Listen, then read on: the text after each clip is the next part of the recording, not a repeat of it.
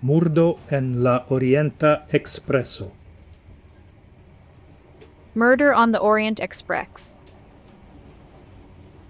Parto inna la factoi. Part 1. The facts. Capitro ina grava passaggero en la Tairusa Ekspreso. Chapter 1. Important passenger on the Taurus Express. Estis prescau la kvina horo en vintra mateno en Sirio. It was almost 5 o'clock in the winter morning in Syria. Apud la caio en Aleppo estis la traino pompe nomata en la fervoiae horaroi la Taurusa Ekspreso. Beside the quay in Aleppo was the train, grandly named in the railway schedules, the Taurus Express. Gi consistis el manĝvagono, dormvagono kaj du lokaj vagonoj. It consisted of a dining car, a sleeping car, and 2 local cars. Ĉe la ŝtupo de la dormvagono staris juna franca leŭtenanto bele vestita per uniformo, parolanta al malalta viro tiom vestita che nenio el li estis videbla escepte de ruĝa naspinto kaj la 2 pintoj de liphararo. At the foot of the sleeping car stood a young French lieutenant, beautifully dressed in uniform, talking to a short man who was dressed in such a way that nothing of him was visible except for a red nose and the 2 ends of his mustache. Estis glaciige malvarme kaj tiu deĵoro adiaŭi gravan fremdulon ne estis enviinda, sed leŭtenanto Dubosk bonhumore faris sian devon. It was bitterly cold, and that duty of saying goodbye to an important foreigner was not enviable, but Lieutenant Dubosk cheerfully performed his duty. Belsonaj frazoj elvenis el liaj lipoj en eleganta franca lingvo. Beautiful phrases came from his lips in elegant French. Tamen li tute ne sciis pri kio la afero temis.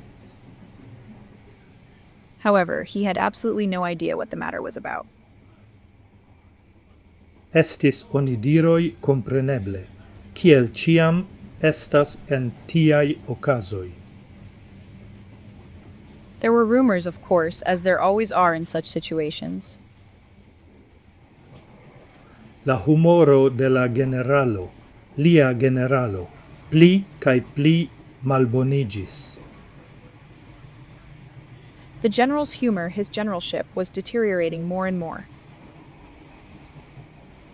Tiam alvenis ĉi tiu belga fremdulo de malproksima Anglujo ŝajne. Then this Belgian stranger arrived, apparently from faraway England. Sekvis semajno kurioze streĉa. A curiously stressful week followed. Poste certaj okazintaĵoj. Afterwards, certain events occurred. Tre eminenta oficiro sin mortigis, alia exiĝis, maltrankvilaj vizaĝoj serenigis, certai armeai ordonoi nulligis. A very prominent officer committed suicide, another resigned, anxious faces became calm, and certain military orders were cancelled. La generalo, tiu de leŭtenanto Dubosk, subite aspectis 10 jaroin pli juna. The general, the one of Lieutenant Dubosk, suddenly looked 10 years younger. Dubosk estis audinta parton de interparolado inter li kaj la fremdulo. Dubosk had heard part of a conversation between him and the stranger. Vi savis nin, mon cher? Emocie diris la generalo. Vi savis la honoron de la Franca armeo. Vi fortenis la elverŝadon de sango. You saved us, my dear, the general said emotionally. You saved the honor of the French army. You prevented the bloodshed. Kiel mi povas danki al vi? How can I thank you? Veni tiel malproximen. Coming from so far away. Al kiu la fremdulo, laŭnome Signoro Hercule Poirot, estis farinta decan respondon, kiu enhavis la frazon. Sed ĉu vi ne memoras, ke iam vi savis mian vivon? To whom the stranger, named Mr. Hercule Poirot, had given a fitting reply which contained the sentence, "But don't you remember that once you saved my life?" Tiam la generalo faris alian decan respondon, malpretendante ian meriton por tiu ago, kai post pli da parolado pri Francujo, Belgujo, gloro, honoro, kai tiai aferoi ili circaupremis unu la alian kai la interparolado finigis. Then the general made another decent reply, pretending to take no credit for the action, and after more talk about France, Belgium, glory, honor, and such things, they embraced each other, and the conversation ended. Ancorau, Lieutenanto Dubosk ne sciis pri kio cio temis, sed al li oni donis la devon adiaui signoron Poirot ce la Taurusa Ekspreso, kai li fervore plenumis gin kiel estas dece por juna oficiro, kiu havas antau si promes plenan karieron. Lieutenant Dubosk still didn't know what it was all about, but he was given the task of saying goodbye to Mr. Poirot on the Taurus Express, and he carried it out diligently, as befits a young officer who has a promising career ahead of him. Hodiau estas dimanĉo, diris Lieutenanto Dubosk. Today is Sunday, said Lieutenant Dubosk. Morgaŭ, lundo vespere, vi estos en Istanbul. Tomorrow, Monday evening, you will be in Istanbul.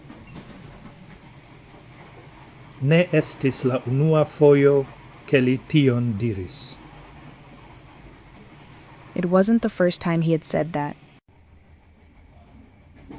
Conversacioj sur kajo antaŭ la foriro de trajno kutime enhavas ripetaĵojn. Conversations on the platform before the train departs usually contain repetitions. Vi estas prava, consentis Signoro Poirot. You are right, agreed Mr. Poirot. Kai vi intensas pasigi kelkajn tagojn tie, ĉu ne? And you intend to spend a few days there, don't you? Mais oui. But yes. Istanbul estas urbo kiun mi neniam visitis. Istanbul is a city that I have never visited. Estus domaĝe trairi ĝin kom sa. It would be a shame to go through it like this. Li esprime clakis per la fingroj. He emphatically clicked his fingers. Nenio urĝas, mi restos tie dum kelkaj tagoj kiel turisto. Nothing is urgent. I will stay there for a few days as a tourist.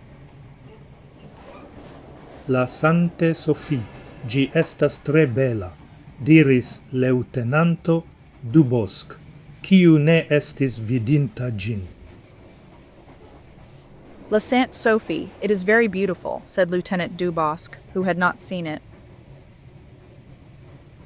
Malvarma vento blovegis trans la caio. A cold wind blew across the pier.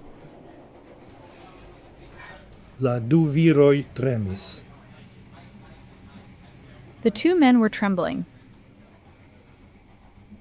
Lieutenanto Dubosc successis cache ecrigardi sian horlogeton. Lieutenant Dubosc managed to secretly glance at his watch. Quin minutoi antau la quina nur quin minutoin.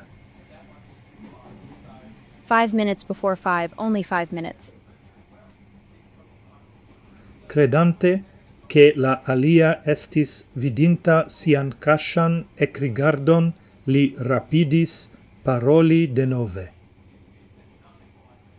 Believing that the other person had noticed his furtive glance, he quickly spoke again. Malmultai personoi veturas en la nuna iar periodo. Few people travel during this time of year.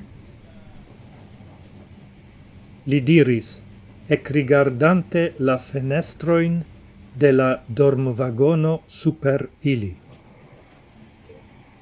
He said, looking out the windows of the sleeping car above them. Consentite, diris signoro Poirot. Agreed, said Mr. Poirot. Ni esperu che vi ne estos neĝblokita en la Taurus. Let's hope you won't be snowed in on the Taurus. Ĉu tio okazas? Is that happening? Yes, ĝi okazis. Yes, it happened. Ne dum ĉi tiu jaro ĝis nun. Not yet this year. Do ni esperu, diris signoro Poirot. Sus, let us hope, said Mr. Poirot. La raportoi pri la vetero en Eŭropo estas malbonaj. The reports about the weather in Europe are bad. Tre malbonaj. Very bad. En la Balkanaj regionoj estas multe da neĝo. In the Balkan regions, there is a lot of snow. Ankaŭ en Germanujo mi informiĝis. I also learned about it in Germany. Bien, diris Leŭtenanto Dubosc rapide, ĉar alia paŭzo ŝajnis ebla. Well, said Lieutenant Dubosc quickly, because another pause seemed possible. Morgaŭ vespere je la 6:40 vi estos en Istanbul. Tomorrow evening at 7:40 you will be in Istanbul. Yes, diris signoro Poirot, kaj daŭrigis senespere, lasante Sophie. Mi aŭdis, ke ĝi estas tre bela. Yes, said Mr. Poirot, and continued wearily, La Sainte Sophie, I heard that it is very beautiful. Grandiosa mi opinias. Magnificent, I think. Super iliai capoi la curteno de dorm-cupeo estis forpuŝata, kaj fraŭlino ekrigardis. Above their heads, the curtain of the sleeping compartment was pushed aside, and a young woman looked in. Mary Debenham malmulton dormis de kiam ŝi forlasis Bagdad la antaŭan ĵaŭdon. Mary Debenham had slept little since she left Baghdad the previous Thursday. Nek en la trajno al Kirkuk, nec en la riposa domo en Mosul, nec la lastan nocton en la traino, si dormis contentige.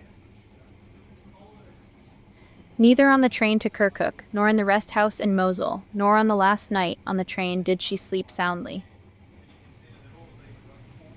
Nun, laza pro la sendorma cusciado en la sufoca aero de sia tro varmigita cupeo. Si levis sin cae elrigardis. Now, tired from lying sleeplessly in the stifling air of her overheated cabin, she got up and looked out.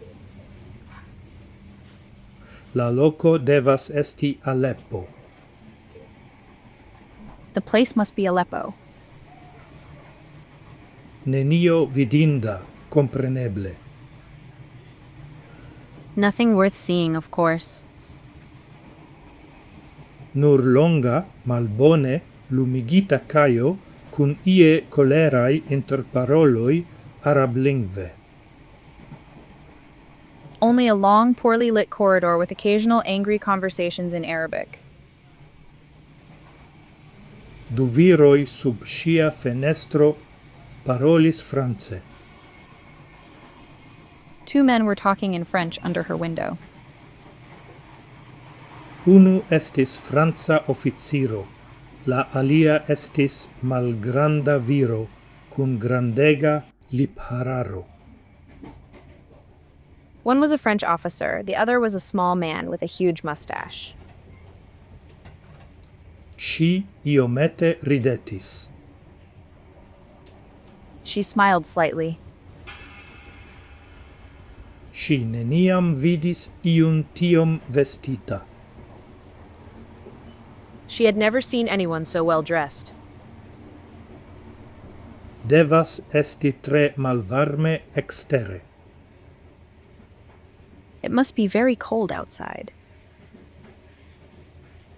Jen kial oni tiom terure varmigis la trainon. This is why the train was heated so intensely. Si provis pli malfermi la fenestron, sed si ne successis. She tried to open the window wider, but she didn't succeed. La wagon lit conductoro venis alla du viroi.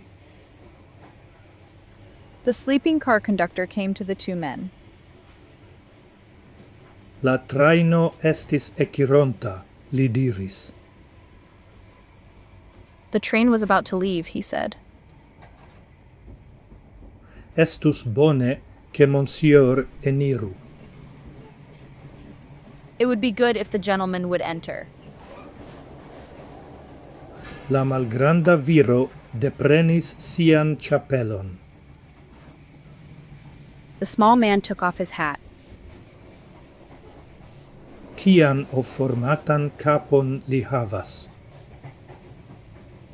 What an egg-shaped head he has. Spite siain genajoin, Marie de Benham ridetis. Despite her discomfort, Mary Debenham smiled. Ridige aspecta vireto. What a ridiculously handsome young man. La tipo de vireto, kiun oni neniam povas seriose consideri. The type of young man that one can never take seriously. Lieutenanto Dubosk estis diranta sian adiauan parolon.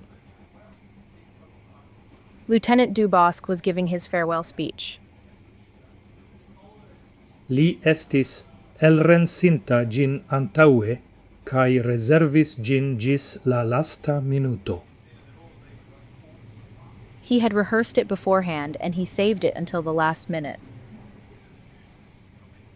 Gi estis tre bele construita parolo.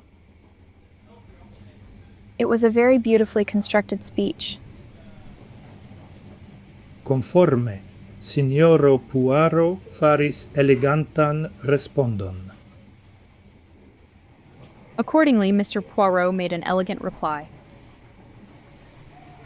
En voiture, monsieur, diris la conductoro de la wagon lit. Into the car, sir, said the conductor of the sleeping car. Cun shainiga bedauro, signoro Poirot eniris la trainon.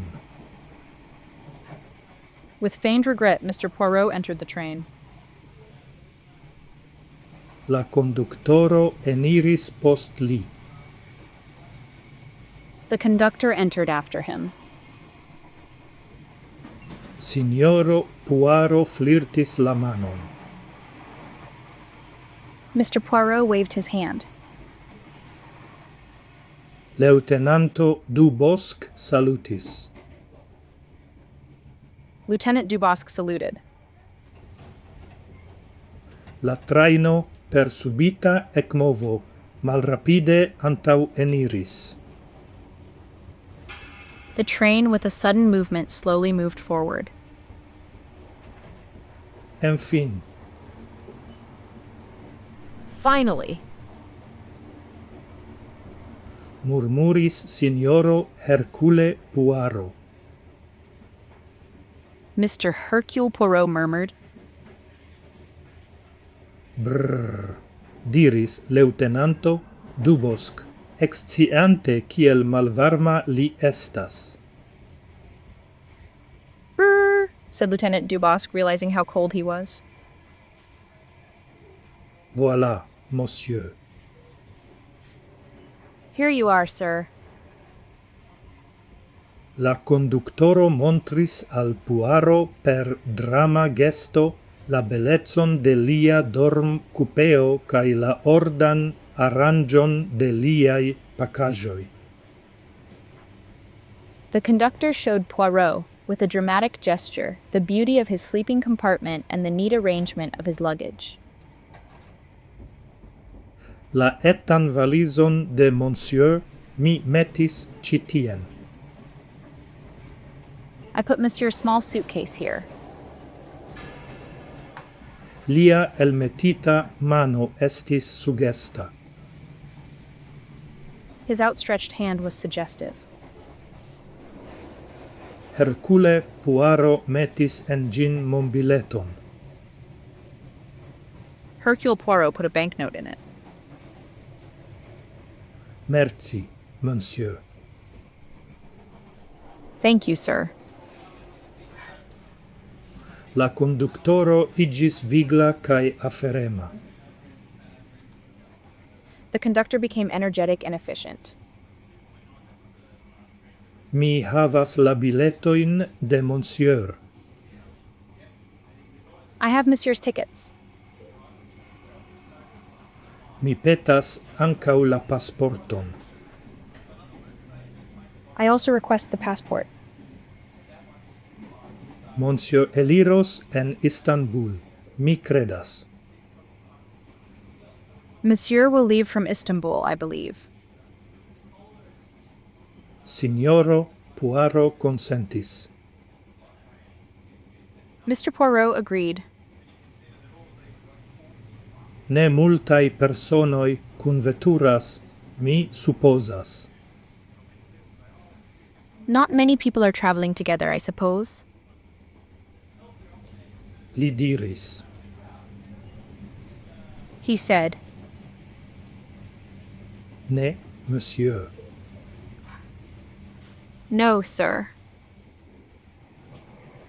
Nur estas du aliai passageroi ambau. There are only 2 other passengers, both of them. Angloi. English people. Colonelo el Hinduyo cae iuna Anglino el Bagdad. A colonel from India and a young Englishwoman from Baghdad. Ciu monsieur besonas ion? Does Monsieur need anything? Monsieur mendis malgrandan botelon da Perrier. The gentleman ordered a small bottle of Perrier. La quina matene estas malopportuna horo entrainigi. 5 in the morning is an inconvenient time to wake up. Estis ancorau 2 horoi antau la sunlevigio. It was still 2 hours before sunrise. Conscia pri nesufficia dormo, cae pri malfacila tasco successe farita, Signoro Poirot sidigis en angulo cae endormigis. Aware of his lack of sleep and of the difficult task he had successfully completed, Mr. Poirot sat down in a corner and fell asleep.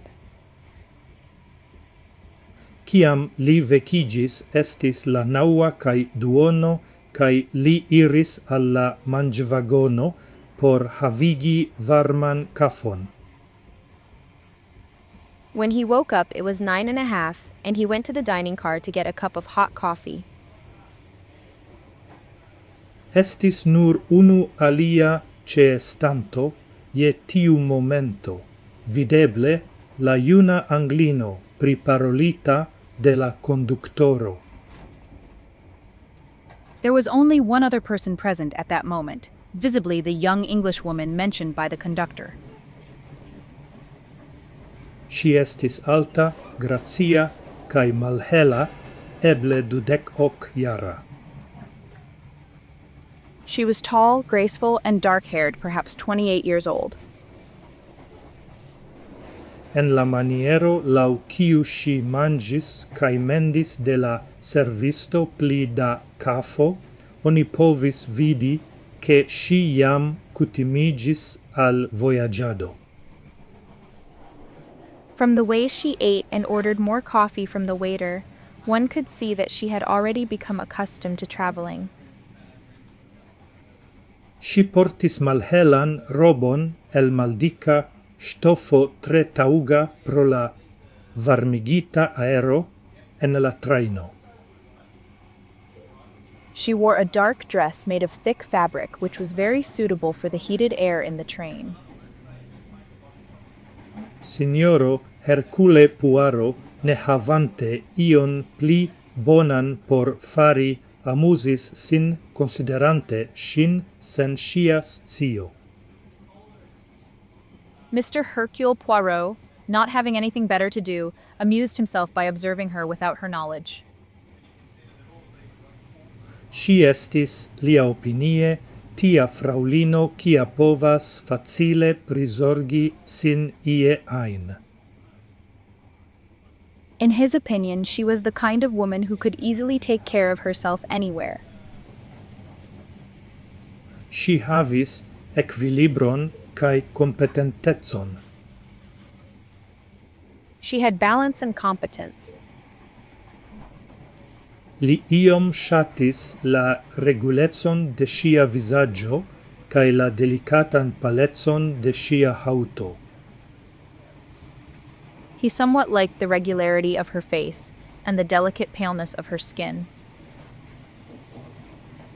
Li shatis la nigran capon cun giai ordai ondoi de la haroi, cae siain oculoin, malvarmain cae grisain. He liked her dark hair with its neat waves and her eyes, which were cold and gray. Sed si estas, li decidis iom tro competenta por esti tiu, ciun li nomas jolie femme. But she is, he decided, a little too competent to be the one he calls a pretty woman. Baldau envenis en la mangivagonon alia persono. Soon another person entered the dining car. Tiu estis alta viro, kiu havas inter 40 cae 50 jaroin, iom maldica, brunhauta, cun la haroi iomete grisai. He was a tall man, between 40 and 50 years old, somewhat thin, with brown skin and his hair slightly gray. La colonelo el Hindujo, diris Poirot al si. The colonel from India, Poirot said to himself. La novalveninto sin clinetis alla fraulino.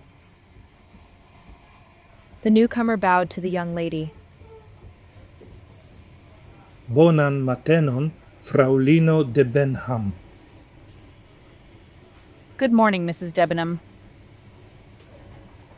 Bonan matenon, colonelo Arbuthnot. Good morning, Colonel Arbuthnot. La colonelo estis staranta cun mano sur la seggio contrau sci. The colonel was standing with his hand on the chair opposite her. Ciu vi permessos?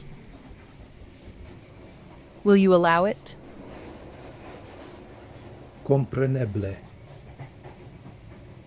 Of course.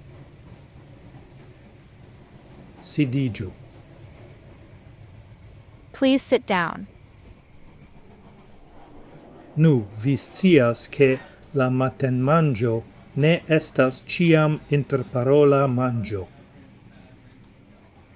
Well, you know that breakfast isn't always a meal for conversation. Mi tion esperas. I hope so. Sed mi ne mordas. But I don't bite. La colonelo sidigis. The colonel sat down. Kelnero li vocis ordone. Waiter, he called out commandingly. Li mendis kafon kai ovoin. He ordered coffee and eggs. Liai oculoi rigardis momente Hercule Poirot, sed la rigardo forvagis. His eyes looked at Hercule Poirot for a moment, but his gaze wandered away. Poirot, legante giuste la anglan menson, sciis che li diris al si, nur stulta alilandano. Poirot, correctly reading the English mind, knew that he had said to himself, just a foolish foreigner. Lau la nazia cutimo, la du angloi ne multe parolis. According to national custom, the two Englishmen did not talk much.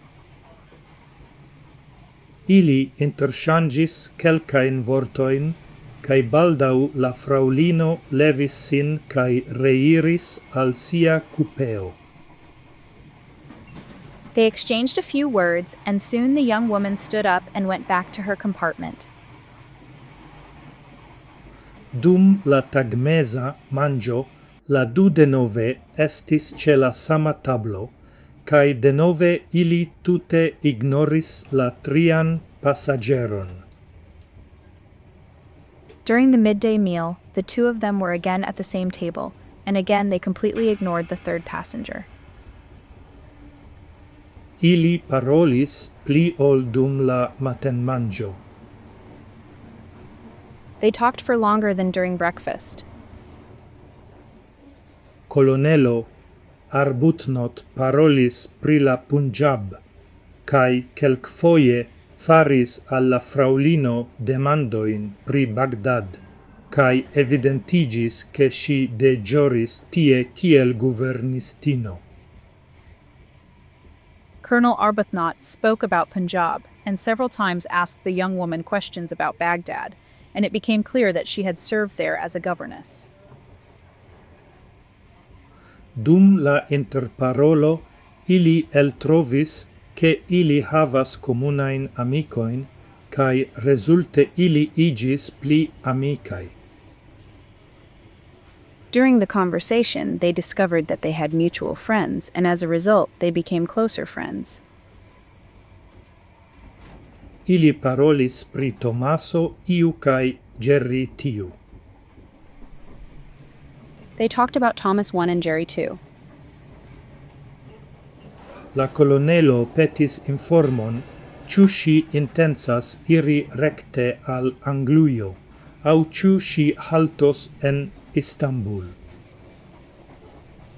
The colonel asked for information as to whether she intended to go directly to England or whether she would stop in Istanbul. Ne, mi ne haltos. No, I will not stop. Ciu ne domage? Isn't that a pity? Mi venis lau ci tiu voio antau 2 jaroi, cae tiam passigis 3 tagoin en Istanbul. I came along this road 2 years ago, and then I spent 3 days in Istanbul. Mi comprenas. I understand.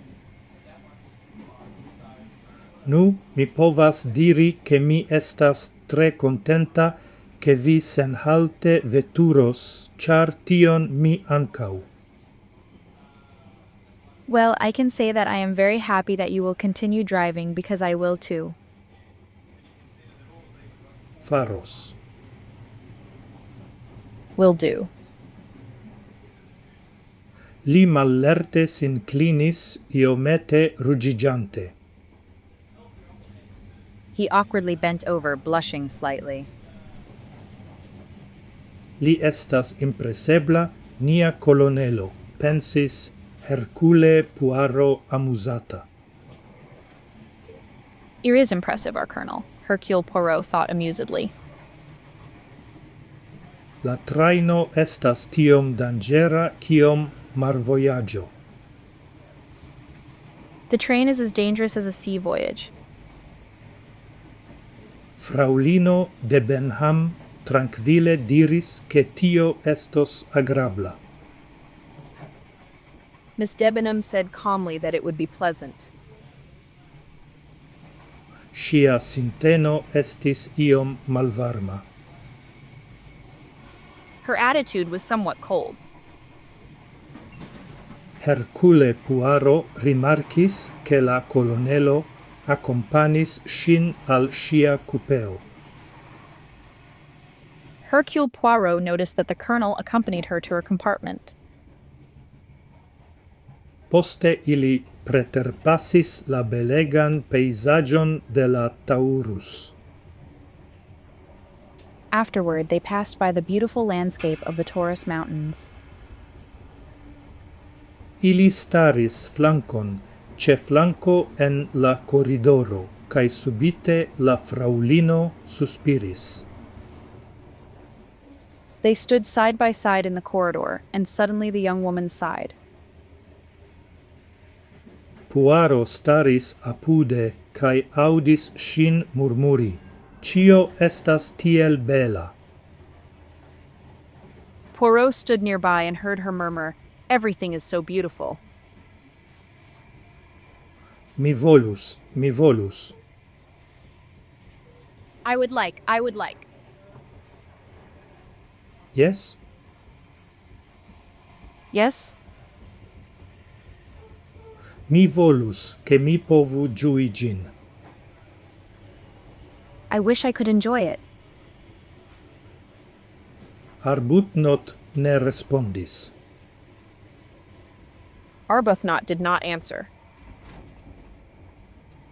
La linio de lia maxelo aspectis iom pli severa. The line of his mustache looked a little more severe. Mi tre volas che vi estu exter la afero, li diris. I really want you to be out of this, he said. Silentu, mi petas. Be quiet, I ask. Silentu. Be silent. Ho.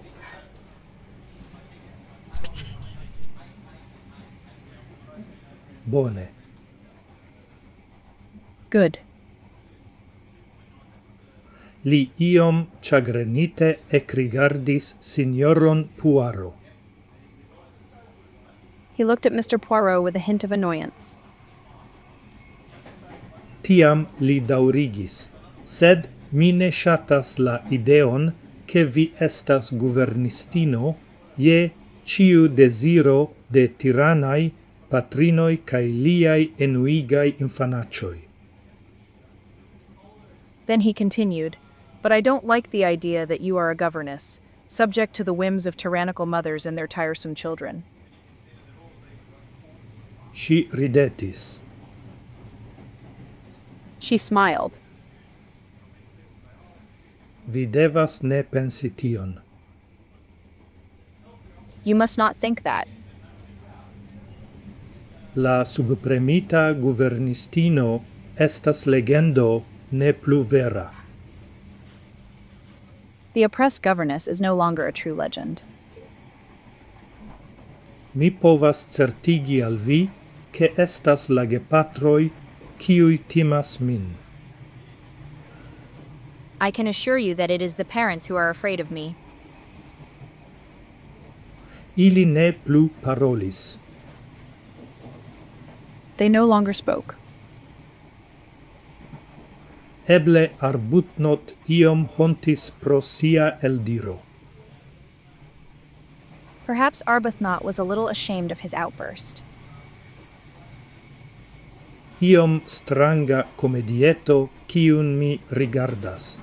Pense diris Puaro al si. A rather strange comedy that I am watching, Poirot thought to himself.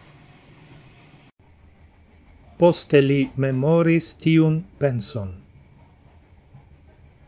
Later he remembered that thought. Ili alvenis en Konya tiu nocte je la decunua cae duono. They arrived in Konya that night at 10:30. La du anglai voyagiantoi eliris cae promenis sur la neĝkovrita caio. The two English travelers got out and walked on the snow-covered deck. Signoro Puaro estis contenta rigardi la movadon en la stacidomo tra fenestro. Mr. Poirot was happy to watch the activity in the station through the window. Tamen, post 10 minutoi li decidis che iom da fresha aero estus bona por li. However, after 10 minutes, he decided that some fresh air would be good for him. Li zorge pretigis sin, surmetis kelkain jaketoin kai koltukoin kai metis siain shuoin en galoshoin. He carefully prepared himself, put on a few jackets and coats, and put his shoes in galoshes. Tiel vestita li malsupreniris alla caio, cae comencis promeni laulonge de gi. Dressed like this, he went down to the pier and began to stroll along it. Li preterpassis la locomotivon. He passed the locomotive. Estis la vocioi kiui indicis al li la du malclarai formoi kiui starras en la ombro de vagono. It was the voices that indicated to him the two indistinct shapes standing in the shadow of a wagon. Arbutnot parolis. Arbuthnot spoke. Mari.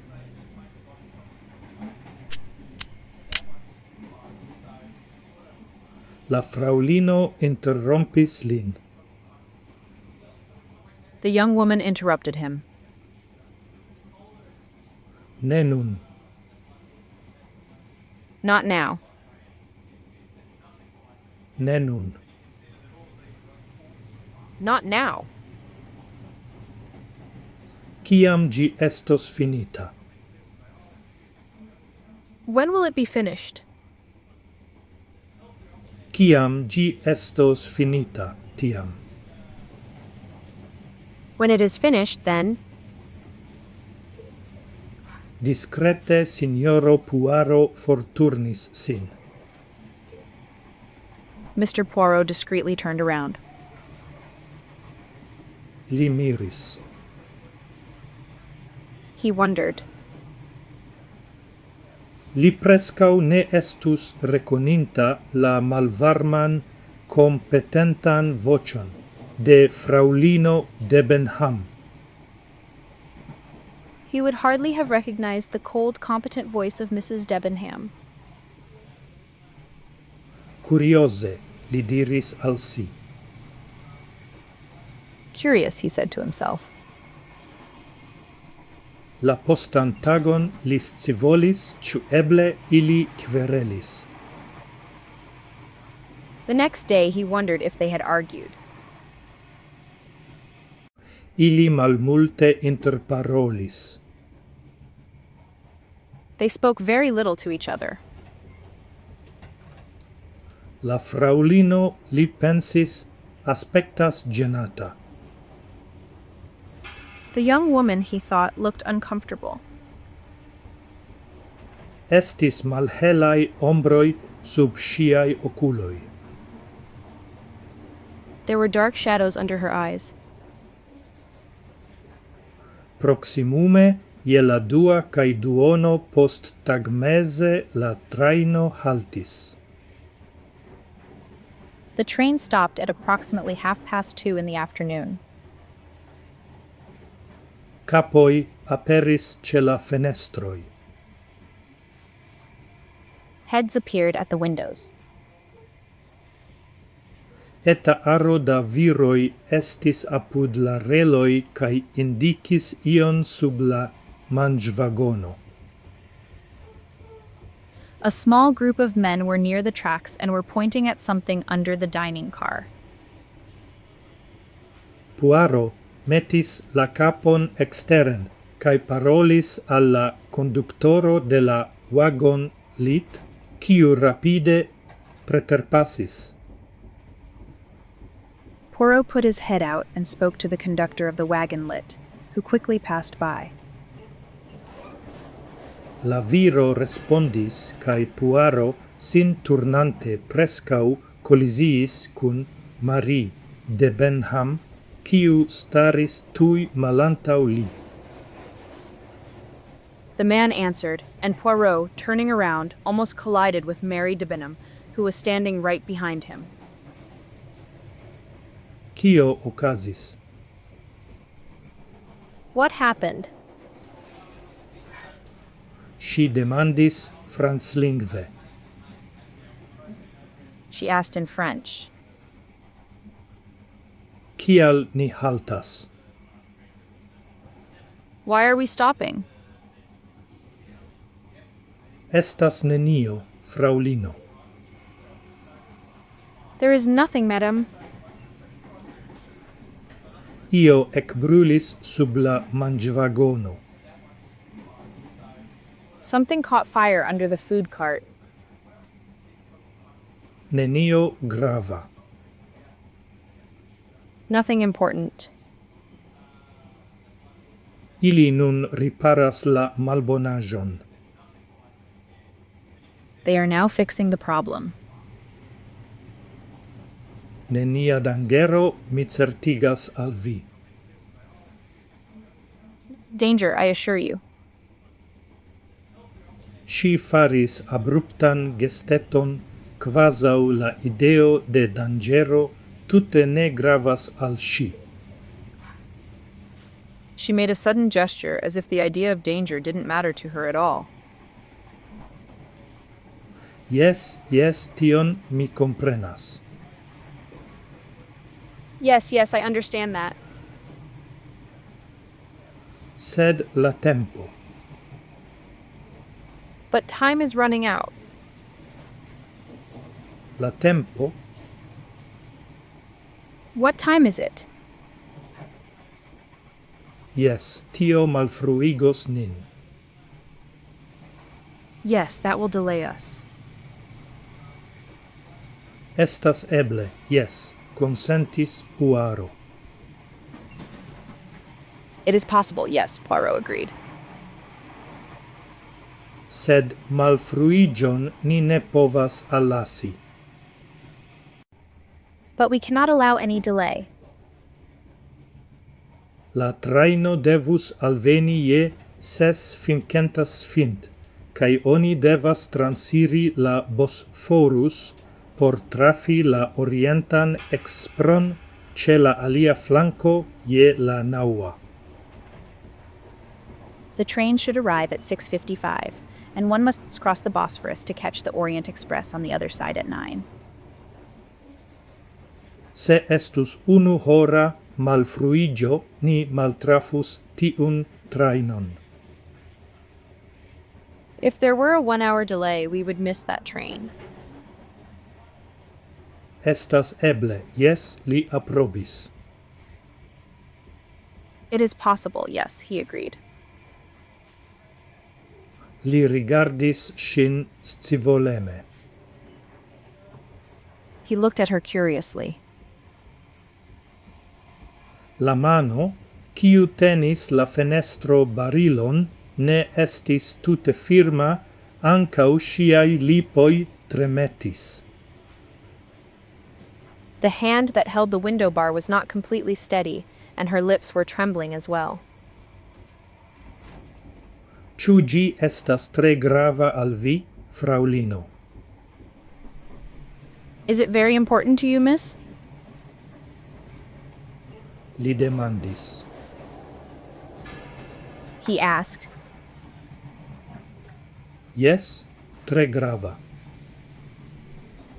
Yes, very important. Mi devas trafi tiun trainon. I have to catch that train. Ŝi forturnis sin kaj iris laŭ la koridoro al kolonelo Arbuthnot. She turned away and walked down the corridor to Colonel Arbuthnot. Ŝia maltrankvilo ne necesis. Her anxiety was unnecessary. Post 10 minutoj la traino ekveturis kaj alvenis ĉe Hajdapassar nur 5 minutojn malfrue. After 10 minutes, the train set off and arrived at Hajdapassar only 5 minutes late. La Bosforus estis maltrankvila kaj sinjoro Poirot ne ĝuis la transiron.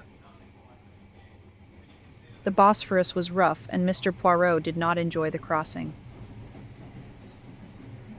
Li apartigis de siaj kunvojaĝantoj sur la ŝipo kaj ne revidis ilin. He separated from his fellow travelers on the ship, and he never saw them again. Post alveno ĉe la ponto Galata li iris rekte al la hotelo Tocatlian. After arriving at the Galata Bridge, he went directly to the Tocatlian Hotel. Capitro 2. La hotelo Tocatlian. Chapter 2. The Tocatlian Hotel.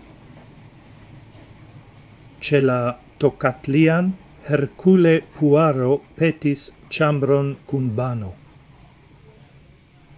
At the Tocatlian, Hercule Poirot requested a room with a bath.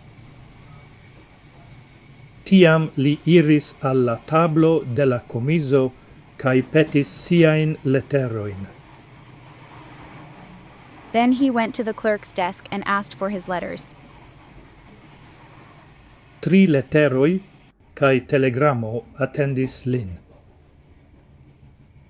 3 letters and a telegram were waiting for him. Liaj brovoj iom levigis ĉe vido de la telegramo. His eyebrows rose slightly at the sight of the telegram. Ĝi estis neatendata. It was unexpected. Li malfermis ĝin laŭ sia orda maniero. He opened it in his usual manner. La presitaj vortoj estis klaraj. The printed words were clear. evoluo antauvidita de vi en Kastner afero subite okazis revenu tui. The evolution you foresaw in the Kastner case suddenly occurred, and it happened immediately. Volace qui est embetant, murmuris Puaro chagrenite.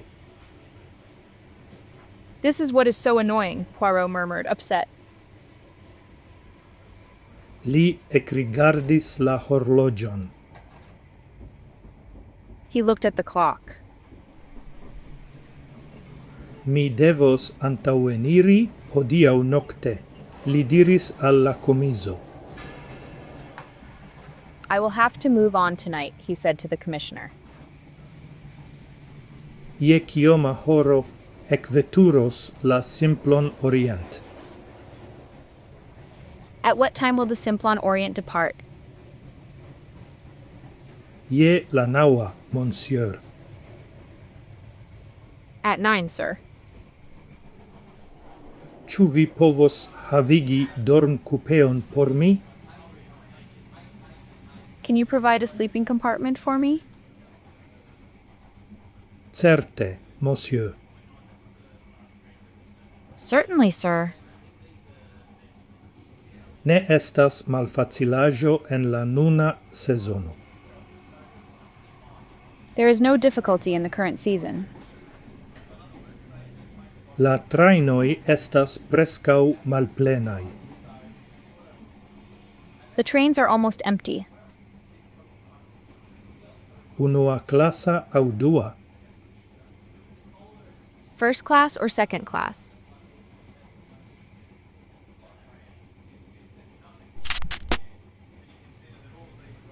Unua. First.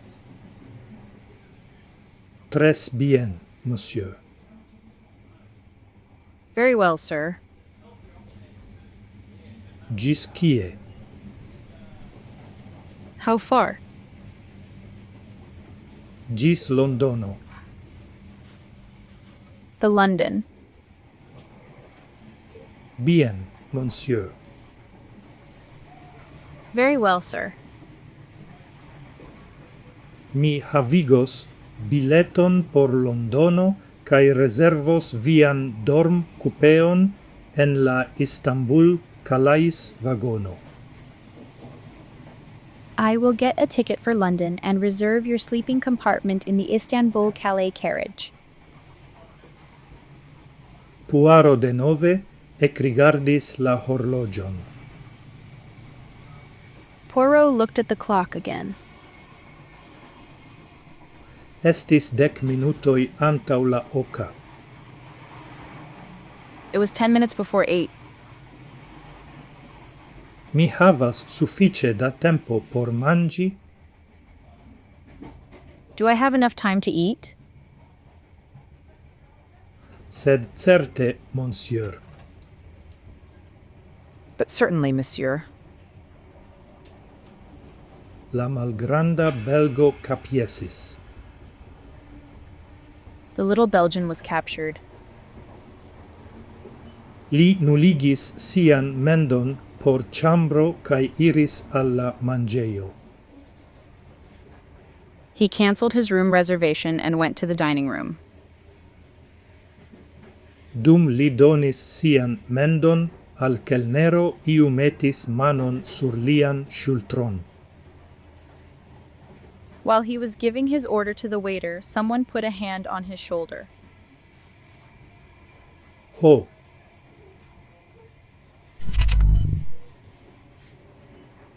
Mon vio, jen neatendita plezuro, diris voĉo malantaŭ li. My old friend, what an unexpected pleasure, said a voice behind him. La parolinto estis malalta dika nejuna viro kun la hararo tranĉita en brosse. The speaker was a short, stout, middle-aged man with his hair cut in a brush style.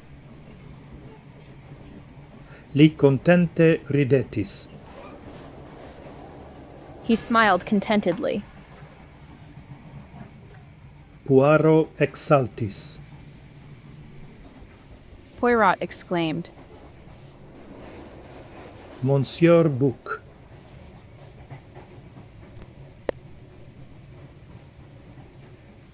Monsieur Poirot. Monsieur Poirot, Monsieur. Mr. Book estis belgo directoro de la Compagnie Internationale de Wagon Litz, kai li konis la antauan stelon de la belga policaro jam dum multaj jaroj. Book was a Belgian, director of the Compagnie Internationale des Wagons-Lits, and he had known the former star of the Belgian police force for many years. Vi estas malproxime de la heimo, mon cher, diris Monsieur. you are far from home, my dear, said Mr. Book. Bauk. Io okazis en Sirio. Something happened in Syria. Do.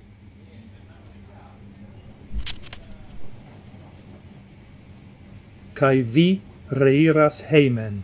Kiam? And you go back home when? Hodiaŭ vespere. This evening. Bonega. Excellent. Mi ankaŭ. Me too. Tio estas mi iros ĝis Lausanne, kie aferoj atendas min. That is, I will go to Lausanne where matters await me. Vi veturos per la simplon Orient, ĉu ne? You will travel by the Simplon Orient, won't you? Yes. Yes. Mi ĵus petis ke oni havigu dorm-kupeon por mi. I just requested that a sleeping compartment be provided for me. Mi intensis resti ĉi tie kelkajn tagojn, sed mi ricevis telegramon, kiu revokas min al Anglujo. I intended to stay here for a few days, but I received a telegram recalling me to England. Do. Yes. Suspiris Monsieur. M side. Book. Bauk. Les affaires. Les affaires. Business. Business. Sed vi estas gravulo nun, mon vieux.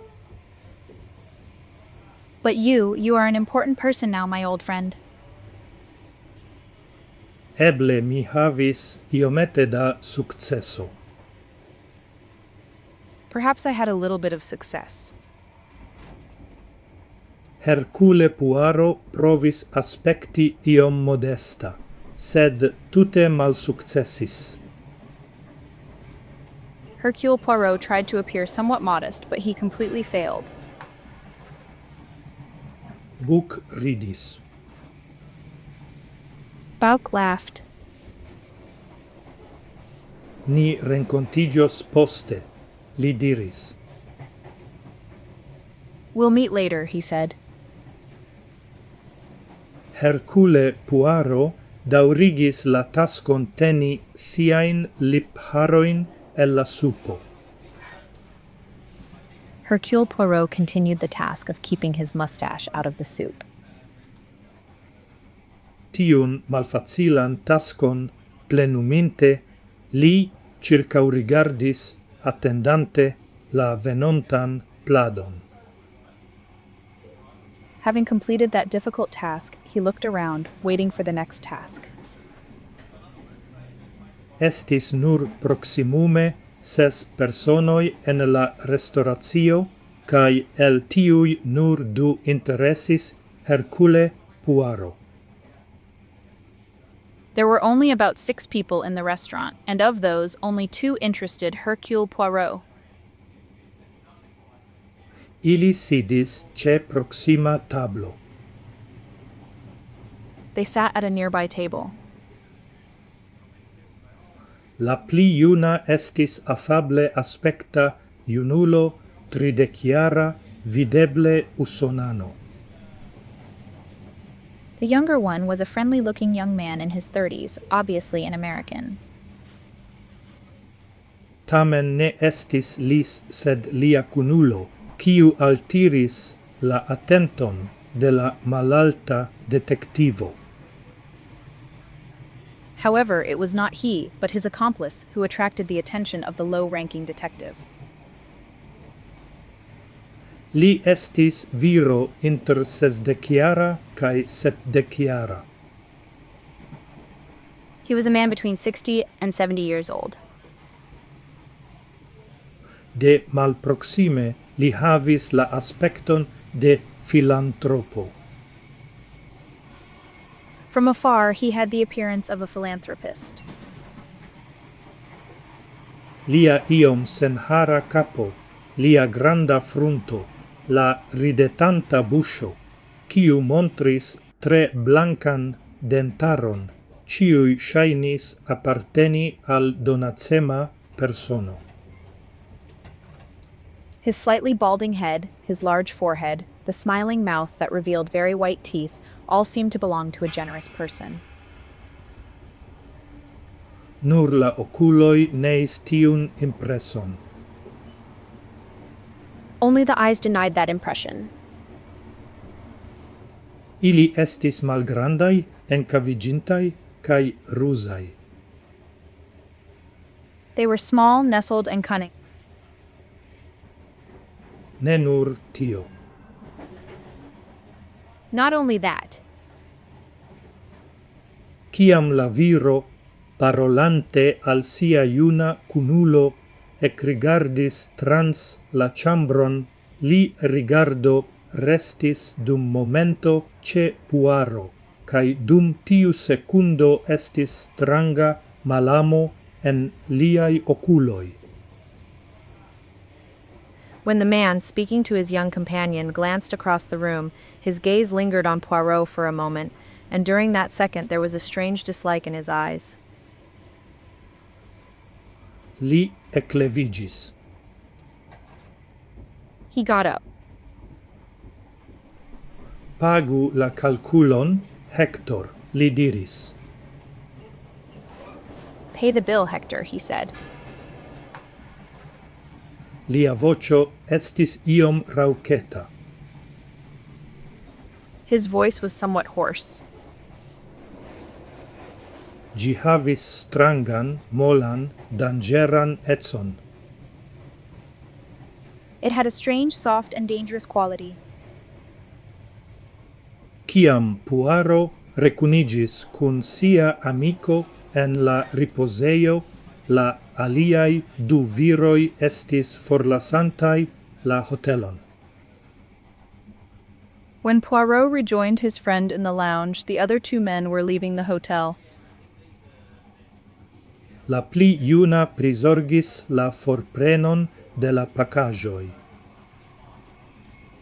The younger one took care of removing the packages. Baldau poste li malfermis la vitran pardon, cae diris, Tute preta nun, signoro Ratchet. Soon afterward, he opened the glass partition and said, "Quite ready now, Mr. Ratchet." La pli maljuna viro jesis cae eliris. The older man sneezed and left. Bien, diris Poirot. Well, said Poirot. Cion vi opinias pri tiui du? What do you think about those two? Ili estas usonanoj, diris Monsieur. They are Americans, said Mr. Book. Bauk. Sendube ili estas usonanoj. Undoubtedly, they are Americans. Mi intensis diri kion vi opinias pri iliaj personecoj. I meant to ask, what do you think about their personalities? La junulo ŝajnis esti afabla. The young man seemed to be affable. Kaj la alia? And the other one? Verdire, mia amico mi ne ŝatis lin. To tell the truth, my friend, I didn't like him. Li donis al mi malbonan impreson. He gave me a bad impression. Kaj vi? And you?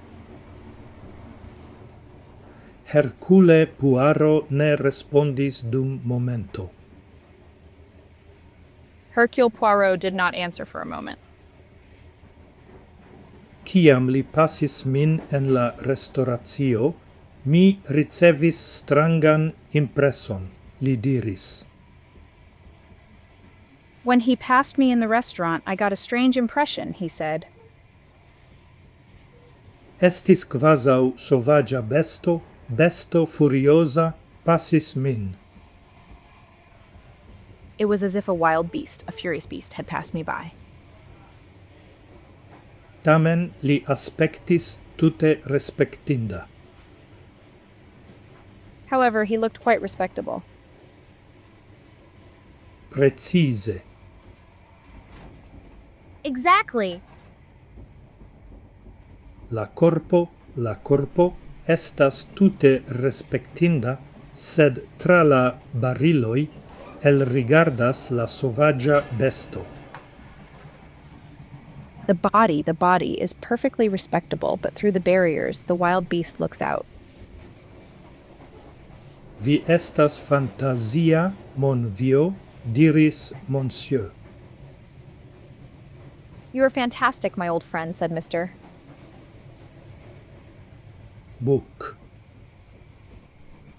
Bauk. Povas esti. It may be. Sed mi ne povis forigi la impreson che io malbona passis min tute proxime. But I couldn't shake the feeling that something bad had just passed very close by. Tiu respektinda usonano. That respectable American? Tiu respektinda usonano. That respectable American. Nu, diris Monsieur. Well, said Mr. Book gaie. Bauk is cheerful. Povas esti. It might be. Estas multe da malbono en la mondo. There is much evil in the world. Tiu momente la pordo malfermigis kaj la commisos alproximigis. At that moment, the door opened and the officer approached. Li aspectis ĝenata kaj pardonpetema. He looked embarrassed and apologetic. Estas extraordinare, Monsieur, li diris al Poirot. It is extraordinary, monsieur, he said to Poirot. Ne estas eĉ unu unuaklasa dormkupeo libera en la trajno. There isn't even a single first-class sleeping compartment available on the train. Comment. Comment. Diris Monsieur. Said Mr. Book. Bauk.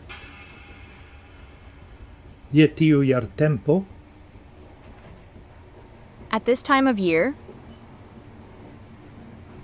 Sendube estas aro da ĵurnalistoj, da politikistoj. Undoubtedly, there is a group of journalists, a group of politicians. Mi ne scias, signoro, respondis la comiso gentile. I don't know, sir, replied the steward politely.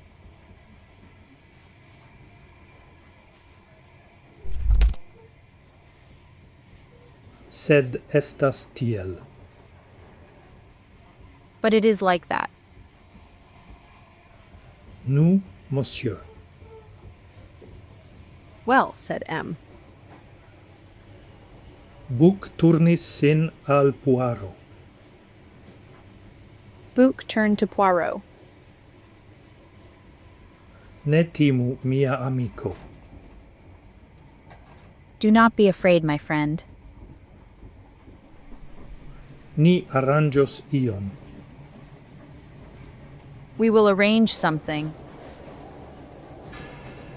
Ciam estas unu cupeo, numero 6, kiu ne estas reservita.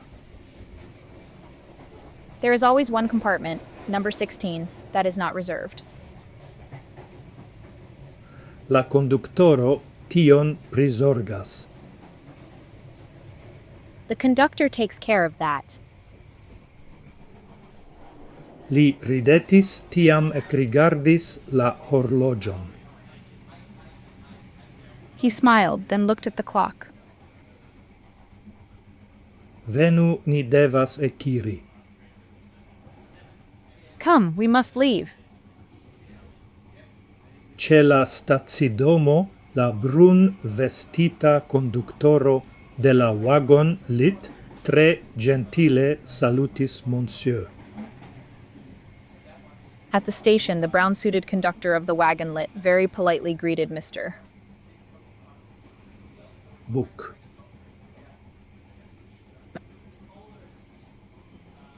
Bonan vesperon, signoro. Good evening, sir.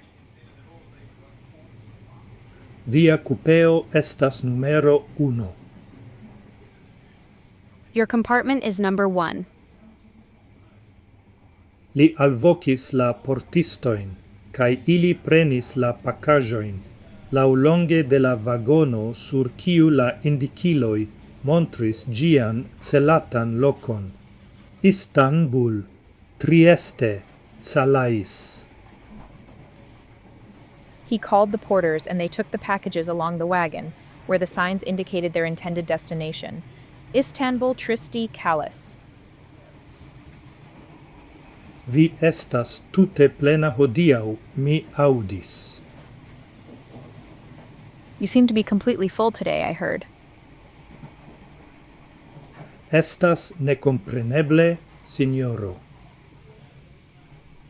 It is incomprehensible, sir. La tuta mondo decidis veturi hodiaŭ. The whole world decided to go for a ride today. Ĉiukaze vi devas trovi lokon par ĉi tiu signoro. In any case, you must find a place with this gentleman. Li estas amico mia. He is my friend. Li povas havi numeron 6. He can have number 16. Ĝi estas luita, signoro. It is rented, sir.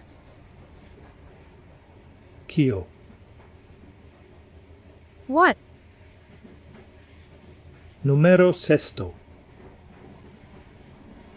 16.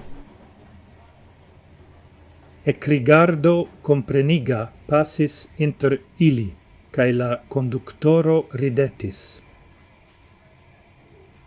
A knowing glance passed between them, and the conductor smiled.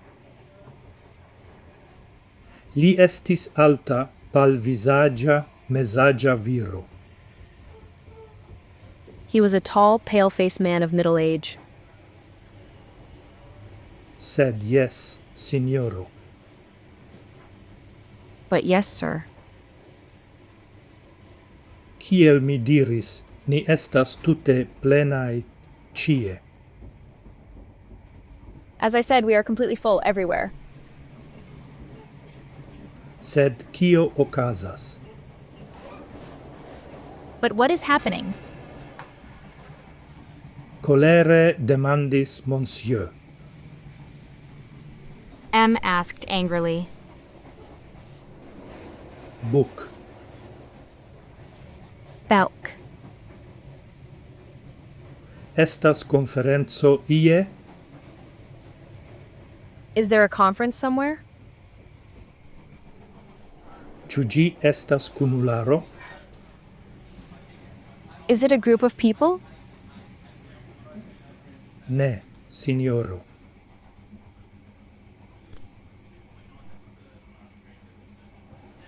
Estas nur hazardo. It is only a coincidence. Tiel okazis, che multaj personoj decidis veturi hodiaŭ nokte. It happened that many people decided to go on a trip tonight.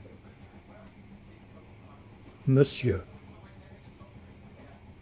Mr. Book faris sonon de ĉagreno. Book made a sound of annoyance.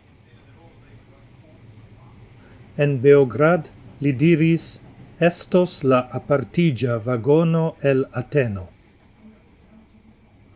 In Belgrade, he said, there will be the carriage that separates from the train from Athens.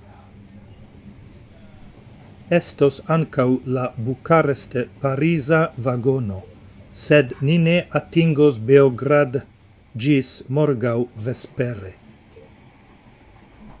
There will also be the Bucharest-Paris carriage, but we won't reach Belgrade until tomorrow evening.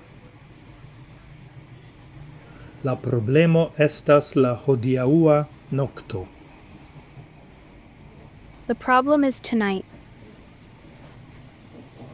Ĉu ne estas duaklasa kupeo libera? Isn't there a second-class compartment available? Estas duaklasa kupeo, signoro. It's a second-class compartment, sir. Nu, do. Well, then, Sed ĝi estas por signorino. but it is for a lady. Jam estas germanino en la kupeo. Signorina servistino. There is already a German woman in the compartment, a young female servant. La, tio estas embarasa, diris monsieur. There, this is embarrassing, said Mr. Book. Au! Ne genu vin, mia amico, diris Poirot. Don't worry, my friend, said Poirot. Mi devas veturi en ordinara vagono. I have to travel in an ordinary carriage. Tute ne. Absolutely not. Tut ne. Absolutely not. Li turnis sin denove alla conductoro. He turned to the conductor again. Ĉu ĉiu jam alvenis? Has everyone arrived yet? Estas vere, diris la viro, che unu Passaggero gis nun ne alvenis. It is true, said the man, that one passenger has not yet arrived. Li parolis malrapide, hesiteme. He spoke slowly and hesitantly.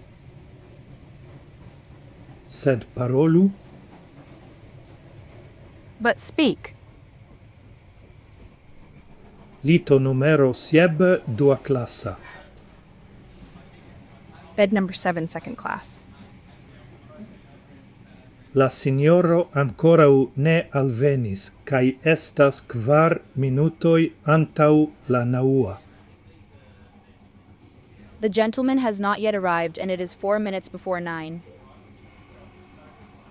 Kiu li estas? Who is he? Anglo. La conductoro rigardis sian liston. Anglo, the conductor looked at his list. Iu signoro Harris. A certain Mr. Harris. Nomo bonaugura diris Poirot. A fortunate name, said Poirot. Mi legas Dickens. I am reading Dickens. Signoro Harris li ne alvenos. Mr. Harris, he will not arrive. Metu la pacagioin en numero 7, diris Monsieur. Put the packages in number 7, said Mr. Book. Bauk. Se tiu signoro Harris alvenus, mi diros al li che li estas tro malfrua, che ni ne povas tiel longe reservi litoin. Ni iamaniere arrangios la aferon. If that Mr. Harris were to arrive, I would tell him that he is too late, that we cannot reserve beds for so long. We will somehow arrange things. Kial mi genu min pri iu signoro Harris? Why am I bothering about some Mr. Harris? Lau via desiro, diris la conductoro. As you wish, said the conductor. Li parolis alla portisto de Poirot, cae indicis quien li iru. He spoke to Poirot's porter and indicated where he should go. Tiam li flanken staris por che Poirot eniru la trainon. Then he stepped aside so that Poirot could enter the train. Tout a fait au bout, monsieur, li vocis. Right at the end, sir, he called. La antaulasta cupeo. The second to last compartment. Poirot trapassis la corridoron, iom malrapide, char prescau ciu staris exter sia cupeo. Poirot walked down the corridor, a little slowly, because almost everyone was standing outside their compartment. Tutte regule, li gentile diris pardon. Completely normally, he politely said, "Excuse me." Fine li atingis la indicitan cupeon. Finally, he reached the designated compartment. En gi estis la alta juna usonano de la hotelo Tocatlian. In it was the tall young American from the Hotel Tocatlian. Li sulcigis la brovoin ce la eniro de Poirot. He furrowed his eyebrows at the entrance of Poirot. Pardonu al mi, li diris. Forgive me, he said. Mi opinias che vi faris eraron. I think you made a mistake. Tiam, malrapide en franca lingvo, je crois que vous avez une erreur. Then, slowly and in French, he said, I think you have made a mistake. Poirot respondis anglalingve. Poirot replied in English. Vi estas signoro Harris? Are you Mr. Harris? Ne, mia nomo estas Matsquin.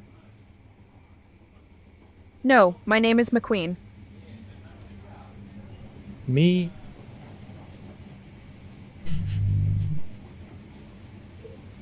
sed je tiu momento la voĉo de la konduktoro sonis super la ŝultro de Poirot. But at that moment, the conductor's voice sounded from over Poirot's shoulder. Senkulpiga iom senspira voĉo. An innocent, slightly breathless voice. Ne estas alia kupeo en la vagonaro, signoro. There is no other compartment in the carriage, sir. La signoro devas veni ĉi tien. The gentleman must come here. Samtempe li komencis enmeti la pakaĵojn. At the same time, he began to put the packages inside.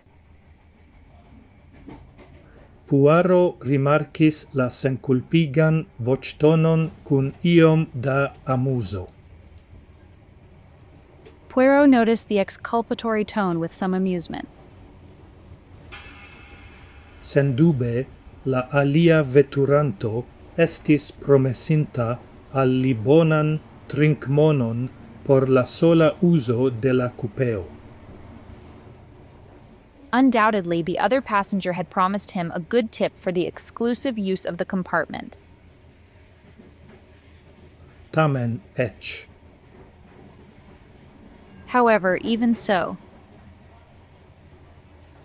La plej granda trinkmono nenion valoras kiam direktoro de la fervojo ĉeestas kaj faras ordonon.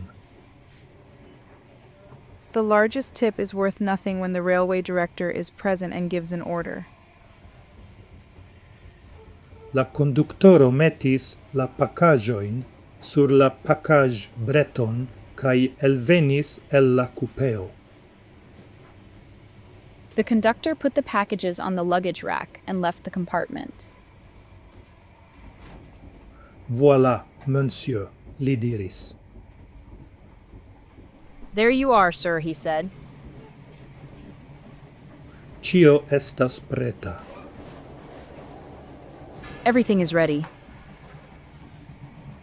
La supera lito estas via, la numero 7. The upper bunk is yours, number 7. Ni ekveturas post 1 minuto. We will set off in 1 minute. Li forrapidis tra la corridoro. He hurried through the corridor. Poirot reeniris la coupeon. Poirot re-entered the compartment. Okazintaĵo, kiun mi malofte vidis, li diris gaje. An event that I rarely see, he said cheerfully. Wagon lit conductoro mem metas la pakaĵojn. The sleeping car conductor himself puts the luggage away. Nekutimaĵo. An oddity. Lia kunveturanto ridetis. His fellow traveler smiled. Evidente la afero ne plu ĝenis lin. Credeble li estis decidinta akcepti ĝin filozofe. Evidently, the matter no longer bothered him. Presumably, he had decided to accept it philosophically. La traino estas nekutime plena, li diris. The train is unusually full, he said. Exonis faifilo, estis longa, melancolia crio de la locomotivo. A whistle sounded, a long melancholy cry from the locomotive. La du viroi iris en la corridoron. The two men went into the corridor. Extere vocio criis en voiture. Outside, a voice shouted, "In the car!" Ni ecveturas, diris McQueen. Are setting sail, said McQueen. Sed ne tute. But not entirely. La faifilo ree sonis. The file was played again. Nu, signoro, subite diris la junulo. Se vi preferus la suban liton, mi estus tute contenta. Well, sir, the young man said suddenly, if you would prefer the lower bunk, I would be perfectly happy. Shatinda junulo. Likeable young man. Ne, protestis Poirot. No, protested Poirot. Mi ne desiras geni vin. I don't want to bother you. Estas tute bone. It is perfectly fine. Vi estas tro afabla. You are too kind. Gentilai protestoi ambauflanque. Gentle protests on both sides. Estas nur dum unu nocto, clarigis Poirot. It is only for one night, Poirot explained. Ce Beograd. At Belgrade. Nu, mi comprenas. Well, I understand. Vi eliros en Beograd. You will depart from Belgrade. Ne precise. Not exactly. La facto estas. The fact is, Estis subita ekmovo. there was a sudden movement. Ambau viroi turnis sin alla fenestro kai rigardis la longan lumigitan caion kiu malrapide preterpassis ilin. Both men turned to the window and watched the long illuminated train slowly pass by. La Orienta Ekspreso comencis sian 3-tagan vojaĝon trans Eŭropo. The Orient Express began its 3-day journey across Europe. Capitro 3 Poirot malacceptas proponon. Chapter 3. Poirot refuses an offer. Monsieur.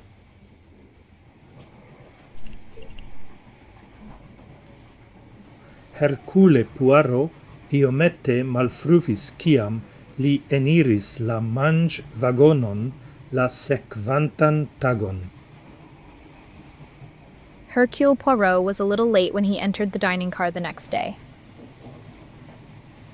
Li estis ellitiginta frue, matenmanginta prescau sole, cae pasiginta la matenon, considerante la notoin pri la afero, kiu vocis lin al Londono. He had woken up early, eaten breakfast almost alone, and spent the morning considering the notes about the matter that had called him to London. Li estis vidinta malofte sian kunveturanton. He had seen his travel companion infrequently. Monsieur.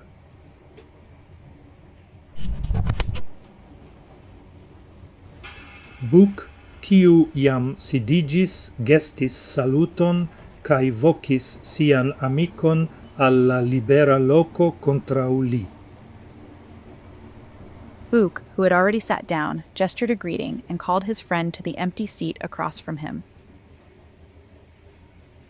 Poirot sidigis cae baldau trovis che lia tablo estas la unua, kiu ricevas attenton cae la plei bonain mangiajoin. Poirot sat down and soon realized that his table was the first to receive attention and the best food. Estis nur ciam ili mangias bongustan creme fromagion, que monsieur. It was only when they ate delicious cream cheese that Mr. Book permessis sin pensi pri aliai aferoi. Bouc allowed himself to think about other things.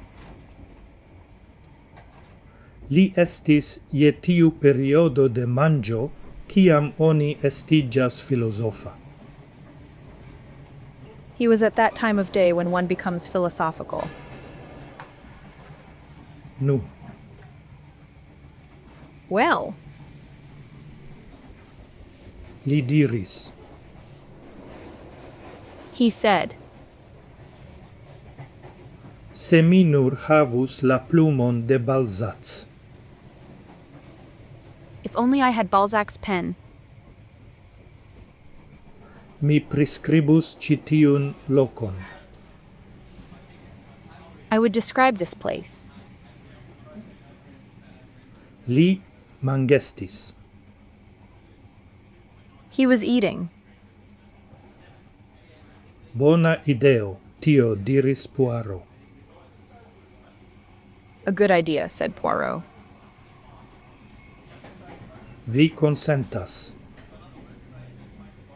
Do you agree? Oni ne faris gin mia opinie. Wasn't it done in my opinion? Tamen gi estas romanezza. However, it is Romanesque. Circau ni estas personoi el ciui classoi, el ciui nazioi, el ciui agioi. Around us are people from all classes, from all nations, from all ages. Dum 3 tagoi, citiui personoi, fremdai unu alla aliai, estas cune. For 3 days, these people, who are strangers to each other, are together. Ili mangias cae dormas sub unu plafono, ili ne povas disigi. They eat and sleep under one roof, they cannot separate. Post tiui 3 tagoi ili apartigios. Ili iros lau siai proprai desiroi, cae credeble neniam revidos unu la alian. After those 3 days, they will separate, they will go their own ways, and they will probably never see each other again. Tamen, diris Poirot, supposu che accidento. However, said Poirot, let us suppose that it was an accident. Ne, mia amico. No, no, my friend. De via vidpuncto, tio estus bedaurindaĵo, mi consentas. From your point of view, that would be a pity, I agree. Tamen, supposu tion dum momento. However, let's assume that for a moment. Eble, tiu ocase, ciui ci tie estus cunligitai, per la morto. Perhaps in that case, everyone here would be united by death. Pli da vino, diris monsieur. More wine, said M. Buc rapide elversante gin. Bout quickly unloaded it. Vi estas malgaia, mon cher. You are unhappy, my dear. Eble pro la digesto. Perhaps due to digestion. Estas vere, consentis Puaro, che la mangiagioi en Sirio eble ne taugis por mia stomaco. It is true. Poirot agreed that the food in Syria may not have been suitable for my stomach. Li trincetis sian vinon. He drank his wine. Tiam lia rigardo penseme vagadis circau la mangevagono. Then his gaze wandered thoughtfully around the dining car. Estis 13 personoi, cae, kiel diris monsieur. There were 13 people, and, as Mr. said, Buc el ciui classoi cae natioi. Book from all classes and nations. Li comencis studi ilin. He began to study them. Ce la tablo contrau ili estis 3 viroi. At the table opposite them were 3 men. Ili estas, li supposis, unuopai veturantoi cune metitai lau la decido de la servistoi. They are, he supposed, individual travelers who have been grouped together according to the decision of the staff. Granda malpala Italo contente picis la dentoin. A large, pale Italian man happily picked at his teeth. Contrau li maldica, bonorda Anglo portis la senespriman visagion de la bone instruita servisto. Facing him was a slender, well-mannered Englishman, wearing the impassive face of a well-trained servant. Apud li estis granda usonano en brilacia completo, eble commerza voyagianto. Next to him was a large American man in a flashy suit, perhaps a traveling salesman. Vi devas troigi gin, li estis diranta per lauta nasa vocio. You have to exaggerate it, he was saying in a loud nasal voice. La Italo forprenis la dent picilon por gesti per gi. The Italian took the toothpick and started gesturing with it. Prave, li diris. Indeed, he said. Jen kion mi ciam diras. here is what I always say. La Anglo rigardis el la fenestro cae tussis. The Englishman looked out the window and coughed. La rigardo de Puaro pluen vagis. Poirot's gaze continued to wander. Ce malgranda tablo estis unu el la plei malbelai virinoi, kiun li iam vidis. At a small table sat one of the most beautiful women he had ever seen. Gi estis malbelezzo distinga, gi charmis pli ol forpelis. It was a peculiar ugliness. It charmed more than it repelled. Si sidis tre recte. She sat very straight. Circau sia colo estis columo el tre grandai perloi. Around her neck was a necklace made of very large pearls. Siai manoi estis covritai da ringoi. Her hands were covered with rings. Sia zibela palto estis sur siai shultroi. Her fur coat was on her shoulders. Malgranda multecosta chapelo ne plibeligis la flavan, buf aspectan visagion sub gi. A small, expensive hat did not enhance the yellow, puffy-looking face beneath it. Si estis parolanta alla servisto per clara gentila, sed tute autocrata tono. She was speaking to the waiter in a clear, gentle, but completely autocratic tone. Vi complese metos en mian cupeon botelon da mineralagvo kai grandan glason da oransuco.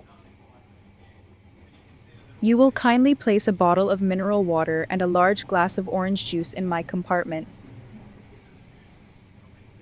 Vi arrangios, che mi ricevu ce la hodiaua vespermangio, cocidon cuiritan sen sauzoi, ancau iom da bolita fisho. You will arrange for me to have a chicken dish cooked without sauces at today's dinner, as well as some boiled fish. La servisto gentile respondis che li tion faros. The waiter politely replied that he would do it. Si grazie capiesis cae extaris. She gracefully bowed her head and stood up.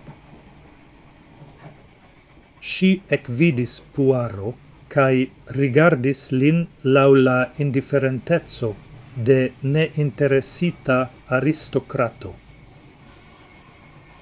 She saw Poirot and looked at him with the indifference of an uninterested artist. Tiu estas princino Dragomirov, mallaute diris signoro Book. This is Princess Dragomirov, Mr. Book said quietly. Si estas Rusino. She is Russian. Sia edzo enmonigis sian tutan posedaĵon antau la revolucio kaj investis ĝin en aliaj landoj. Her husband smuggled all his possessions out of the country before the revolution and invested them in other countries. Si estas tre riĉa. She is very rich. Cosmopolitino. A cosmopolitan woman. Puaro capiesis. Poirot was captured. Li jam audis pri princino Dragomirov. He had already heard about Princess Dragomirov. Si estas elstara persono, diris signoro Book. She is an outstanding person, said Mr. Book. Tiel malbela kiel la peko, sed si rimarkigas sin. As ugly as sin, but she makes herself noticed. Vi consentas. Do you agree? Puaro consentis. Poirot agreed. Ce alia el la grandai tabloi Mary Debenham sidis cun du aliai virinoi. At one of the large tables, Mary Debenham was sitting with two other women. Unu estis alta mesagia virino en bluso kai jupo. One was a tall, middle-aged woman in a blouse and skirt. Si havis amason da velcitai flavai harroi malbele arrangitai, portis oculvitroin, cae havis longan, affablan visagion, iom kiel shafo. She had a mass of curly yellow hair, rather untidily arranged, wore glasses, and had a long, gentle face, somewhat like a sheep. Si auscultis la trian virinon, dica iom maliuna virino cun agrabla visagio, quiu parolis per mal rapida, clara unutona vocio, quiu montris nenian signon che gi volis halti. She listened to the third woman, a plump, somewhat elderly woman with a pleasant face, who spoke in a slow, clear, monotonous voice, which showed no sign of wanting to stop. Cae tial mia filino diris, ne estas eble che vi applicu usonain metodoin en ci tial lando. And that's why my daughter said, it's not possible for you to apply American methods in this country. La homoi ci tie estas nature malenergiae, si diris. The people here are naturally low energy, she said. Ili tute ne posedas energion. Malgrau tio, surprizus vin scii, kion faras nia collegio tie.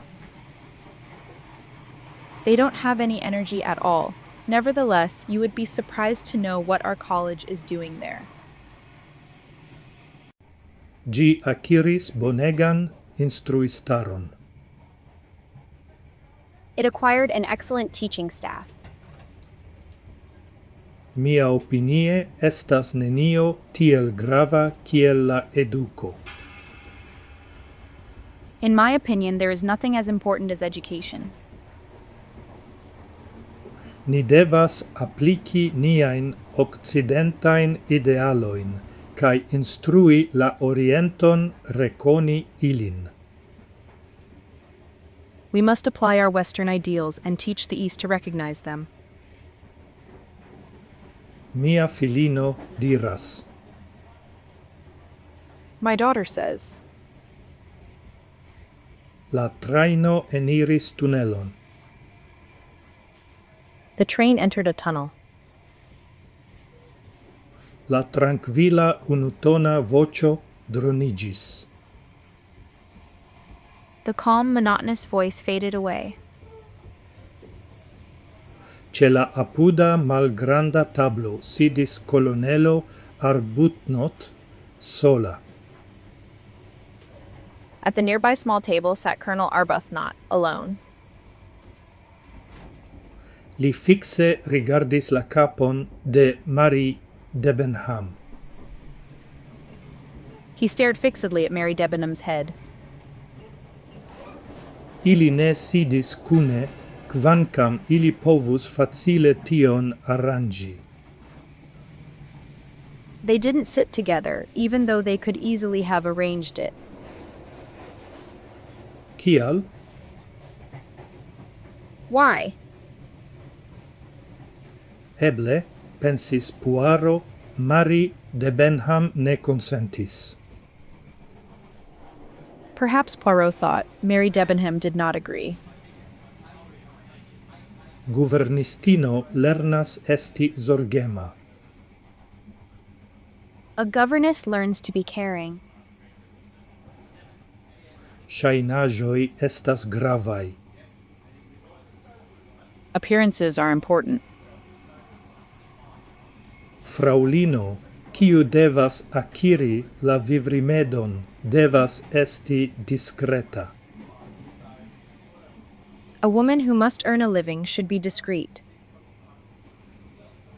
Lia rigardo vagis al la alia flanco de la vagono. His gaze wandered to the other side of the wagon. Ce la fino estis mesaĝa virino nigre vestita cun larĝa senesprima vizaĝo. At the end, there was a middle-aged woman, dressed in black, with a broad, expressionless face.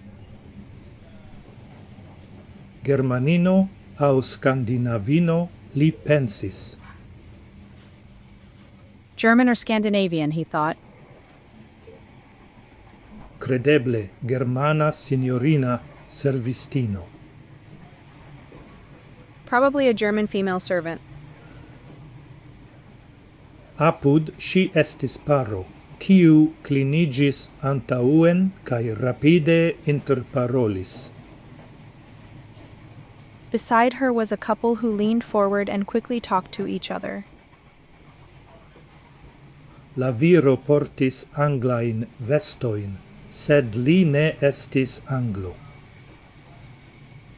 The man was wearing English clothes, but he was not English. Quancam Puaro povis vidi nur la malantauan parton de lia capo, gia formo cae la ŝultroj perfidis lin. Although Poirot could only see the back of his head, its shape and the shoulders betrayed him. Granda viro bonaspecta. A great man, good-looking. Li subite turnis la capon, cae Poirot vidis la visagion. He suddenly turned his head and Poirot saw the face.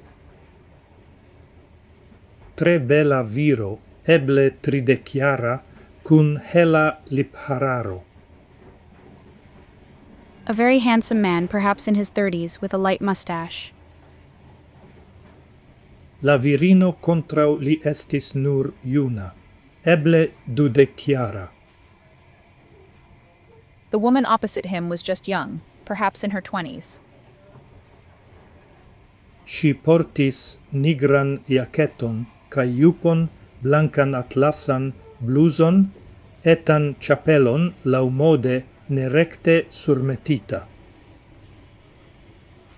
She wore a black jacket and skirt, a white satin blouse, and a small hat fashionably worn slightly askew. Si havis belan, fremdaspectan visagion, tute blancan hauton, grandain brunain oculoin, haroin gagat nigrain.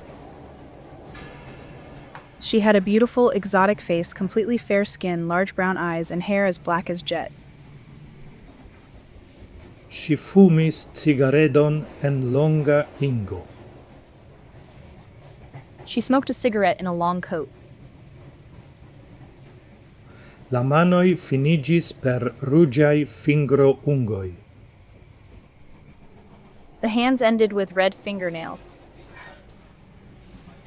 Si portis unu grandan smeraldon fixita en plateno. She wore a large emerald set in platinum. Estis coquetado en sia rigardo cae vocio. There was flirtatiousness in her gaze and voice. El est jolie, et chic, murmuris Poirot. She is pretty and stylish, murmured Poirot. Edzo cae edzino, ciu? Husband and wife, is that so?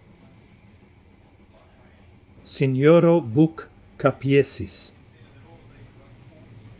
Mr. Buc was taken captive. El la Hungara ambassadoreio mi opinias, li diris. From the Hungarian embassy, I believe, he said. Belega paro. A beautiful couple. Nur estis du aliai mangiantoi, matsquin, la conveturanto de Poirot cae lia dunganto signoro Ratchet. There were only two other diners, McQueen, Poirot's traveling companion, and his employer, Mr. Ratchet. La lasta frontis contrau Poirot, cae la duan foion Poirot zorge rigardis tiun malarlogan visagion cae rimarcis la falsan bonvolon de la frunto cae la malgrandain, cruelain, oculoin. The last one stood facing Poirot, and for the second time, Poirot carefully examined that unpleasant face, noticing the false kindness in the forehead and the small, cruel eyes. Sendube signoro Book vidis changion en la esprimo de sia amico. Undoubtedly, Mr. Book noticed a change in the expression of his friend. Vi rigardas vian sovaĝan beston, ĉu ne? You are looking at your wild animal, aren't you? Li demandis. He asked. Poirot capiesis.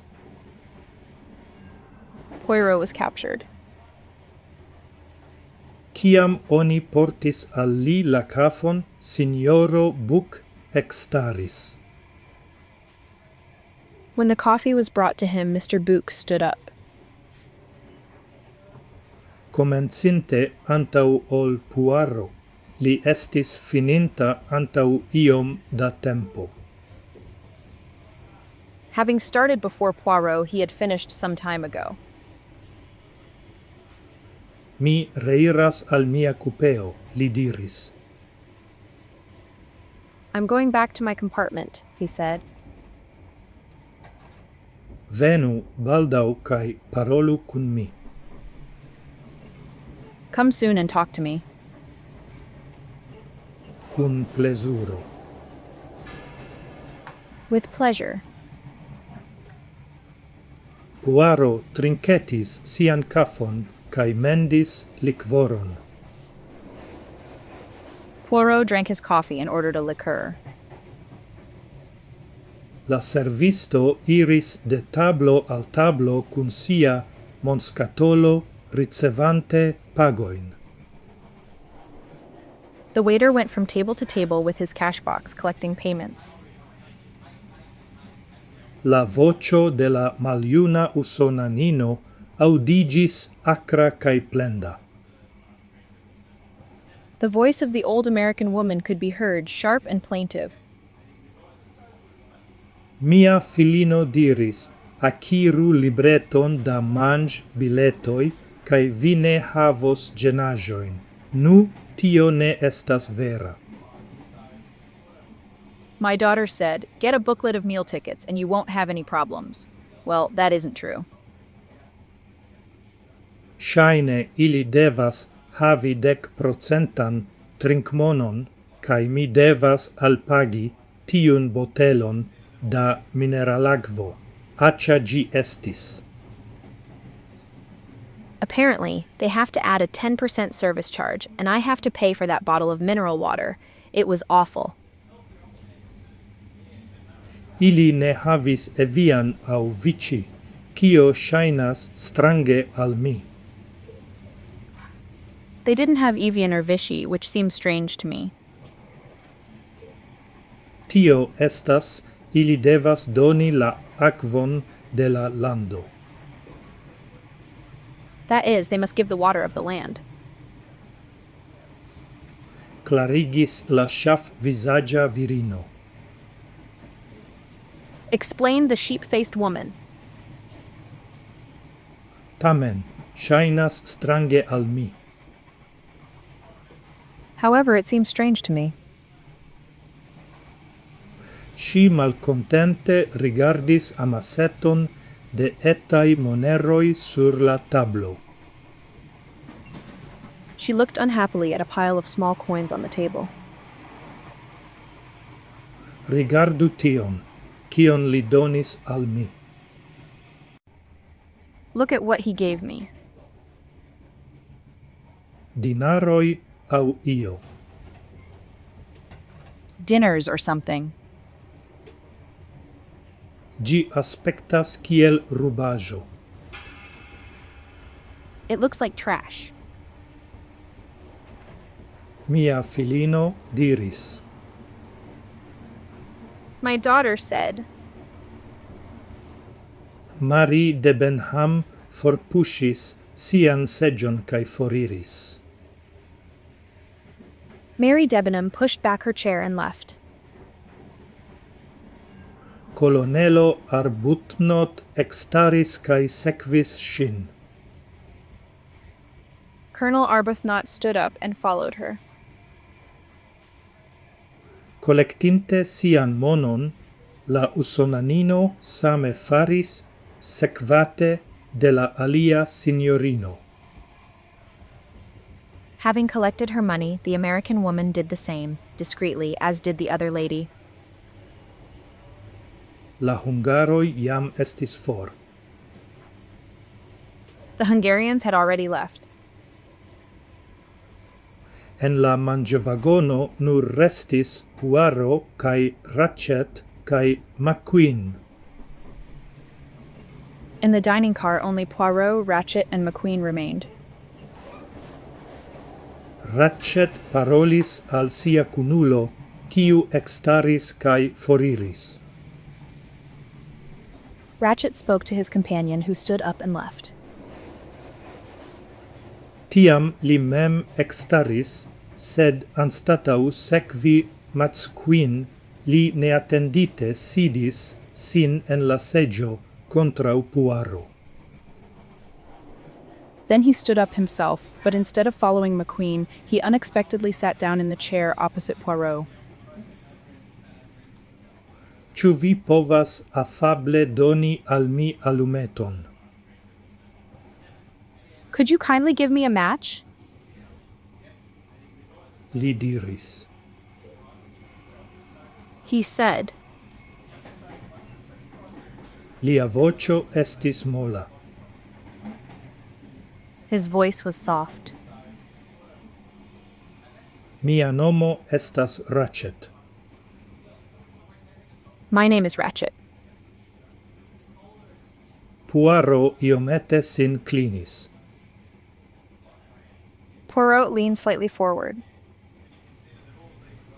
Li metis la manon en sian poŝon kaj eltiris alumetujon, kiun li donis al la alia viro, kiu prenis ĝin sed ne bruligis alumeton. He put his hand in his pocket and took out a box of matches, which he gave to the other man, who took it but did not light a match.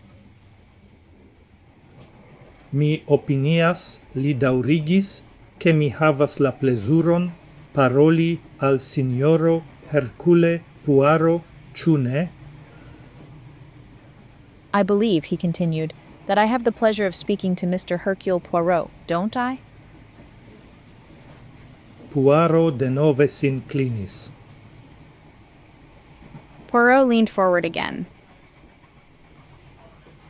Vi estas prava, monsieur. You are right, monsieur. La detektivo konsciigis pri la studa rigardo de tiuj strangaj sagacaj okuloj antaŭ ol la alia denove parolis. The detective became aware of the intense gaze of those strange, intelligent eyes before the other spoke again. En mia lando, li diris, ni senprokraste esprimas niajn celojn. In my country, he said, we express our goals without delay. Signoro Poirot, mi deziras ke vi faru ion por mi. Mr. Poirot, I would like you to do something for me. La brovoj de Hercule Poirot iomete levigis. Hercule Poirot's eyebrows rose slightly. Mia clientaro, monsieur, estas nuntempe limigita. My clientele, sir, is currently limited. Mi acceptas malmultajn proponojn. I accept few proposals. Certe, mi komprenas tion. Certainly, I understand that. Sed la nuna afero, signoro Poirot, signifas multan monon. But this current matter, Mr. Poirot, involves a great deal of money. Per sia mola persvada vocio, li ripetis la vortoin, multan monon. With his gentle, persuasive voice, he repeated the words, "A lot of money." Hercule Poirot silentis dum momento, cae poste diris, "Cion vi desiras che mi faru por vi, Monsieur Ratchet?" Hercule Poirot was silent for a moment and then said, "What do you want me to do for you, Monsieur Ratchet?" Signoro Poirot, mi estas riĉulo, tre riĉa viro. Mr. Poirot, I am a rich man, a very rich man. Tiai viroi havas malamikoin. Such men have enemies. Mi havas malamikon. I have a friend. Nur unu malamikon. Only one enemy? Kion signifas tiu demando? What does that question mean? Rapide demandis Ratchet. Ratchet asked quickly.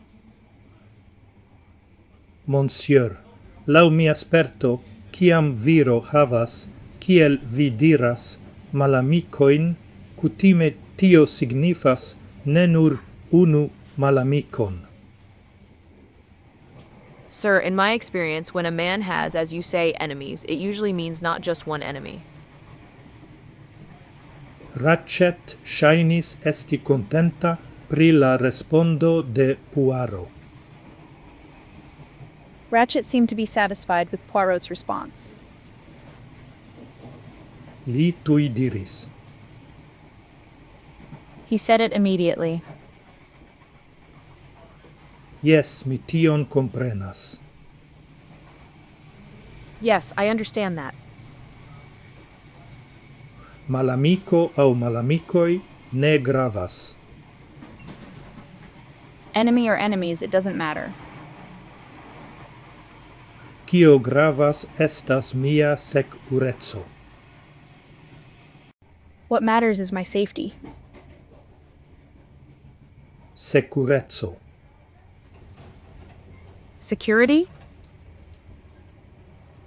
Mia vivo estas minacita, Signoro Poirot. My life is in danger, Mr. Poirot. Nu, mi estas viro kiu povas prizorgi sin. Well, I am a man who can take care of himself. El la poŝo de lia jaketo, lia mano montris revolveron dum momento. From the pocket of his jacket, his hand showed a revolver for a moment. Li daŭrigis severe, mi opinias, ke mi ne estas viro subite trafebla. He continued sternly, "I believe that I am not a man easily taken by surprise." Sed mia opinie estus bone duoble certigi certezon. But in my opinion, it would be good to double-check to be certain. Mi credas che vi estas la viro por gaini mian monon, Signoro Poirot. I believe that you are the man to win my money, Mr. Poirot. Kai memoru multan monon. And remember, a lot of money. Poirot pense rigardis lin dum kelkai minutoi. Poirot looked at him thoughtfully for a few minutes. Lia visaggio estis tute senesprima. His face was completely expressionless.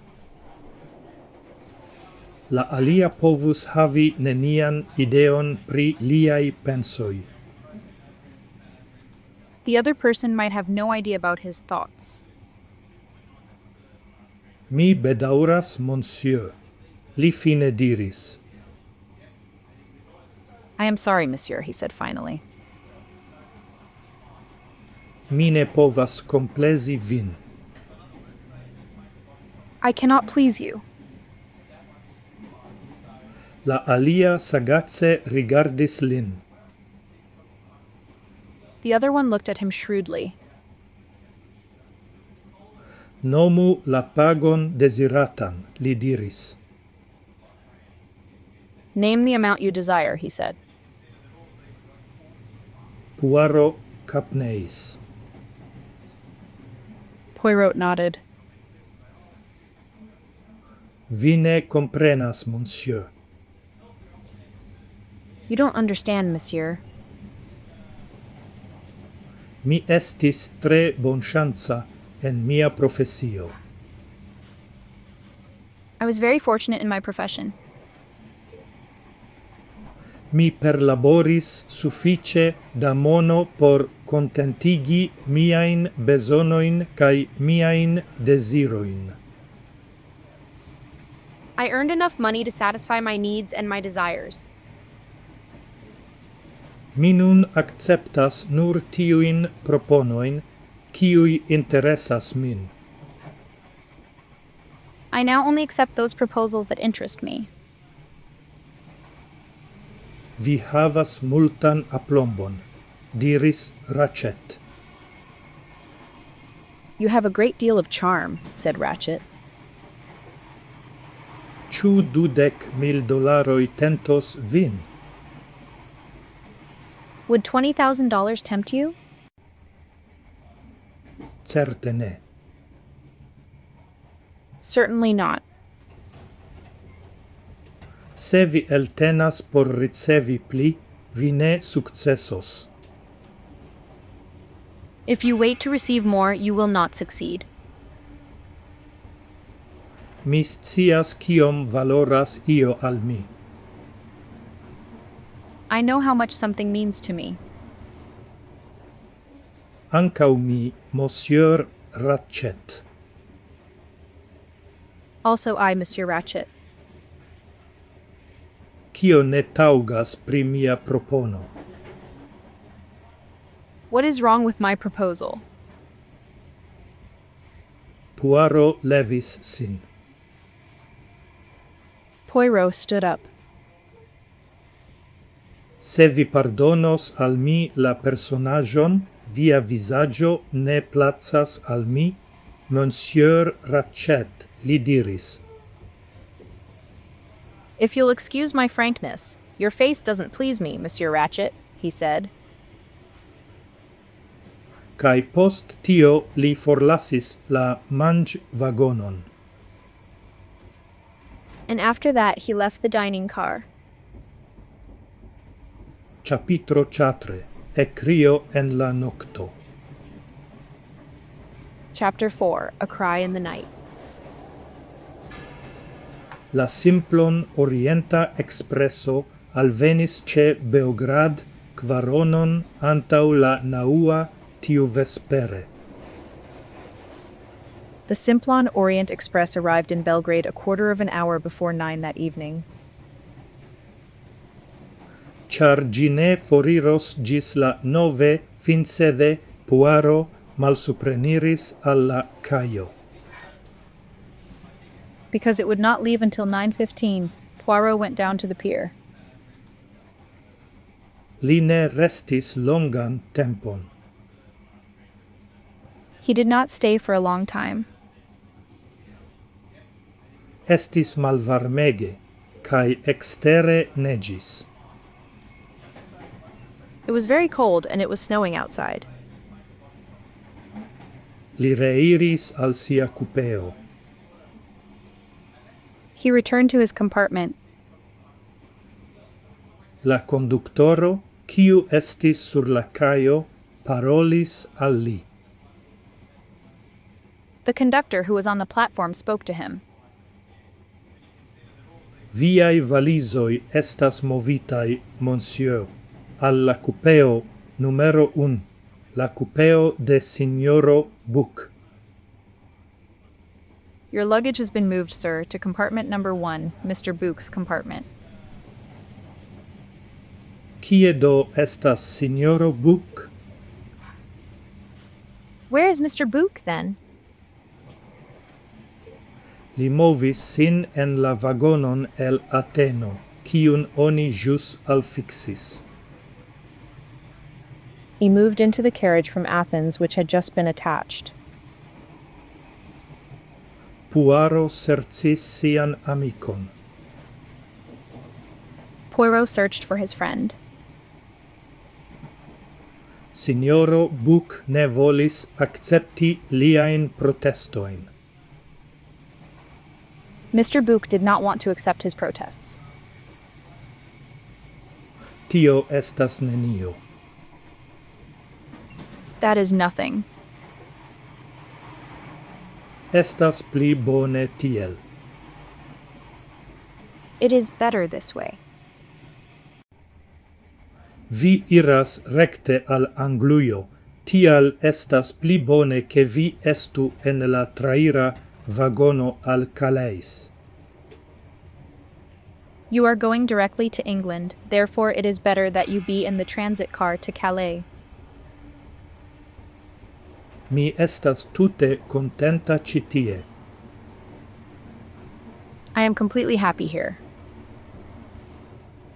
Gi estas tute tranquila. It is completely quiet.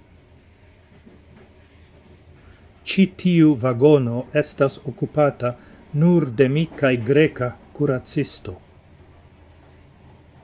This carriage is occupied only by me and a Greek doctor. Sed mia amico kia nocto. But, my friend, what a night!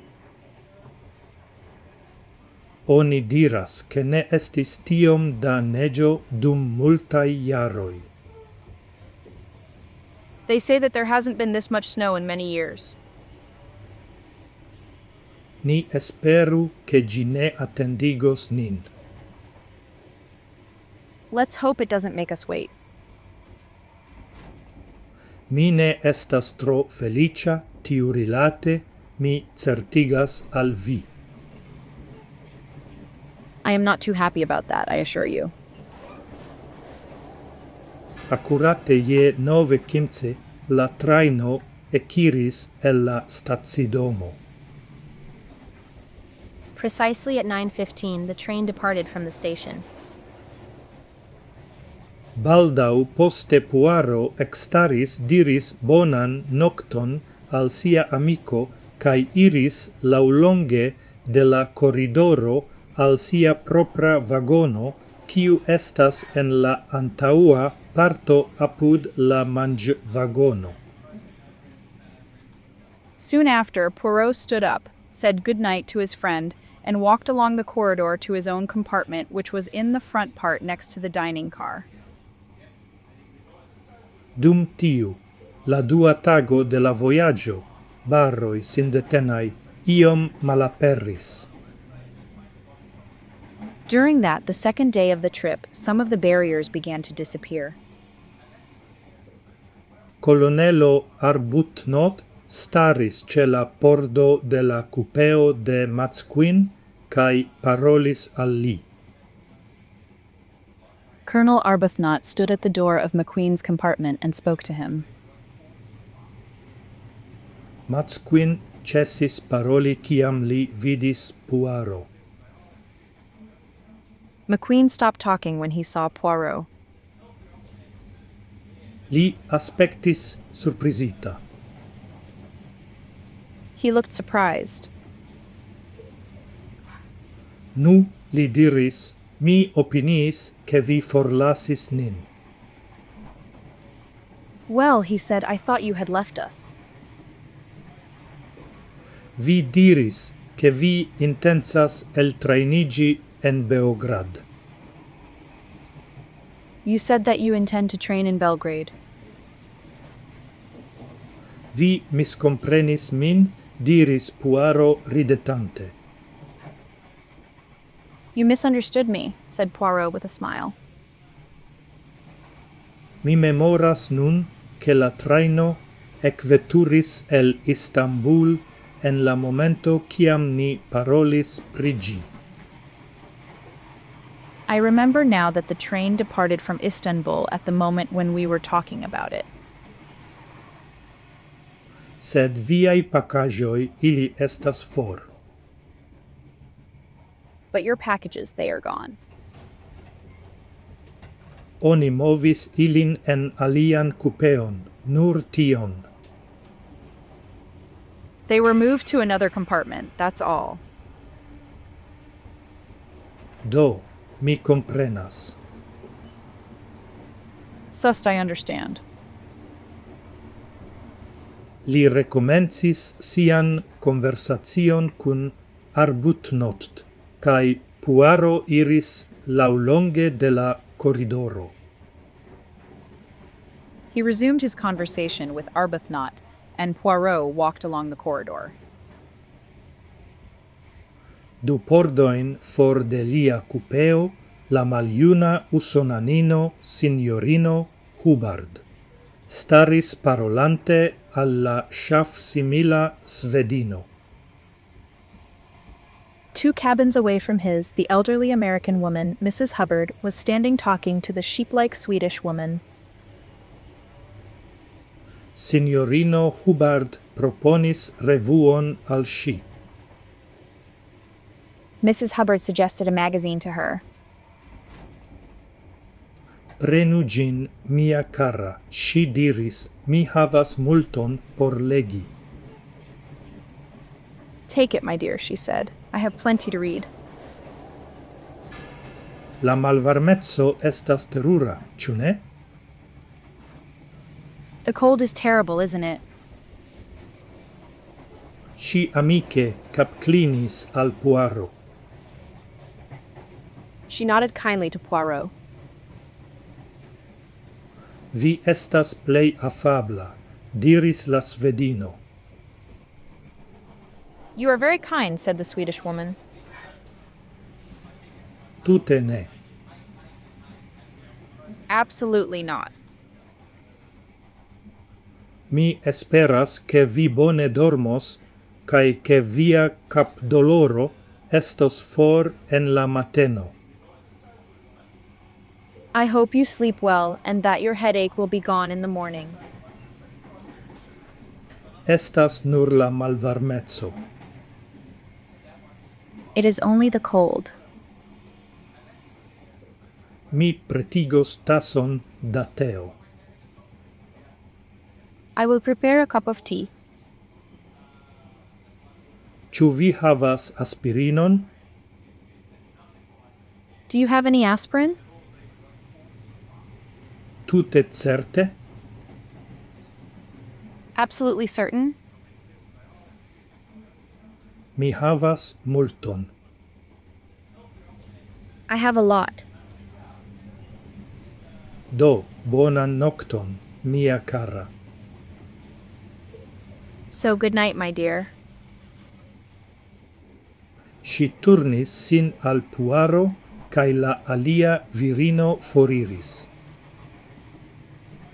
She turned to Poirot, and the other woman left.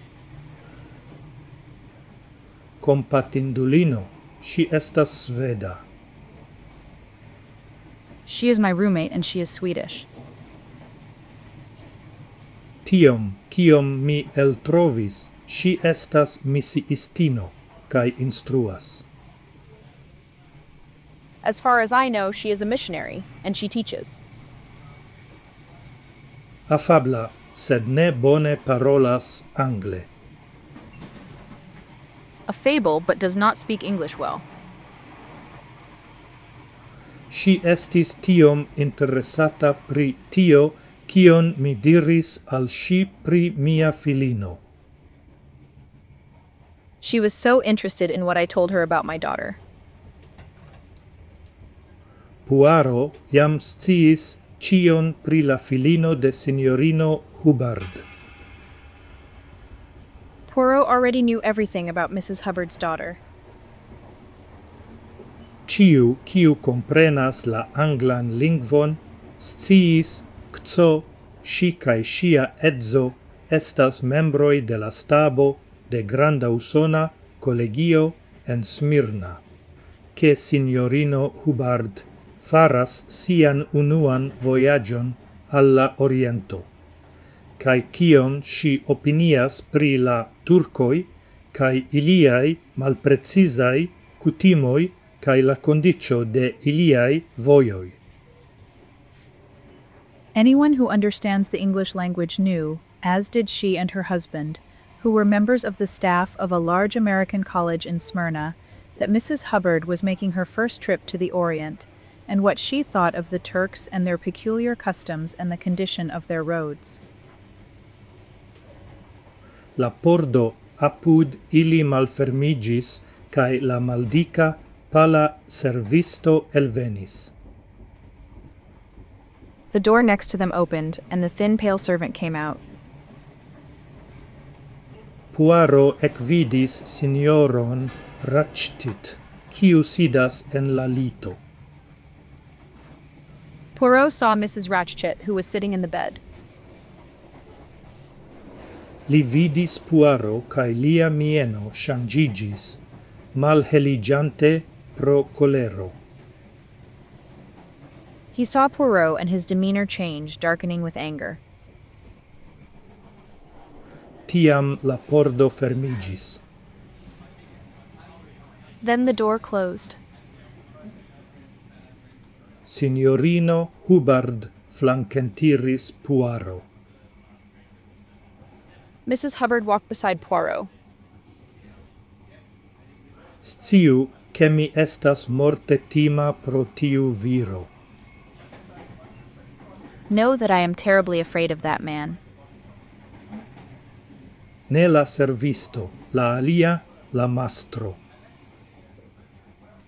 Not the servant, the other one, the master. Estas io maljusta rilate al tiu viro.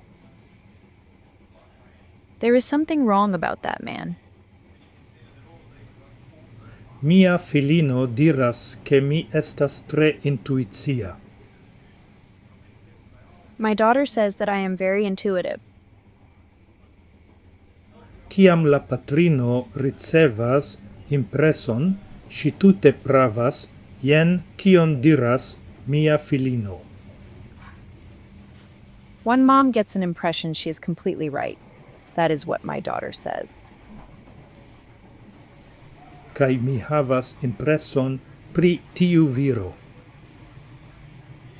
And I have an impression about that man. Li estas en la apuda cupeo, kai mi ne estas contenta. He is in the next compartment, and I am not happy. Mi metis miain paccajoin antau la traira pordo hierau nocte. I put my luggage in front of the front door last night. Mi pensis che mi audis lin ce la tenilo. I thought I heard him at the counter. Tute ne surprisus min scii che tiu viro estas murdisto, unu el tiui train rabistoi, pri ciui oni legas. It wouldn't surprise me at all to learn that that man is a murderer, one of those train robbers you read about.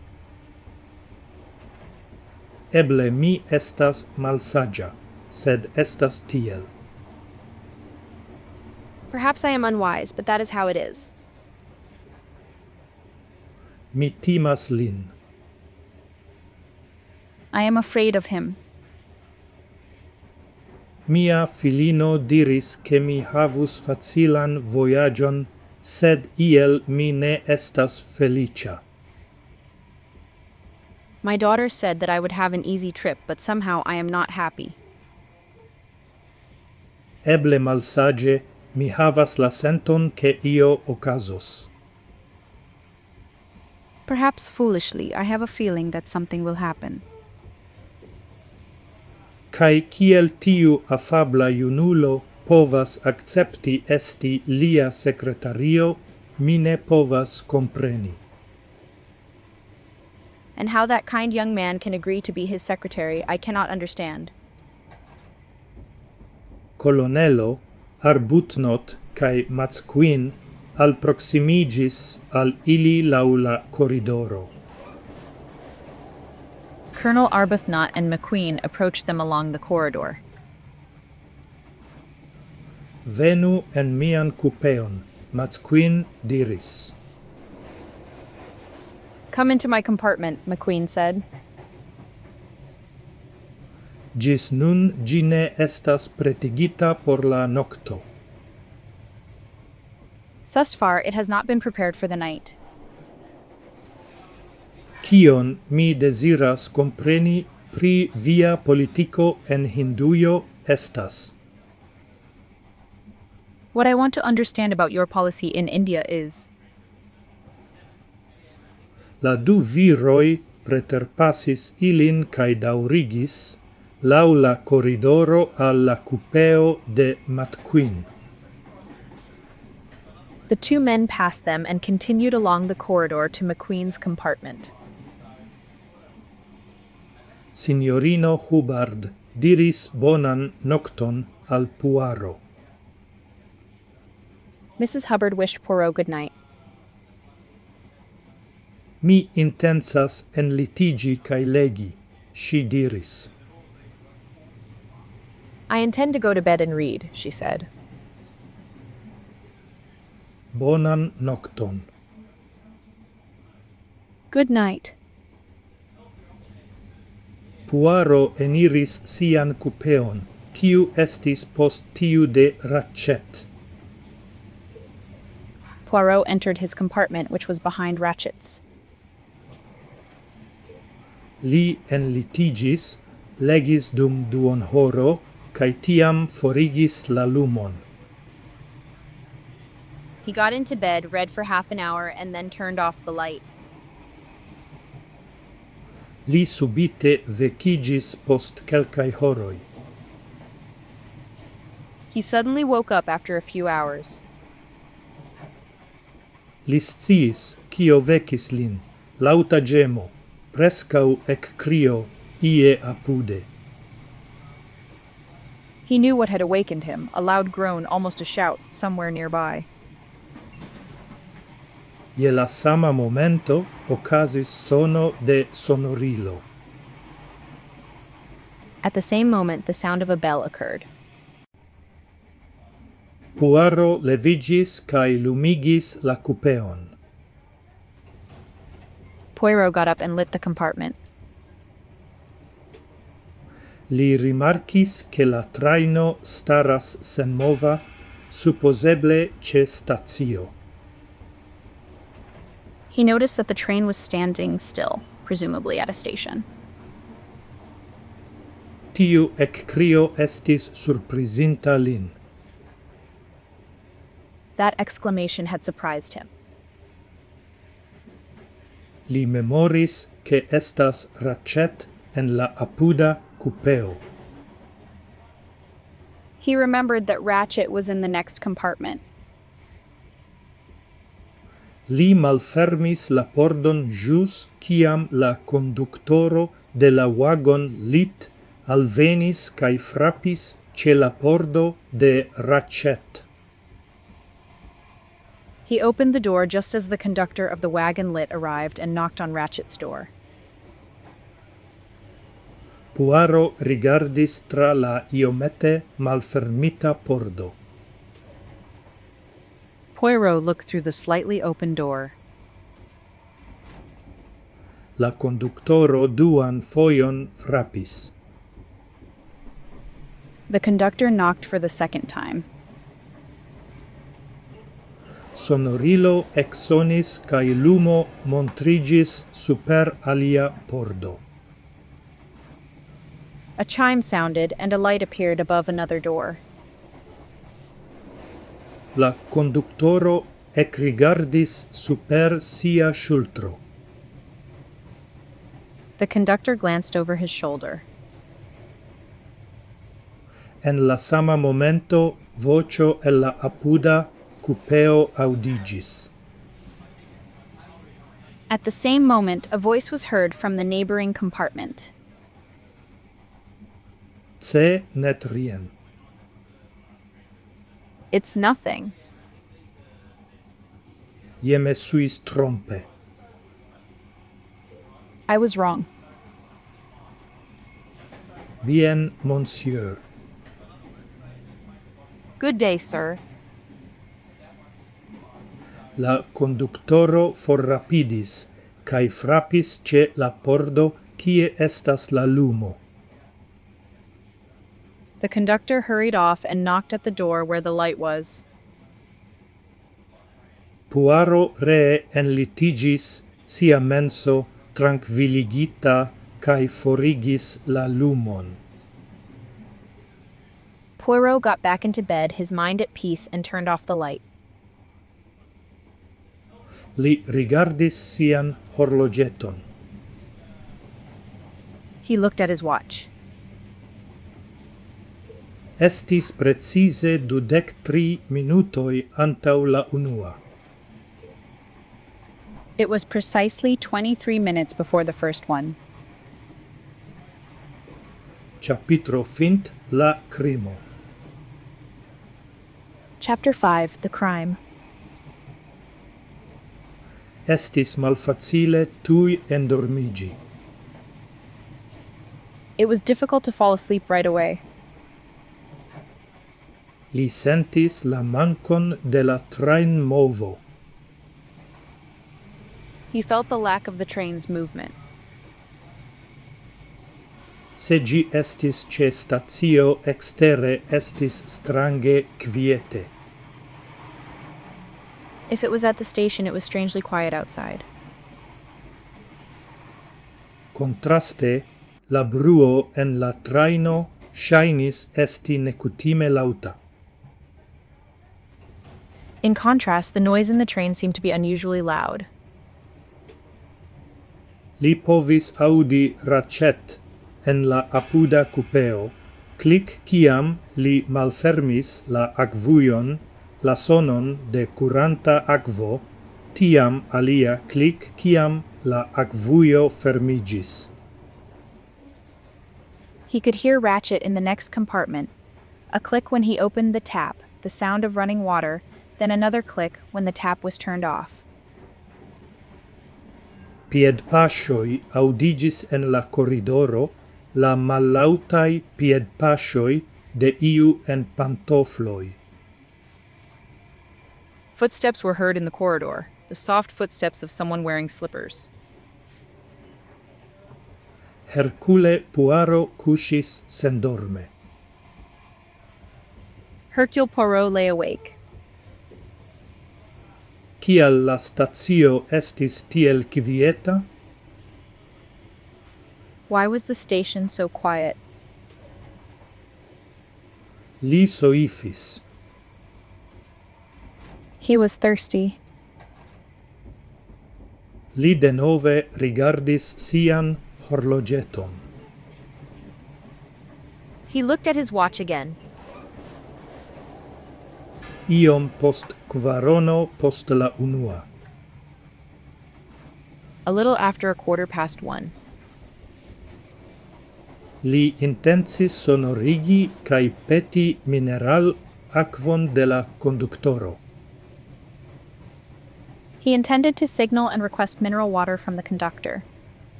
Lia fingro eliris por sonorigi, sed li audis tingon.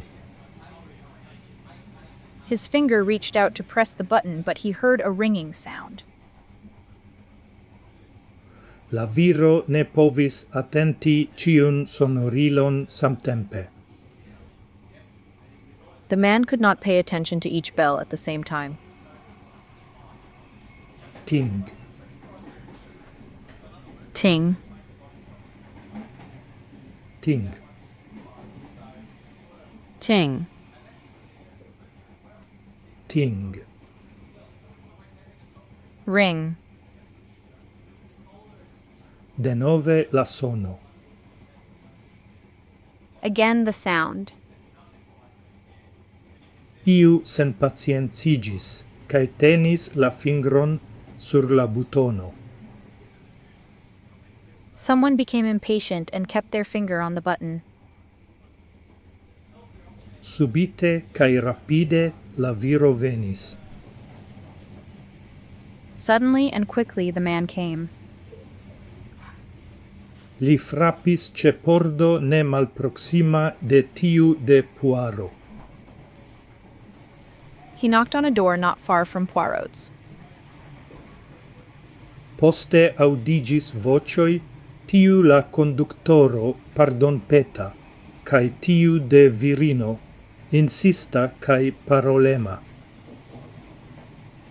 Then voices were heard, that of the conductor, apologetic, and that of a woman, insistent and talkative. Signorino Hubbard. Mrs. Hubbard. Puaro ridetis al si. Poirot smiled at himself. La interparolado dauris dum iom da tempo, el quiu sino Hubbard forusis 90%. The conversation lasted for some time, during which Sino Hubbard spoke for 90% of the time. Fine la afero shainis ordigi. Finally, things seemed to be falling into place. Puaro clare audis. Bonne nui, madame. Poirot clearly heard. Good night, madame. Cae fermatan pordon. And a closed door. Li premis la sonorilon. He pressed the doorbell. La conductoro tui alvenis. The conductor immediately arrived. Li aspectis varma cae genata.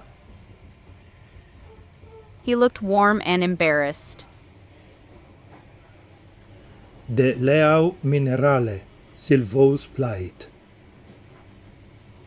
Some mineral water, please. Bien, monsieur. Very well, sir. Eble ecrido en la oculo de Puaro instigis lin paroli. Perhaps a gleam in Poirot's eye prompted him to speak. La dame americaine. The American lady. Yes? Yes? Li visis sian frunton. He wiped his forehead. Imagu al vi cian tempon mi passigis cun si. Imagine what kind of time I spent with her. Si insistas che estas viro en sia cupeo. She insists that there is a man in her compartment. Pensu, monsieur. Think about it, sir. En spazio tiom malgranda. In such a small space. Li indicis per la mano. He indicated with his hand. Kie li cachu sin? Where can he hide himself? Mi argumentis. I argued. Mi elmontris che gi ne estas ebla. I demonstrated that it is not possible. Si insistas. She insists. Si vecigis cae estis viro tie. She woke up and there was a man there. Cae ciamaniere, mi demandis, li cae lasis post si riglitan pordon. And how, I asked, did he do it and leave behind a bolted door? Sed si ne auscultos la ration. But she will not listen to reason. Quasau ni ne havas suffice por geni nin. As if we don't have enough to bother us. La neggio. The snow. Neggio? Snow? Yes, monsieur. Yes, sir. Monsieur ne rimarcis. Sir, didn't you notice? La traino estas haltinta. The train has stopped. Ni eniris neggiamason. We entered a snowstorm. Nur la cielo scias dum kiom da tempo ni estos ci tie. Only the sky knows how long we will be here. Mi memoras che unufoje ni estis neĝblokitaj 7 tagojn. I remember that once we were snowed in for 7 days. Kie ni estas? Where are we? Inter Vincovci kaj Brod. Between Vinkovci and Broad. La, chagrenite diris Puaro. There, Poirot said dejectedly. La viro foriris kaj revenis kun la akvo. The man went away and returned with the water. Bonsoir, monsieur. Good evening, sir. Puaro trinkis iom da akvo kaj pretigis sin por dormi. Poirot drank some water and prepared himself to sleep. Li ĵus ekdormis kiam io denove vekis lin. He had just fallen asleep when something woke him up again. En la nuna okazo estis kvazaŭ io peza estis falinta brue kontraŭ la pordon. In this instance, it was as if something heavy had fallen noisily against the door. Li exaltis, malfermis ĝin kaj elrigardis. He jumped up, opened it, and looked inside. Nenion. Nothing. Sed dextre iom malproxime en la koridoro virino en scarlata kimono marŝis foren. But to the right, a little further down the corridor, a woman in a scarlet kimono walked away. Ĉe la alia fino, sidante sur sia seĝeto, la konduktoro skribis ciferojn sur grandajn paperfoliojn. At the other end, sitting on his stool, the conductor wrote numbers on large sheets of paper. Ĉio estis tute trankvila. Everything was completely quiet. Sendube mi suferas pro la nervoj, diris Puaro kaj denove enlitiĝis. Undoubtedly, I am suffering from nerves, said Poirot, and got back into bed again. Ĉi tiun fojon li dormis ĝis la mateno. This time he slept until morning. Kiam li vekiĝis, la trajno ankoraŭ estas senmova. When he woke up, the train was still motionless. Li levis rulkurtenon kaj elrigardis. He lifted the roller blind and looked out. Amasoi da neĝo ĉirkaŭis la trajnon. Masses of snow surrounded the train.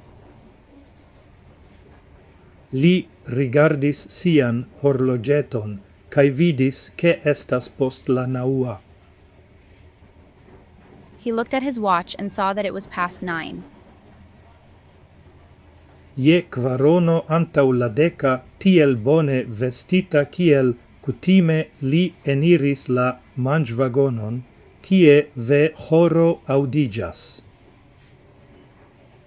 At 9:45, dressed as well as usual, he entered the dining car, where a chorus of voices could be heard. Signorino Hubert plej laŭte voĉis sian lamentadon. Mrs. Hubbard voiced her lament most loudly. Mia filino diris, ke ĝi estus tute facila. My daughter said that it would be completely easy. Nur sidu en la trajno ĝis la alveno en Parizo. Just sit in the train until it arrives in Paris. Kaj nun eble ni estos ĉi tie dum tagoj, ŝi diris. And now maybe we'll be here for days, she said.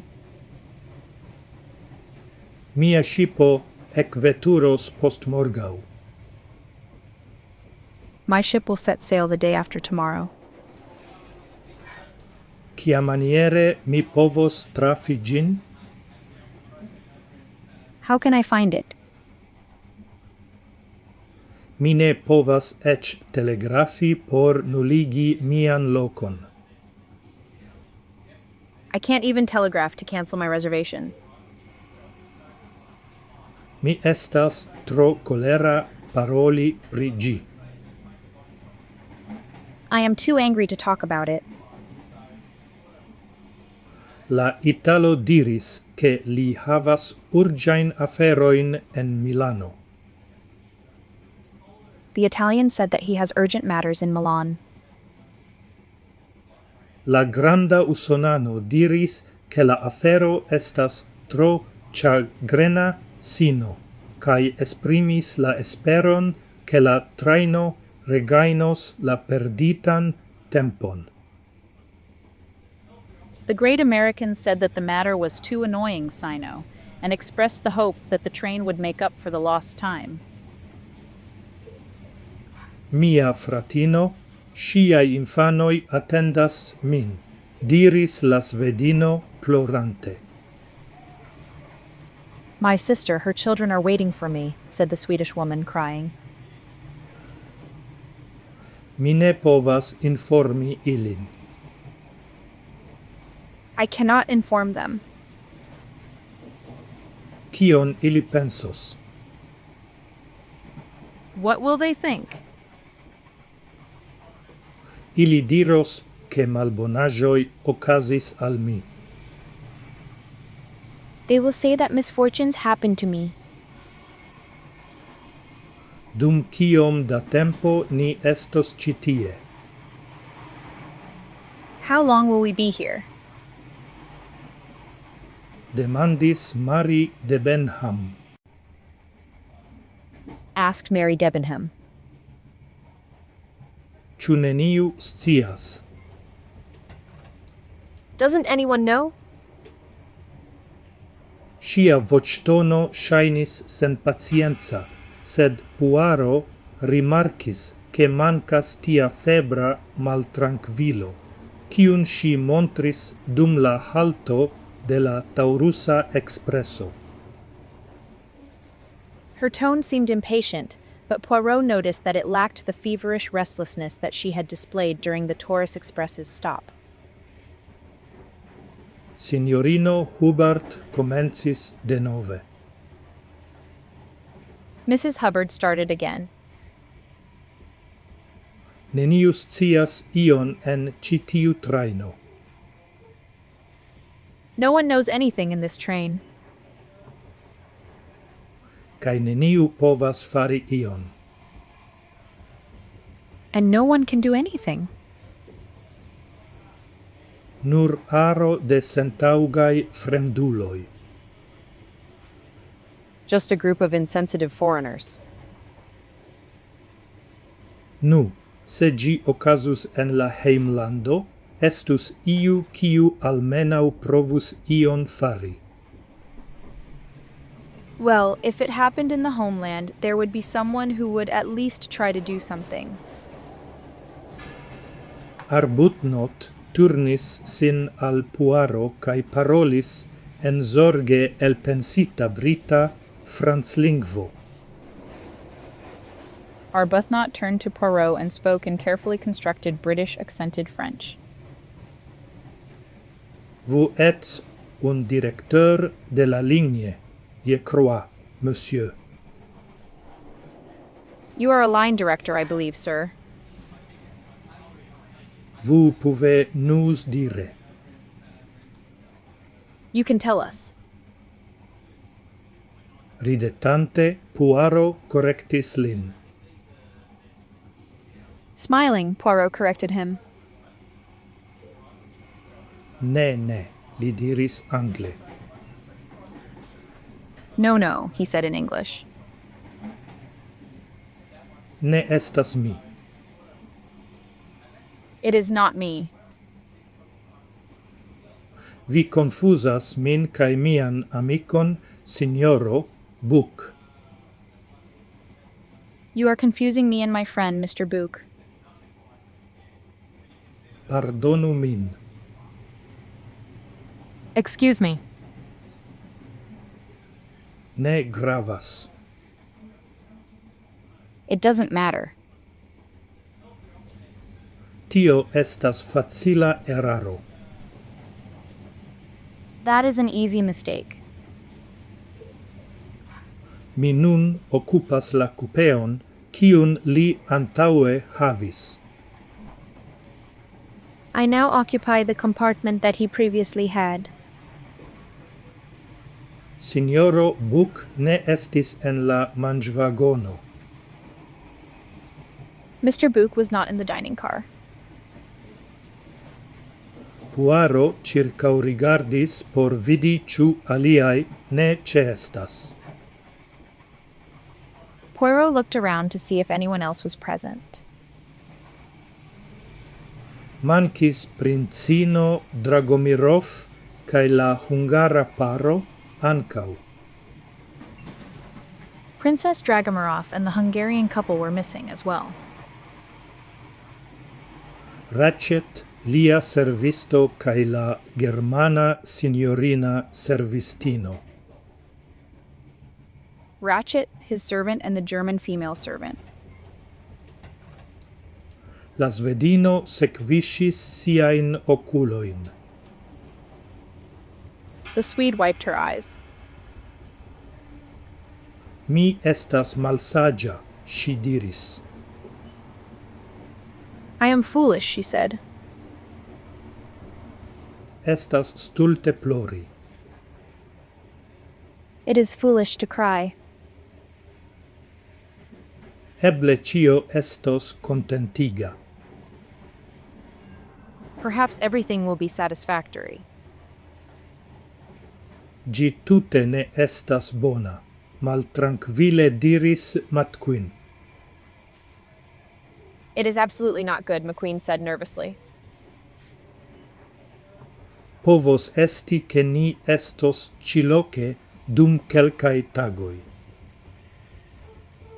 It is possible that we will be here for a few days. En kiu lando ni estas? In which country are we? Plore demandis signorino Hubbard. She asked softly. Kiam oni diris ke ĝi estas Jugoslavujo, ŝi diris do. When they said that it was Yugoslavia, she said, "Oh." Unu el tiuj balkanaj landoj. One of those Balkan countries. Kion oni povas atendi? What can one expect?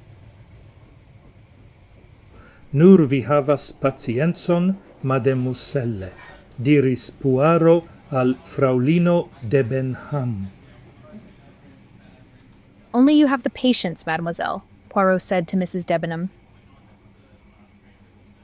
Si levis la ŝultrojn. She shrugged her shoulders. Kion oni povas fari? What can one do?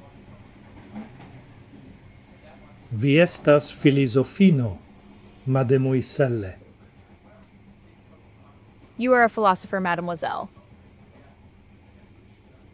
Tio signifas apartan sintenon. That means a different attitude. Mi opinias ke mia sinteno estas pli egoisma. I think that my attitude is more egoistic. Mi lernis eviti neutilan emocion. I learned to avoid useless emotions. Si parolis pli al si ol al li. She spoke more to herself than to him. Si ec ne rigardis lin. She didn't even look at him. Sia rigardo preterpassis lin kaj iris ekster la fenestro, kie la neĝo amase kuŝas. Her gaze passed over him and went outside the window, where the snow lay in abundance. Vi havas fortan karakteron, mademoiselle, diris Poirot. You have a strong character, mademoiselle, said Poirot. Vi havas, mia opinie, la plej fortan karakteron inter ni. In my opinion, you have the strongest character among us. Ne.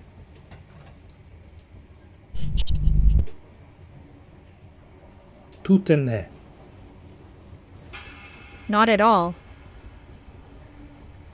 Mi konas iun, kiu havas multe pli fortan ol mi. I know someone who has a much stronger one than I do.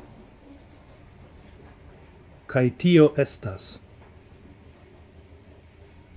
And that is... Si ŝajnis subite rekonsciiĝi, kompreni ke si parolas al nekonato kaj alilandulo kun kiu, ĝis hodiaŭ, si nur interŝanĝis kelkajn frazojn. She seemed suddenly to become aware, to understand that she was speaking to a stranger and a foreigner, with whom until today she had only exchanged a few sentences. Si ridis gentile. She smiled gently. Nu, tiu maljuna virino ekzemple. Well, that old woman, for example. Tre malbela maljunulino, sed iom alloga. A very ugly old woman, but somewhat attractive.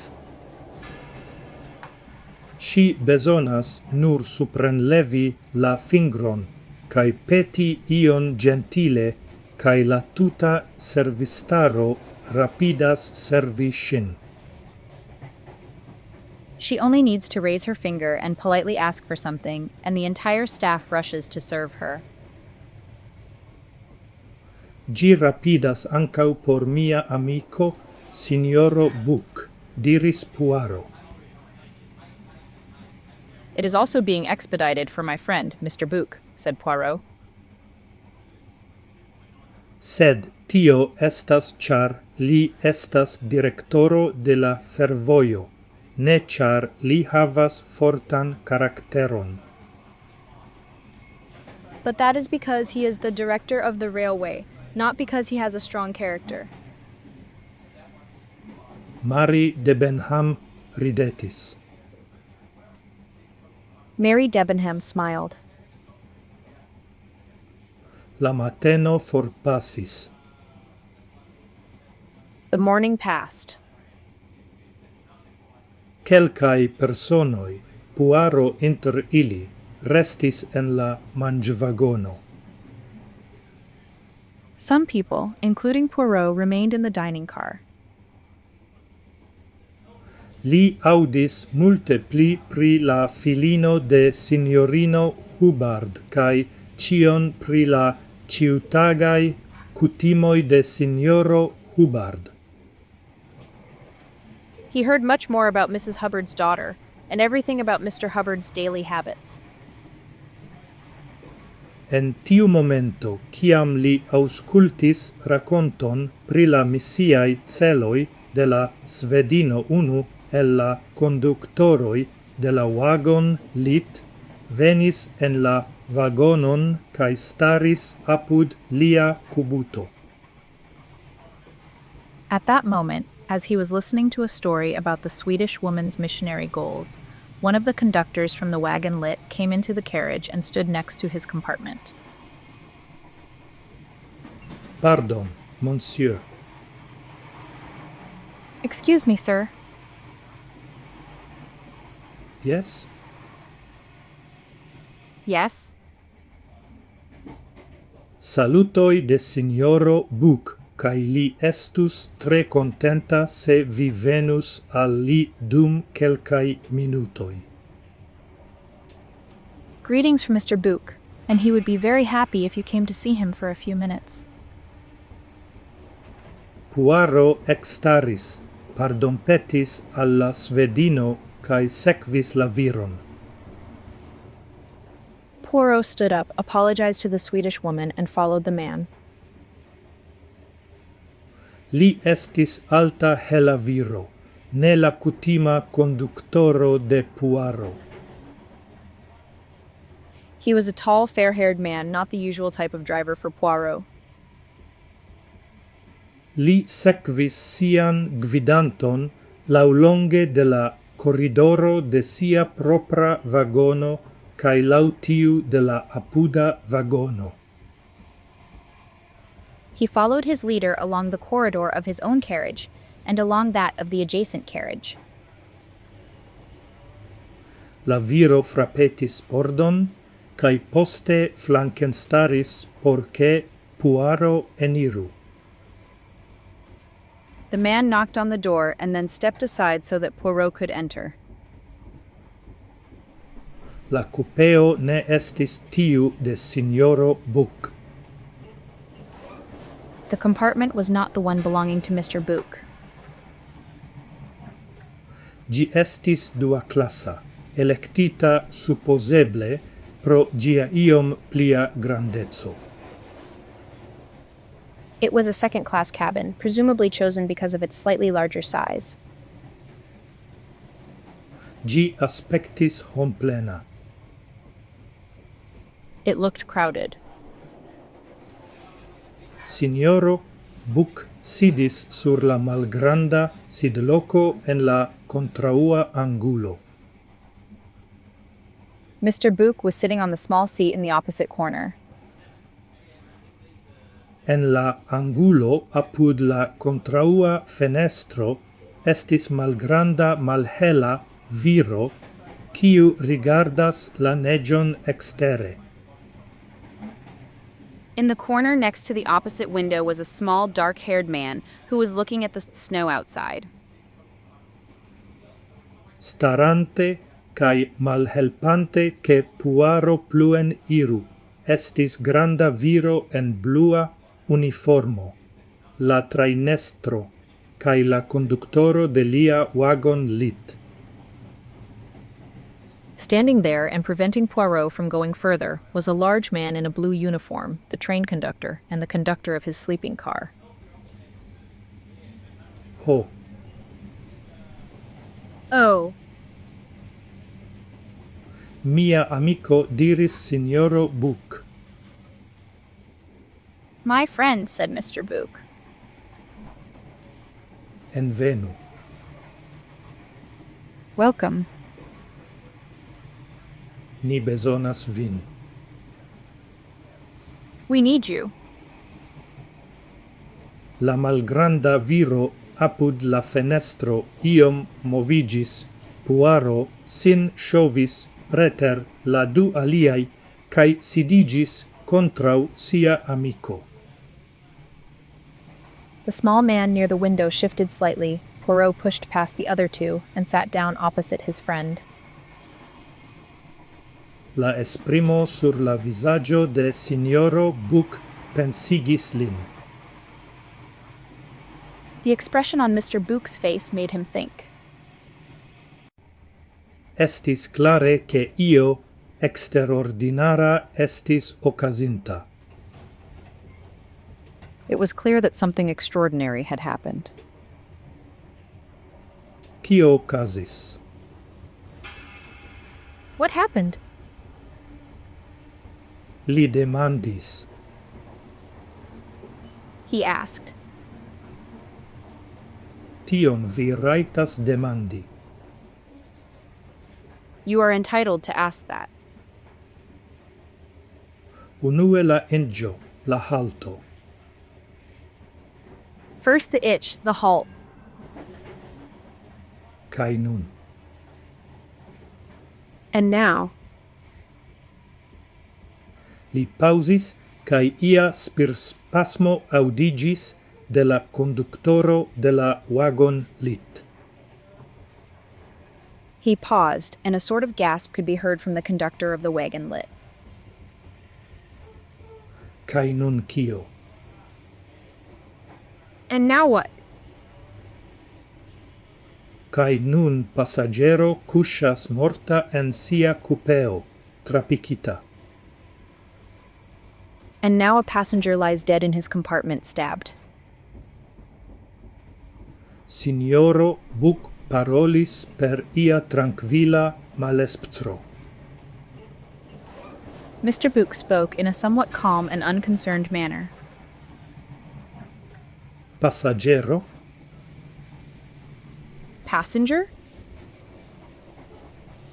Ciu passaggero? Which passenger?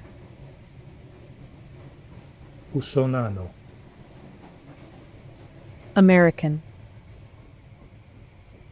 Viro nomita, li rigardis notoin antau.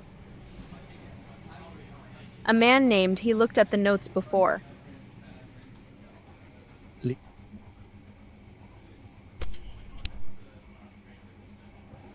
Ratchet. Ciu ne ratchet? Ratchet? Isn't it Ratchet? Yes, monsieur, respondis la viro de la wagon lit. Yes, sir, replied the man from the wagon lit. Puaro rigardis lin. Poirot looked at him. Li estis tiel blanca kiel creto. He was as white as chalk. Estus bone che vi permessu tiun viron sidigi, li diris. It would be good if you allowed that man to sit down, he said. Alie lis venos. Otherwise he will faint. La trainestro capiesis, cae la viro de la wagon lit sidigis en angulo cae cascis visagion en siain manoin.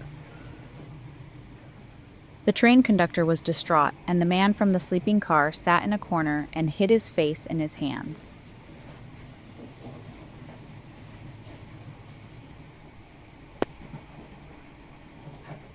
Diris Puaro. Said Poirot. Tio estas seriosa. That is serious. Certe gi estas seriosa. Certainly it is serious. Unue, Murdo, tio sola estas catastrofo plei grava. First, murder, that alone is the most serious catastrophe. Ne nur tio, la circunstansoi estas tute ne cutimai. Not only that, but the circumstances are completely unusual. Jenni tute haltigitai. Here we are, completely stopped. Povos esti, che ni estos ci tie dum kelkai horoi, ec tagoi. It may be that we will be here for a few hours, even days. Alia afero. Another matter. Trapassante multain landoin, ni havus polizanoin el tiui landoi en la traino. Passing through many countries, we would have police officers from those countries on the train. Sed en Jugoslavujo ne. But in Yugoslavia, no. Vi comprenas. Do you understand? Situatio tre malfacila, diris Puaro. The situation is very difficult, said Poirot. Estas aliai malfacilajoi. There are other difficulties. Doctoro Constantine, mi forgesis, che mi ne presentis vin, Doctoro Constantine, Signoro Puaro. Dr. Constantine, I forgot. I haven't introduced you. Dr. Constantine, Mr. Poirot. La malgranda malhela viro clinis sin, cae Puaro same faris. The small dark man bent over, and Poirot did the same. Doctoro Constantine opinias che la morto ocasis je 1-0. Dr. Constantine believes that the death occurred at 1. Atm. ATM. Estas malfacile precise diri pri tiai aferoi, diris la curacisto. Sed, mia opinie la morto ocasis inter noctomeso cae la 2 matene. It is difficult to say precisely about such matters, said the doctor, but in my opinion the death occurred between midnight and 2 in the morning.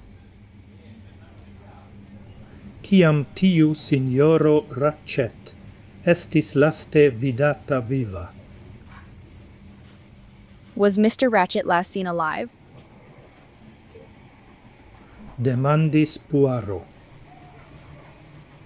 Asked Poirot. Oni scias che li estis viva 20 minutoin antau la unua, ciam li parolis alla conductoro. Diris Signoro Book. It is known that he was alive 20 minutes before the first incident when he spoke to the conductor, said Mr. Book. Tio estas justa, diris Puaro. That is correct, said Poirot. Mi mem audis cio ocasis. I myself heard what happened. Tio estas la lasta afero sciata. Is that the last thing known? Yes. Yes. Poaro turnis sin alla curacisto, quiu daurigis. La fenestro de la cupeo de Signoro Ratchet estas malfermita, tiel che oni pensus che la murdinto tiamaniere escapis. Poirot turned to the doctor, who continued, "The window of Mr. Ratchet's compartment is open, so one would think that the murderer escaped in this way." Sed mia opinie tiu malfermita fenestro estas falsindicilo. But in my opinion, that open window is a false indicator. Iu, quiu foriris, tiel estus lasinta signoin sur la neggio. Someone who left in this way would have left marks on the snow. Ili ne existas. They do not exist. Oni eltrovis pri la crimo, kiam? It was discovered about the crime when? Demandis Poirot. Poirot asked. Michel. Michel. La conductoro de la wagon lit rectigis. The conductor of the sleeping car straightened up. Lia visaggio ancorau aspectis pala cae timigita. His face still looked pale and frightened. Diru al tiu signoro precise cio ocasis, ordonis signoro Book. Tell that gentleman exactly what happened, ordered Mr. Book. La viro parolis iom spasme. The man spoke somewhat spasmodically. La servisto de tiu signoro Ratchet li frappetis quelcafoie ce la pordo hodiau matene. The servant of that Mr. Ratchet knocked several times on the door this morning. Ne estis respondo. There was no response. Antau. Before. Duon horo venis la servisto de la manĝvagono. Half an hour later, the attendant from the dining car arrived. Li volis scii ĉu la signoro desiros tagmanĝi. He wanted to know if the gentleman would like to have lunch. Estis la dekunua.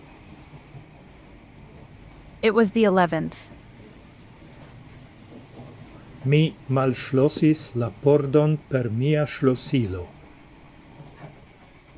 I unlocked the door with my key. Sed estis ankaŭ ĉeno kaj tio estis ligita. But there was also a chain, and it was locked. Ne estis respondo, kaj estis tre kviete tie, kaj malvarme, tre malvarme. There was no response, and it was very quiet there and cold, very cold. La fenestro estis malfermita, kaj la neĝo envenis. The window was open and the snow came in. Mi pensis che eble la signoro havis convulsion. I thought that perhaps the gentleman had a seizure. Mi alvenigis la train estron. I brought the train conductor. Ni rompis la ĉenon kaj eniris. We broke the chain and entered. Li estis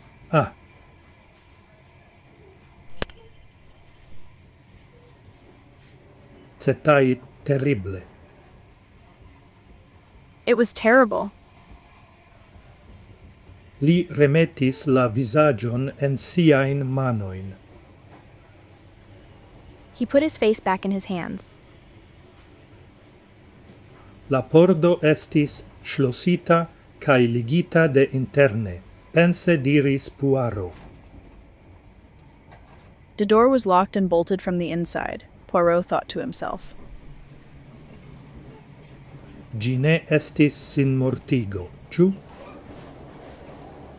It wasn't suicide, was it?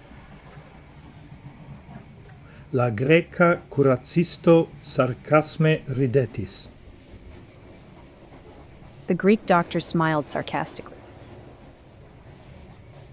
Ĉu viro kiu sinmortigas pikas sin en 10, 12, 15 lokoj?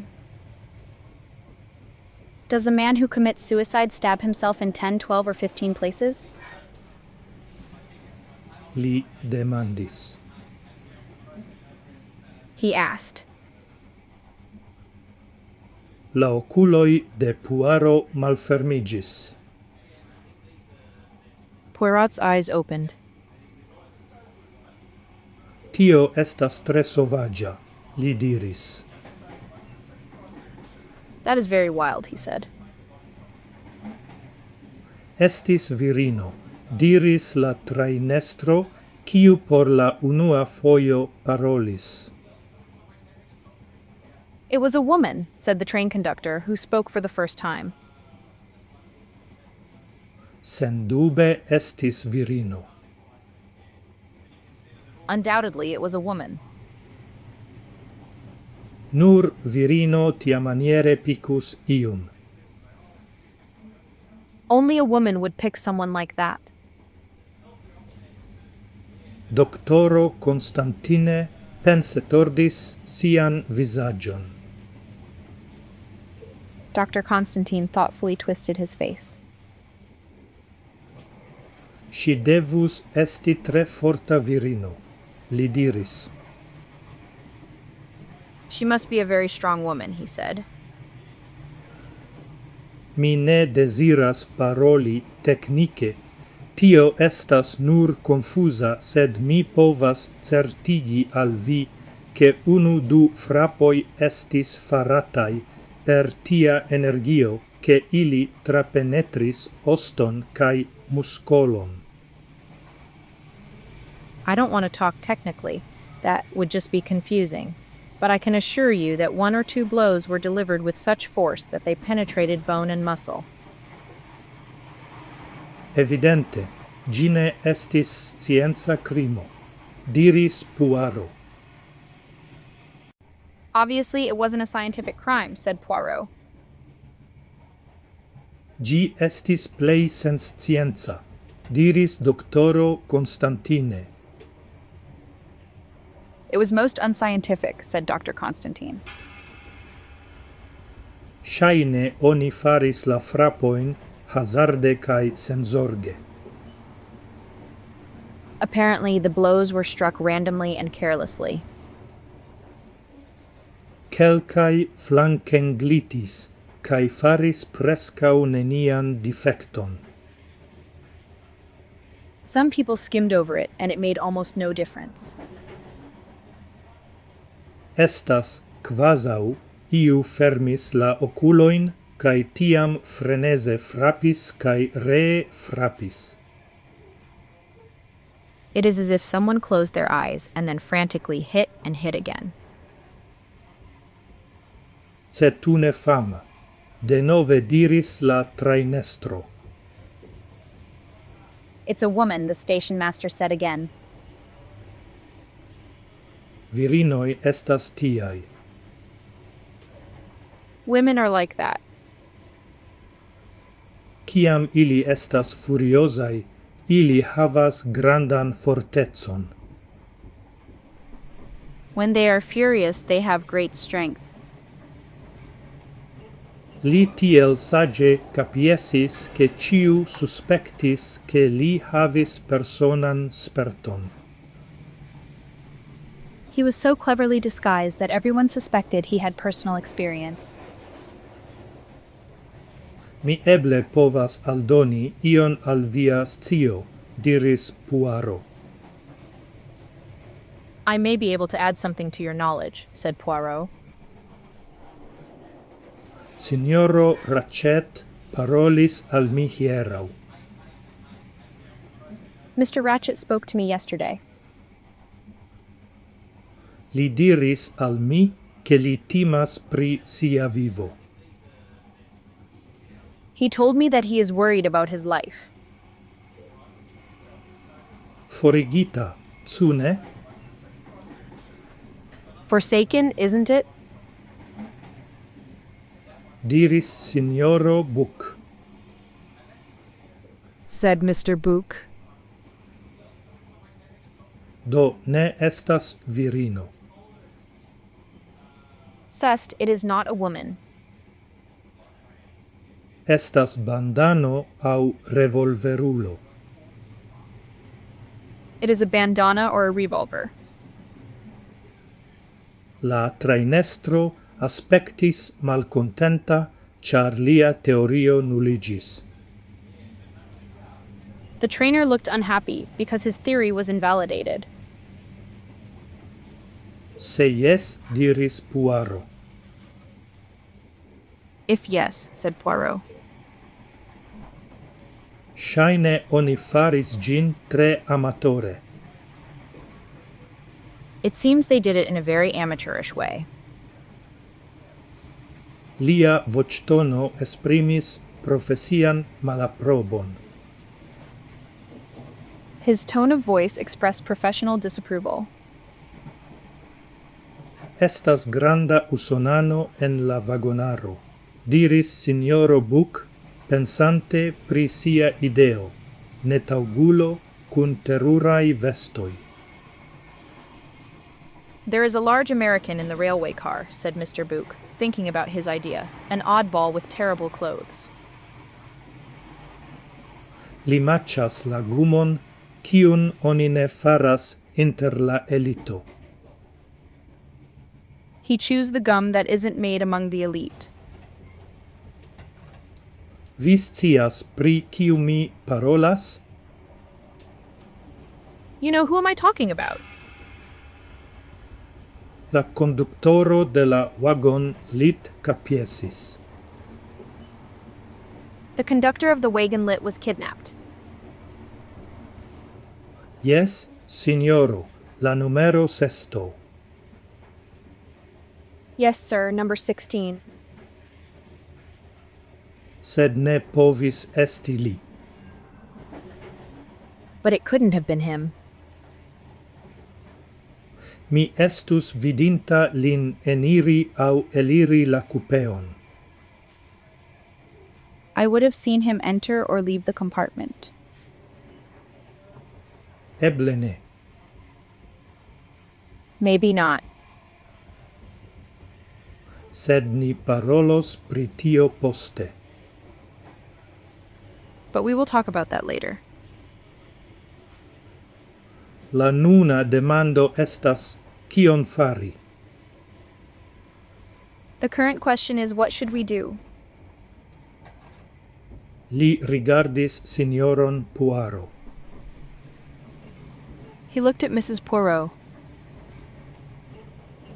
Poirot rigardis lin. Poirot looked at him. Nu, mia amico, diris signoro Book. Well, my friend, said Mr. Book. Vi scias kion mi intensas peti de vi. You know what I intend to ask of you. Mi konas viain kapabloin. I know your abilities.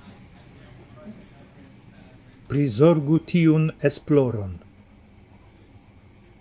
Take care of that research. Ne, malacceptu. No, decline. Por ni gi estas grava, mi parolas por la Compagnie Internationale des Wagons Lits. For us it is important. I am speaking on behalf of the Compagnie Internationale des Wagons Lits. Kiom bone estos se ni pavos presenti la solvon al la jugoslavaj policanoj kiam ili alvenos. How good it will be if we can present the solution to the Yugoslav police when they arrive. Alie okazos tempo perdoi malagrablaĵoj. Otherwise, there will be time losses and unpleasantness. Eble, kiu scias, gravaj ĝenaĵoj por la nekulpaj personoj. Perhaps, who knows, there will be significant inconveniences for the innocent people. Anstataŭ tion, vi solvos la misteraĵon. Instead of that, you will solve the mystery. Ni diros, Murdo okazis, jen la crimulo. We will say, a murder has occurred, here is the criminal. Sed supposu che mi ne solvus gin? But suppose I don't solve it. Mon cher. My dear, La vocio de signoro Book estigis vere caressa. Mr. Book's voice became truly affectionate.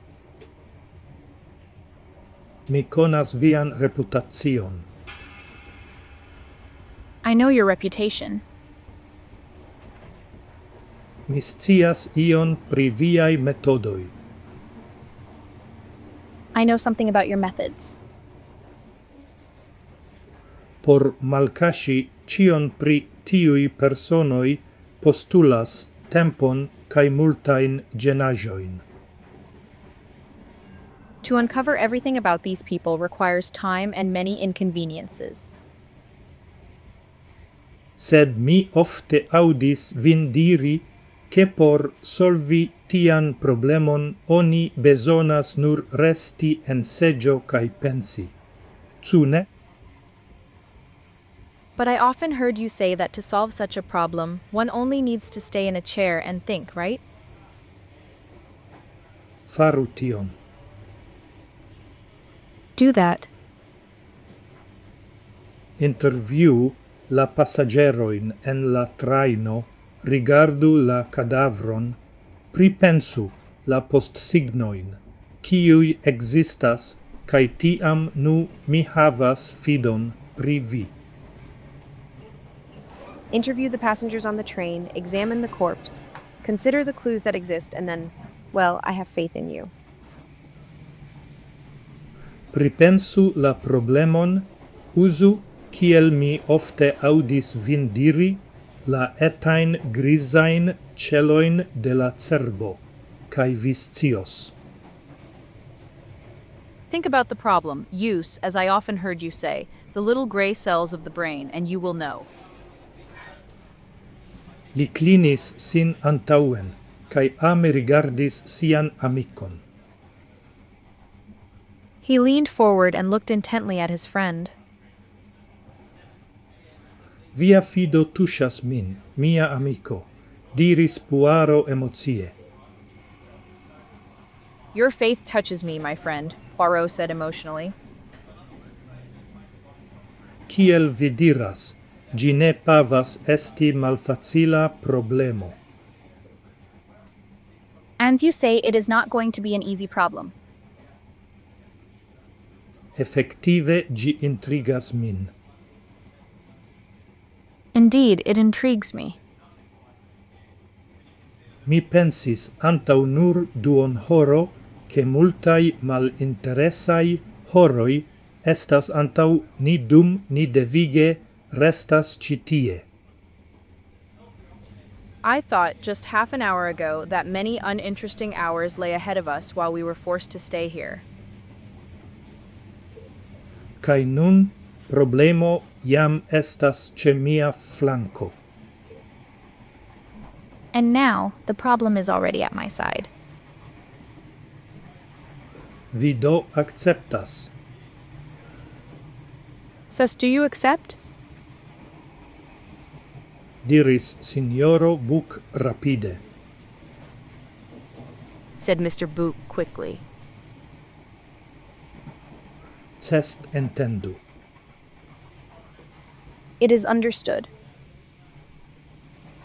Vi metas la aferon en miain manoin. You put the matter in my hands. Bone, ni estas ciui je via dispono. Very well, we are all at your disposal. Kiel comenzo, mi desiras planon de la vagono Istanbul-Calais cun noto pri la personoi kiui occupas la diversain cupeoin, kai mi ancau desiras vidi iliain pasportoin kai biletoin. The start, I would like a plan of the Istanbul-Calais carriage, with a note about the people occupying the various compartments, and I would also like to see their passports and tickets. Michel havigos tiuin al vi. Michelle will give those to you. La conductoro de la wagon lit forlasis la coupeon. The conductor of the sleeping car left the compartment. Kiui aliai passagerai estas en la traino? Who else is on the train? Demandis Poirot. Asked Poirot. En ci tiu vagono veturas nur doctoro Constantine kai mi. Only Dr. Constantine and I are traveling in this carriage. En la vagono de Bucaresto estas maljuna lama signoro. In the Bucharest carriage there is an old lame gentleman. Li estas bone conata alla conductoro. He is well known to the conductor. Pli malproxime estas la ordinarai vagonoi, sed ili ne gravas, char oni schlosis ilin post la hieraua vespermangio. Further away are the ordinary carriages, but they don't matter, because they were locked after yesterday's dinner.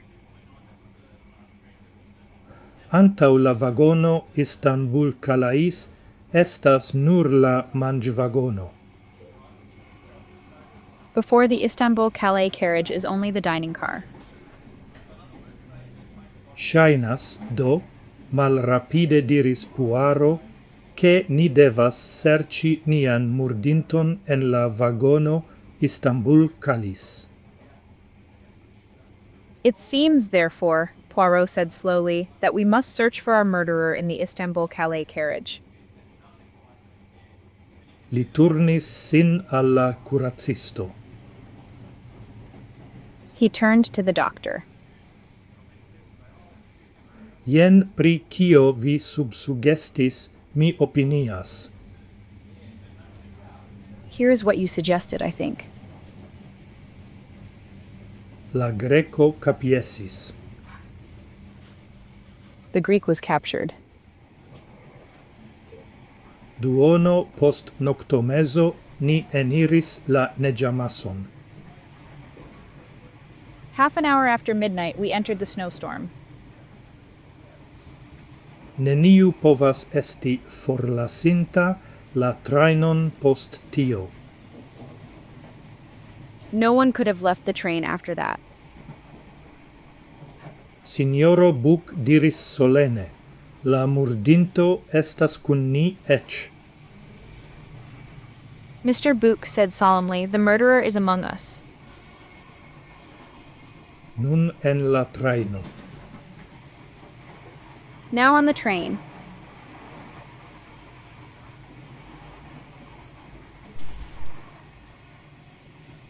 Capitro 6, virino.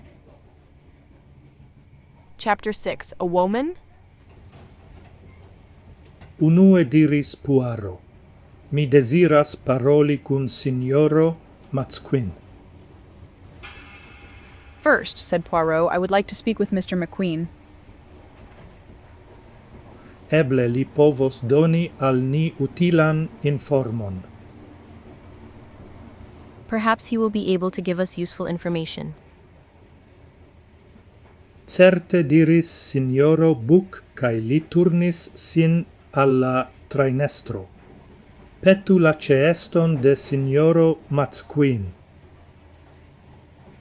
Certainly, said Mr. Book, and he turned to the train conductor. Request the presence of Mr. McQueen. La trainestro eliris el la vagono. The train conductor got out of the carriage. la conductoro revenis cun aro da pasportoi cae biletoi. The conductor returned with a set of passports and tickets. Signoro Book prenis ilin. Mr. Book took them. Dankon, Michel. Thank you, Michel. Estus bone, che vi nun reiru al via posteno. It would be good if you return to your post now. Ni acceptos vian atteston poste. We will accept your certificate later. Bone, signoro, Michel siavice eliris el la vagono. Very well, sir. Michel also got out of the carriage. Ciam ni estos parolintai cun signoro Matquin diris Puaro. Eble signoro la curacisto venos cun mi alla cupeo de la senviva signoro. When we have spoken with Mr. McQueen, said Poirot, perhaps the doctor will come with me to the compartment of the deceased gentleman. Certe. Certainly. Ciam ni estos finintai tie, sed en tiu momento la trainestro revenis cun Hector McQueen. When we are finished there, but at that moment the station master returned with Hector McQueen. Signoro Book extaris. Mr. Books stood out. Mancas al ni spazio citie, li diris affable. You don't have enough space here, he said kindly. Acceptu mian locon, signoro McQueen. Take my place, Mr. McQueen. Signoro, Poirot sidos contrau vi, tiel. Mr. Poirot will sit opposite you like this. Li turnis sin alla trainestro. He turned to the trainer. Forsendu ciun el la mangivagono. Li diris tiel che gi estos malplena por signoro Poirot. Remove everything from the food cart, he said, so that it will be empty for Mr. Poirot. Vi faros viain interviuoin tie, ciu ne? You will do your interviews there, won't you? Gi estos la plei tauga loco, consentis Poirot. It will be the most suitable place, Poirot agreed. McQueen rigardis de unu alla alia, ne comprenante la rapidan francan paroladon. McQueen looked from one to the other, not understanding the rapid French speech. Qu'est-ce qu'il y a? What's wrong? Li pene comencis. He barely started. Purzo. Why?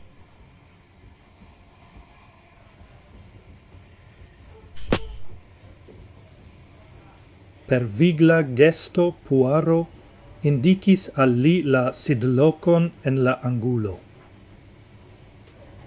With a brisk gesture, Poirot indicated to him the seat in the corner. Li sidigis cae recomencis. He sat down and started again. Purzo?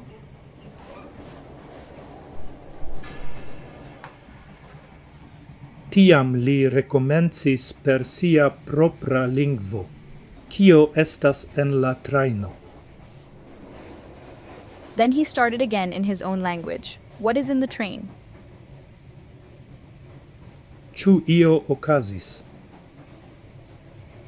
Did something happen? Li rigardis de unu al la alia. He looked from one to the other. Puaro capiesis. Poirot was captured. Precise. Exactly. Io okazis. Something happened. Via dunginto, signoro Ratchet, estas senviva. Your employer, Mr. Ratchet, is dead. Matsquin prescau faifis. McQueen almost fainted. Liai oculoi iom pli brilis, sed li ne montris consternon au confuson. His eyes shone a little more, but he did not show any confusion or dismay. Do, ili finfine successis, li diris. Thus they finally succeeded, he said. Precise kion vi volas signifi per tiu fraso, signoro Matsquin? Precisely what do you mean by that sentence, Mr. McQueen? Matsquin hesitis. McQueen hesitated. Vi supposas, diris Poirot, che signoro Ratchet estas murdita.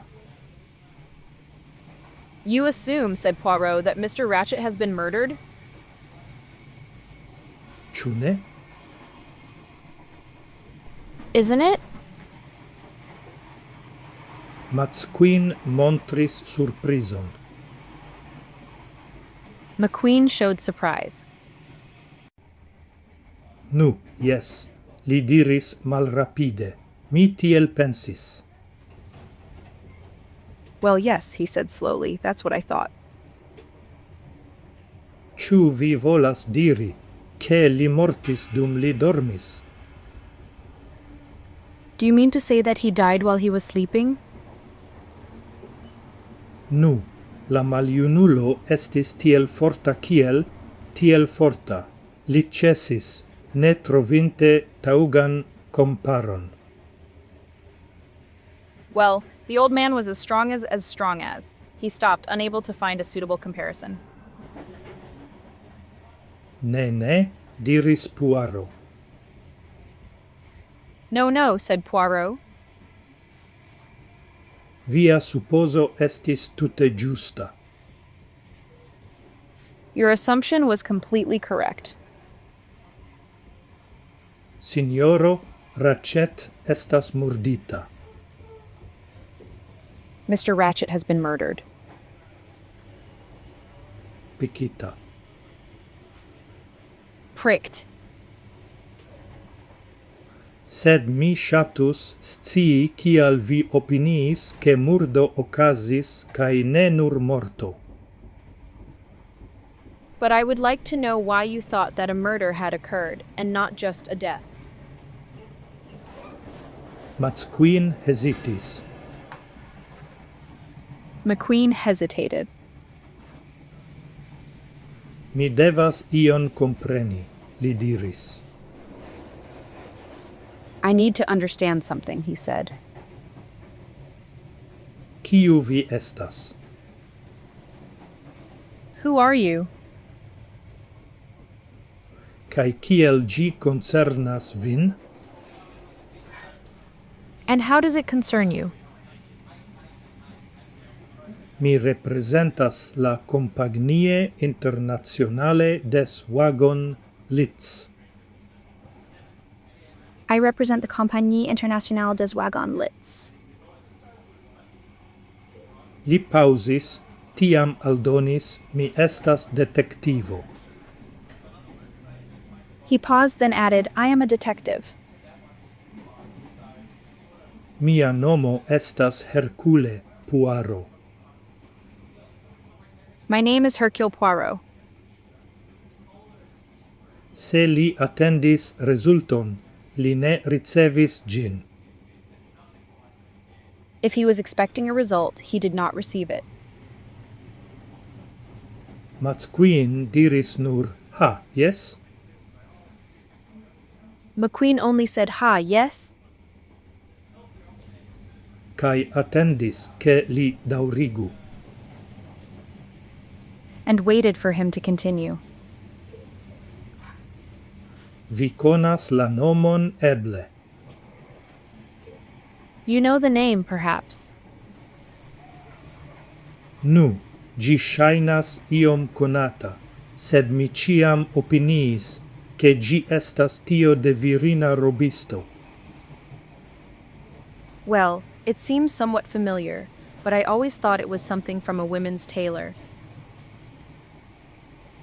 Hercule Poirot malcontente rigardis lin. Hercule Poirot looked at him with displeasure. Necredeble. Unbelievable. Li diris. He said. Kio estas necredebla?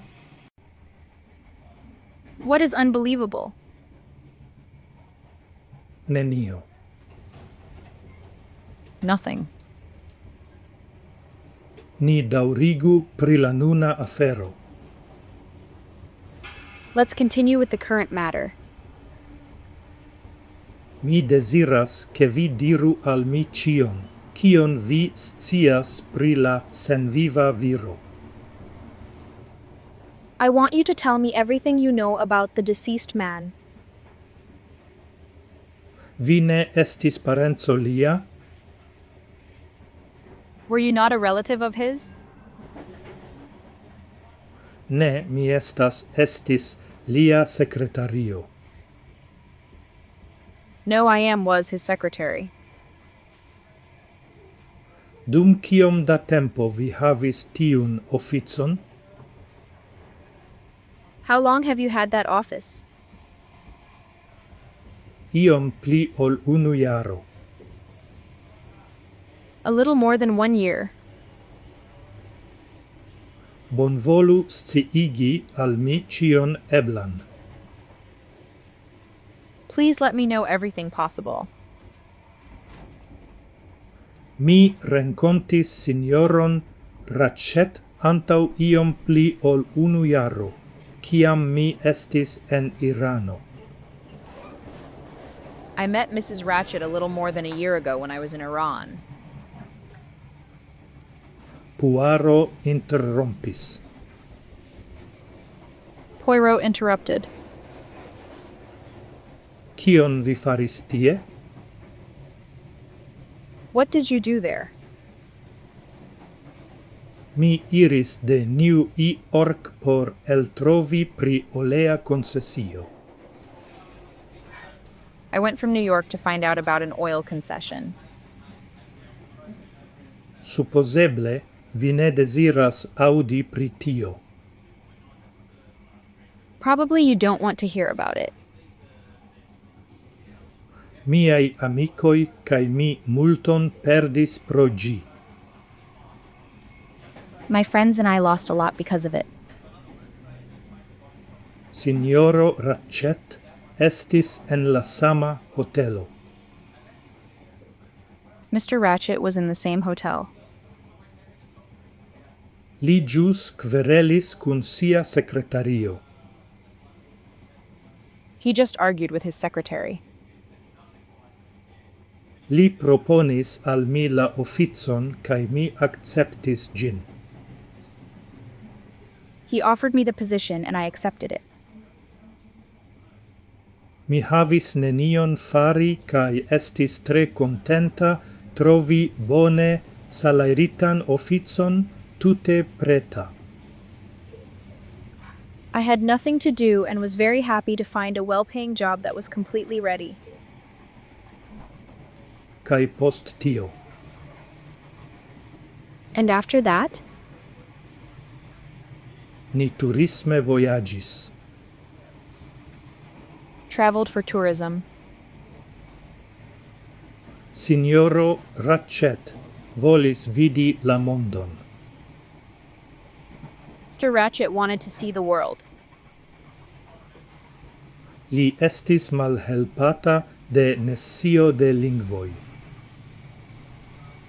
He was hindered by his lack of knowledge of languages. Mi estis pli cunulo ol secretario. I was more of a companion than a secretary. Gi estis agrabla viv maniero. It was a pleasant way of life.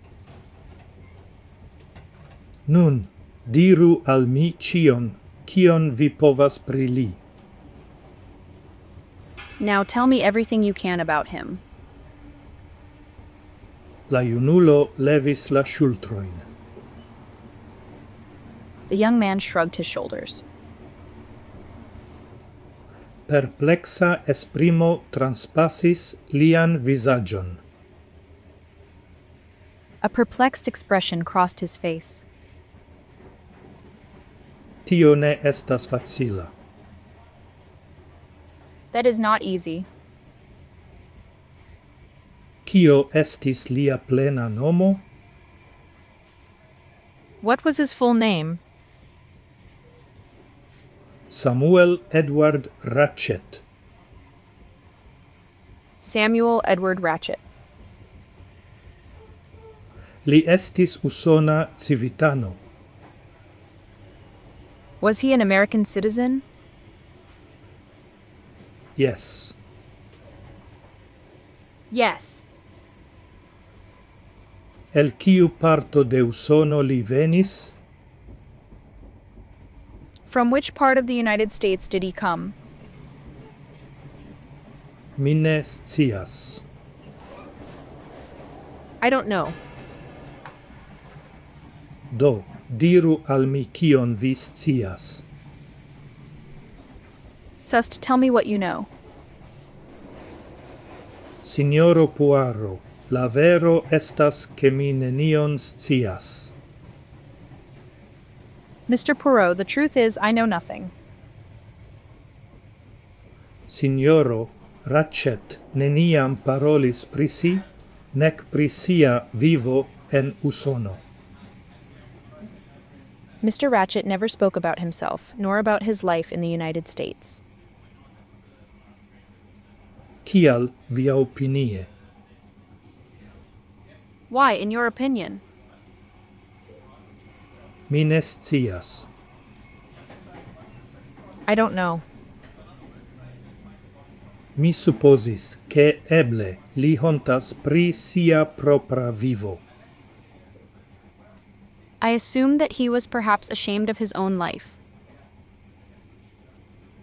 Kelkai viroi tion faras. Some men do that. Ĉu tio ŝajnas al vi kontentiga opinio?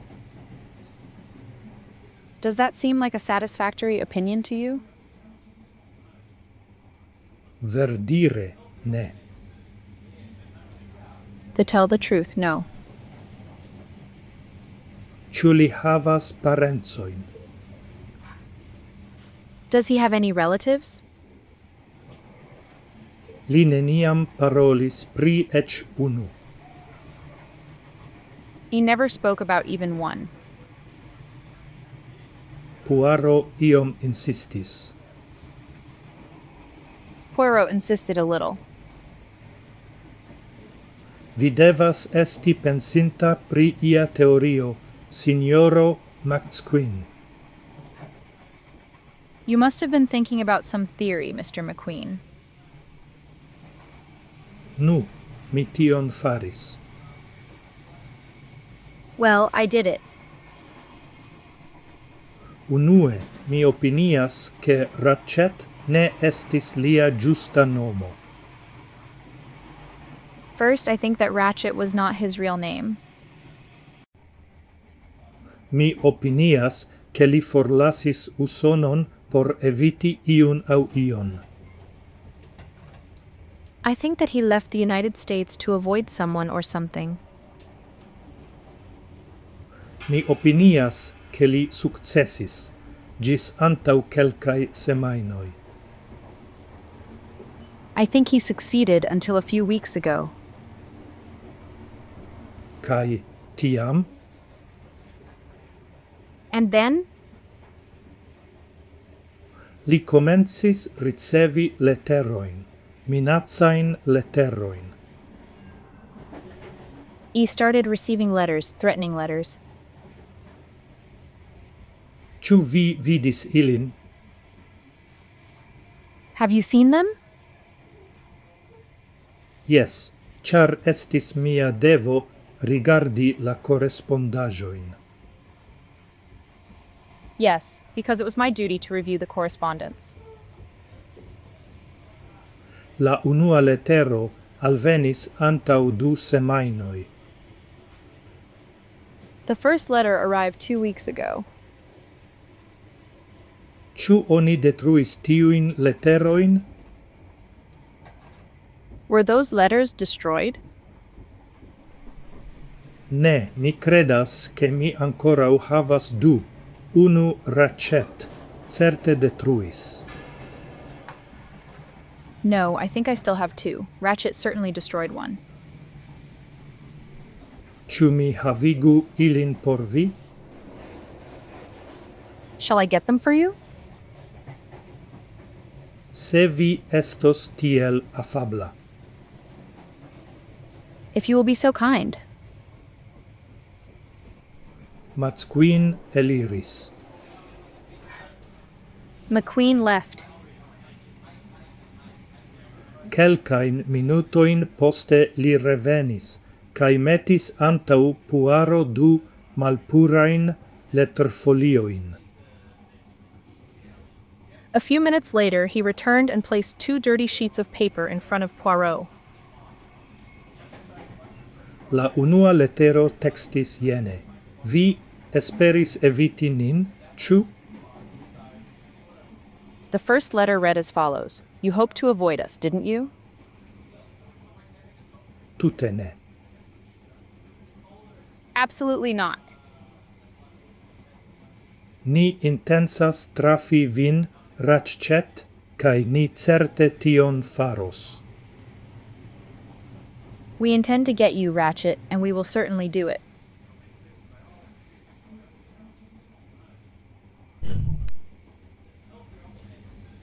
Ne estis subscribo. There was no signature. Sen dirante ion, Puaro prenis la duan letteron. Without saying anything, Poirot took the second letter. Ni intensas forigi vin, Ratchet. Intend to get rid of you, Ratchet. Post ne longe. After a short time. Ni certe tion faros. We will certainly do that. Puaro formetis la letteron. Poirot folded the letter. La stilo estas unutona. The style is monotonous. Li diris. He said. Pli tiel ol la scribado. More so than the writing. Matsquin rigardis lin. McQueen looked at him. Vi tion ne rimarcus, diris Puaro affable. You wouldn't notice it, Poirot said gently. Gi bezonas oculon spertan. It requires an experienced eye. Ci tiu lettero ne estas scribita de unu persono, signoro Matsquin. This letter was not written by one person, Mr. McQueen. du au pli da personoi scribis gin, unu scribis literon post la alia. 2 or more people wrote it. One wrote a letter after the other. Ancau la literoi estas presimilai. Also, the letters are quite similar. Pro tio oni ne povas facile identigi la scribadon. Therefore, it is not easy to identify the handwriting. Li pausis cae tiam diris. He paused and then said,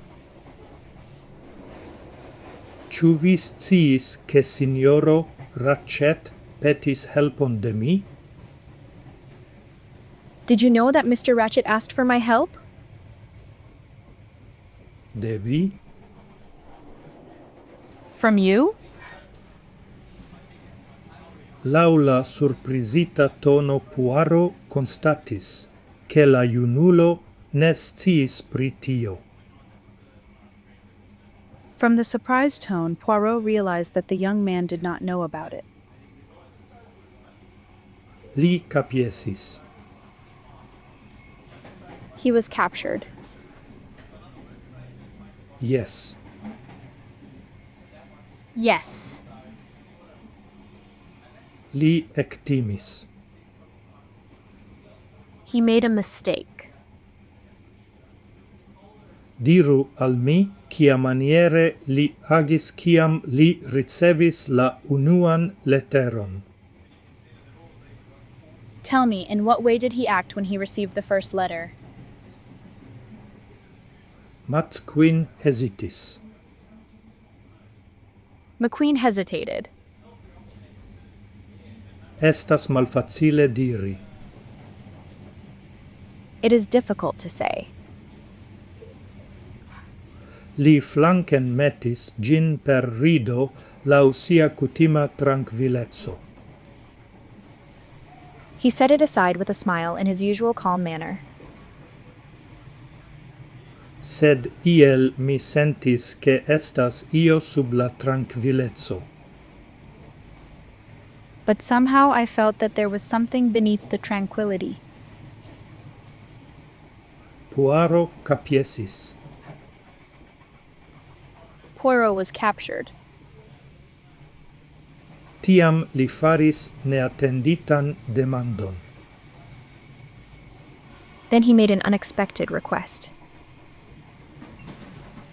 Signoro, Matsquin, diru al mi tute honeste, kion vi opiniis pri via mastro. Mr. McQueen, tell me completely honestly what you thought of your master.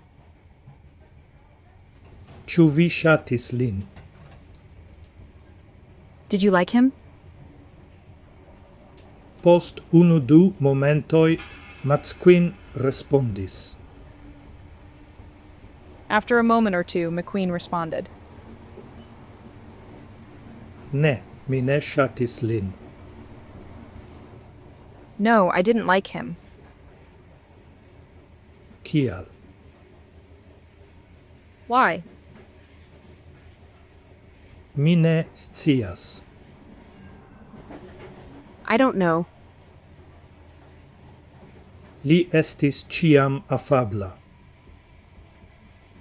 He was always affable. Li pausis, tiam diris, mi diros al vi la veron, signoro Poirot.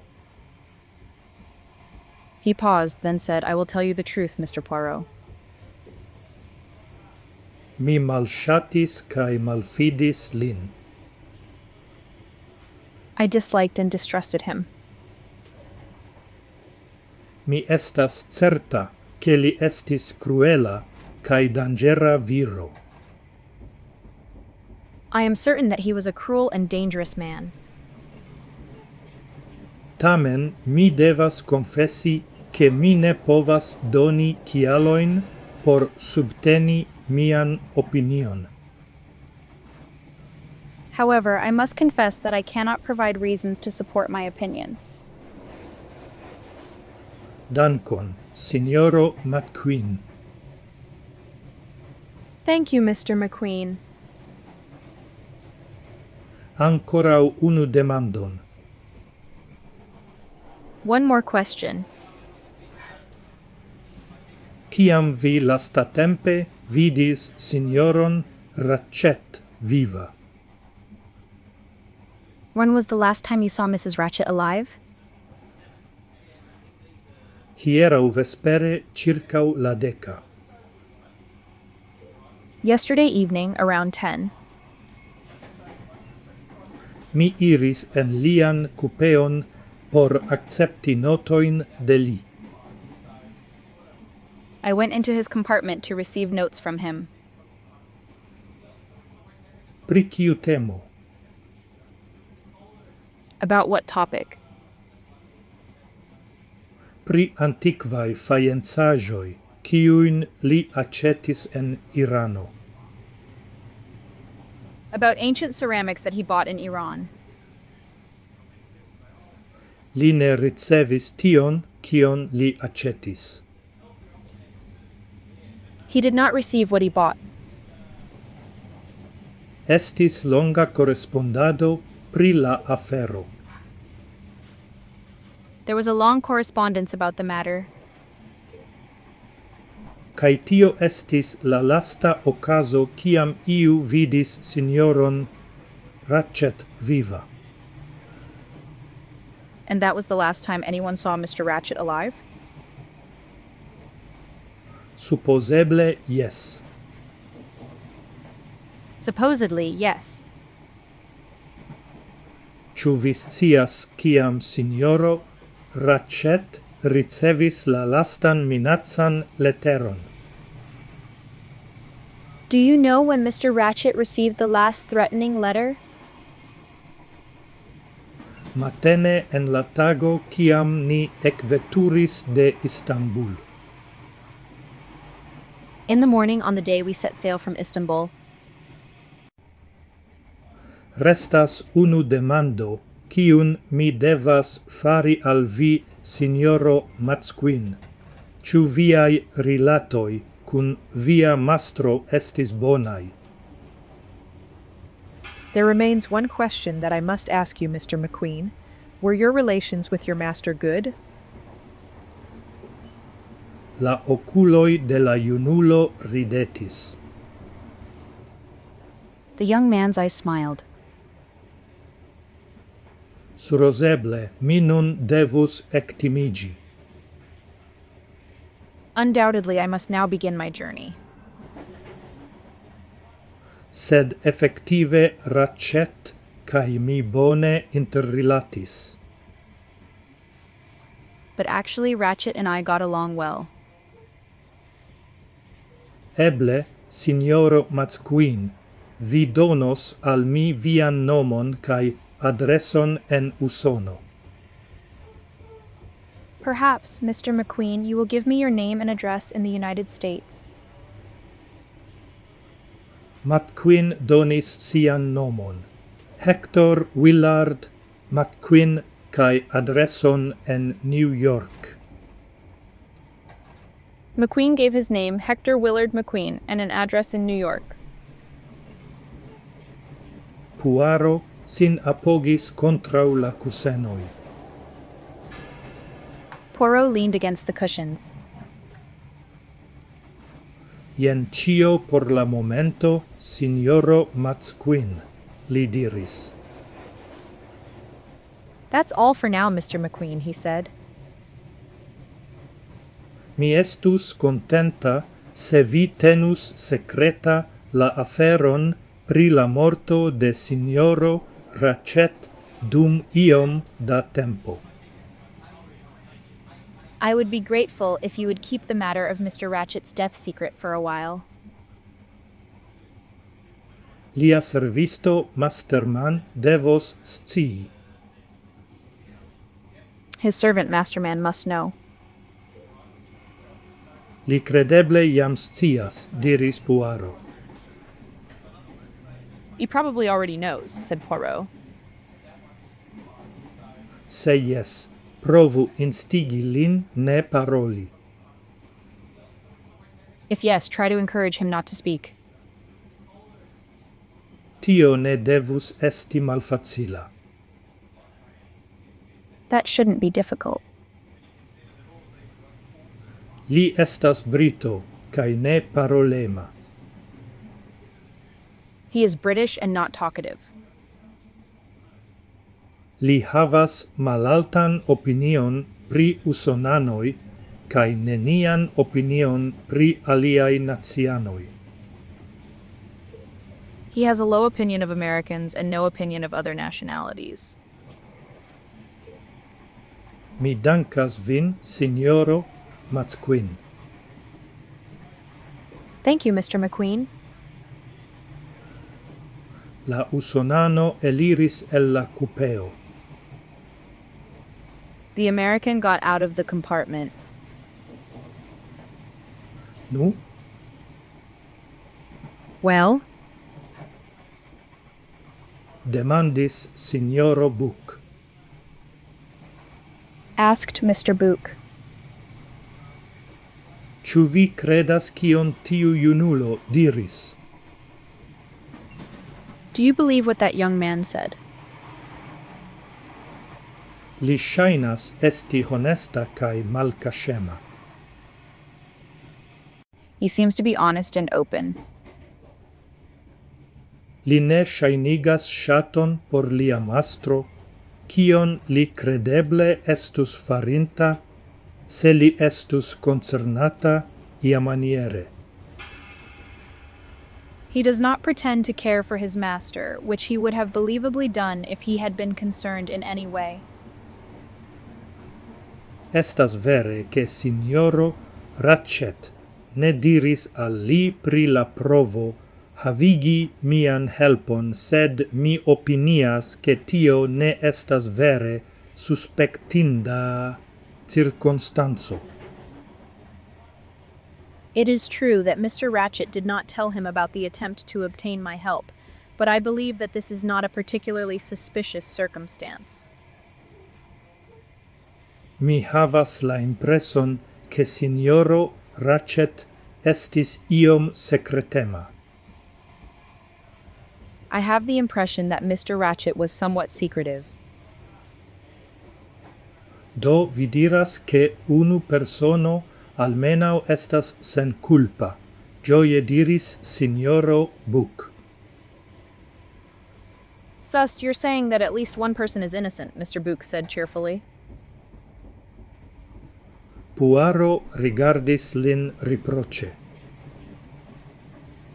Poirot looked at him reproachfully.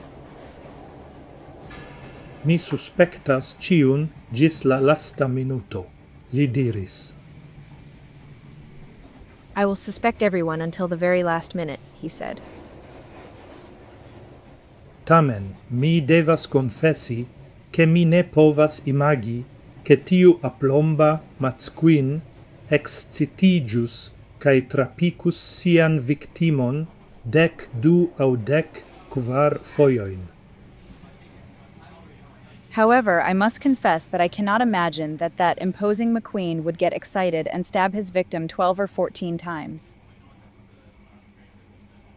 Gi ne estas lau lia psicologio, tute ne. It is not in accordance with his psychology, not at all. Ne, pense diris signoro Book. No, Mr. Book thought to himself. Tio estas la ago de viro prescau frenesa pro malamo, gi indicas la latinan temperamenton. This is the act of a man almost driven mad by unrequited love. It reveals the Latin temperament. Au gi indicas, kiel insistis, la trainestro virinon. Or does it indicate, as the trainer insisted, that it is a female? Chapitro seb, la cadavro. Chapter 7. The Corpse. Sequate de doctoro Constantine, Puaro iris alla apuda vagono, cae la cupeo en kiu estas la murdita viro. Following Dr. Constantine, Poirot went to the next carriage and the compartment in which the murdered man was. La conductoro venis cae malschlossis la pordon por ili. The conductor came and unlocked the door for them. La du viroi eniris. The two men entered. Puaro turnis sin al sia cunulo. Poirot turned to his companion. Kion oni faris en citiu cupeo? What did they do in this compartment? Oni tuŝis nenion. Nothing was touched. Mi zorgis ne movi la cadavron, ciam mi examenis gin. I took care not to move the corpse when I examined it. Puaro capiesis cae circaurigardis. Poirot nodded and looked around. Oni unue rimarcis la egan malvarmon. One first noticed the immense cold. La fenestro estis plene malfermita. The window was completely open. Brr, diris Puaro. Brr, said Poirot. La alia consente ridetis. The other one smiled in agreement. Mi opiniis che mi devas ne fermi gin, li diris. I thought I shouldn't close it, he said. Puaro zorge examenis la fenestron. Poirot carefully examined the window. Vi estas prava, li diris. You are right, he said. Neniu iris el la cupeo laŭ tiu ĉi vojo. No one has left the compartment by this route. Eble oni intencis che la malfermita fenestro indicu tion, sed, se jes, la neĝo malhelpis la desiron de la murdinto. Perhaps it was intended that the open window should indicate this, but if so, the snow thwarted the murderer's intention. Li zorge examenis la cadron de la fenestro. He carefully examined the window frame. Preninte scatoleton el la poŝo, li blovis iom da pudro sur gin. Taking a small box from his pocket, he blew some powder onto it. Ne estas fingromarkoj, li diris. There are no fingerprints, he said. Crimuloj ne faras tiajn erarojn nuntempe. Criminals don't make such mistakes these days. Pro tio, ni povas fermi la fenestron. Because of that, we can close the window. Estas glaciige malvarme ĉi tie. It is freezing cold here. Tion li faris, kaj tiam por la unua fojo li rigardis la senmovan figuron kuŝantan sur la liteto. He did so, and then for the first time he looked at the motionless figure lying on the bed. Ratchet kuŝis sur sia dorso. Ratchet was lying on his back. Lia pijama jako makulita per sango estis malfermita. His pajama jacket, stained with blood, was open. Mi devis rigardi la vundoin, clarigis la curacisto. I had to examine the wounds, explained the doctor. Puaro capiesis. Poirot was captured. Li clinis sin super la cadavro. He leaned over the corpse. Fine li rectigis sin cun grimazzo. Finally, he straightened up with a grimace. Malbella vidaggio, li diris. An ugly sight, he said. Evidente iu staris tie cae picis lin foion post foio. Clearly, someone was standing there and pricking him time after time. Precise ciom da vundoi estas. Exactly how many wounds are there? Mi calculis 12. I counted 12. Unu du estas tiom malgravai, che ili estas nur gratetoi. 1 and 2 are so insignificant that they are merely crumbs. Aliflanque, almenau 3 povus causi morton. On the other hand, at least 3 of them could cause death. Io en la voctono de la curacisto altiris la attenton de Puaro. Something in the doctor's tone of voice caught Poirot's attention. La malgranda Greco perplexite rigardis la cadavron. The little Greek looked at the corpse in confusion. Io shainas extraordinara, ĉu ne? Something seems extraordinary, doesn't it? Li gentile demandis. He politely asked. Parolu mia amico. Speak, my friend. Estas io, cio perplexas vin. Is there something that confuses you?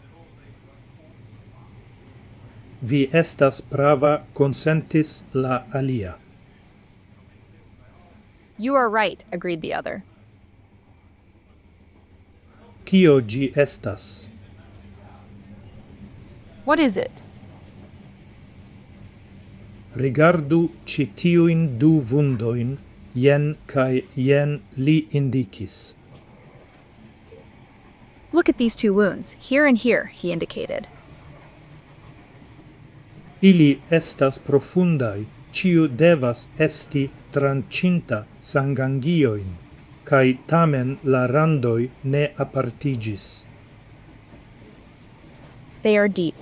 Each one must have cut through blood vessels, and yet the edges did not separate. Ili ne sangis kiel oni attendus. They did not bleed as one would expect. Kai tio indicas.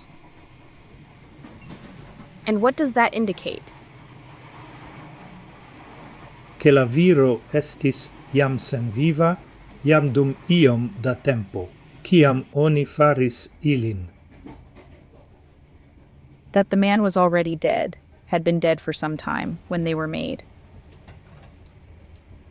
Sed tio estas absurda. But that is absurd. Shainas tiel, diris Poirot pense. It seems so, Poirot said thoughtfully.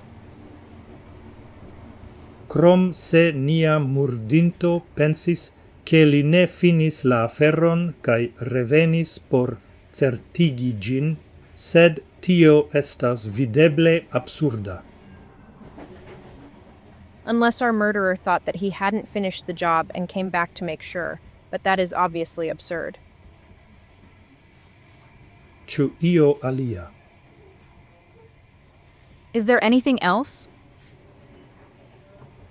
Nu unu aferon. Well, first of all, Rigardu ci tiun vundon sub la dextra braco apud la dextra ŝultro. Look at this wound under the right arm near the right shoulder. Prenu mian crayonon. Take my pencil. Ĉu vi povas fari tian frapon? Can you do that kind of strike? Puaro suprenlevis la manon. Poirot raised his hand. Precisemant, li diris. Precisely, he said. Per la dextra mano gi estas malfacile farebla, prescau neebla. With the right hand, it is difficult to do, almost impossible. Sed se oni frappis per la maldextra mano. But if one struck with the left hand, Precise, signoro Puaro. precisely, Mr. Poirot. Tiu frappo prescau certe estas farita per la maldextra mano.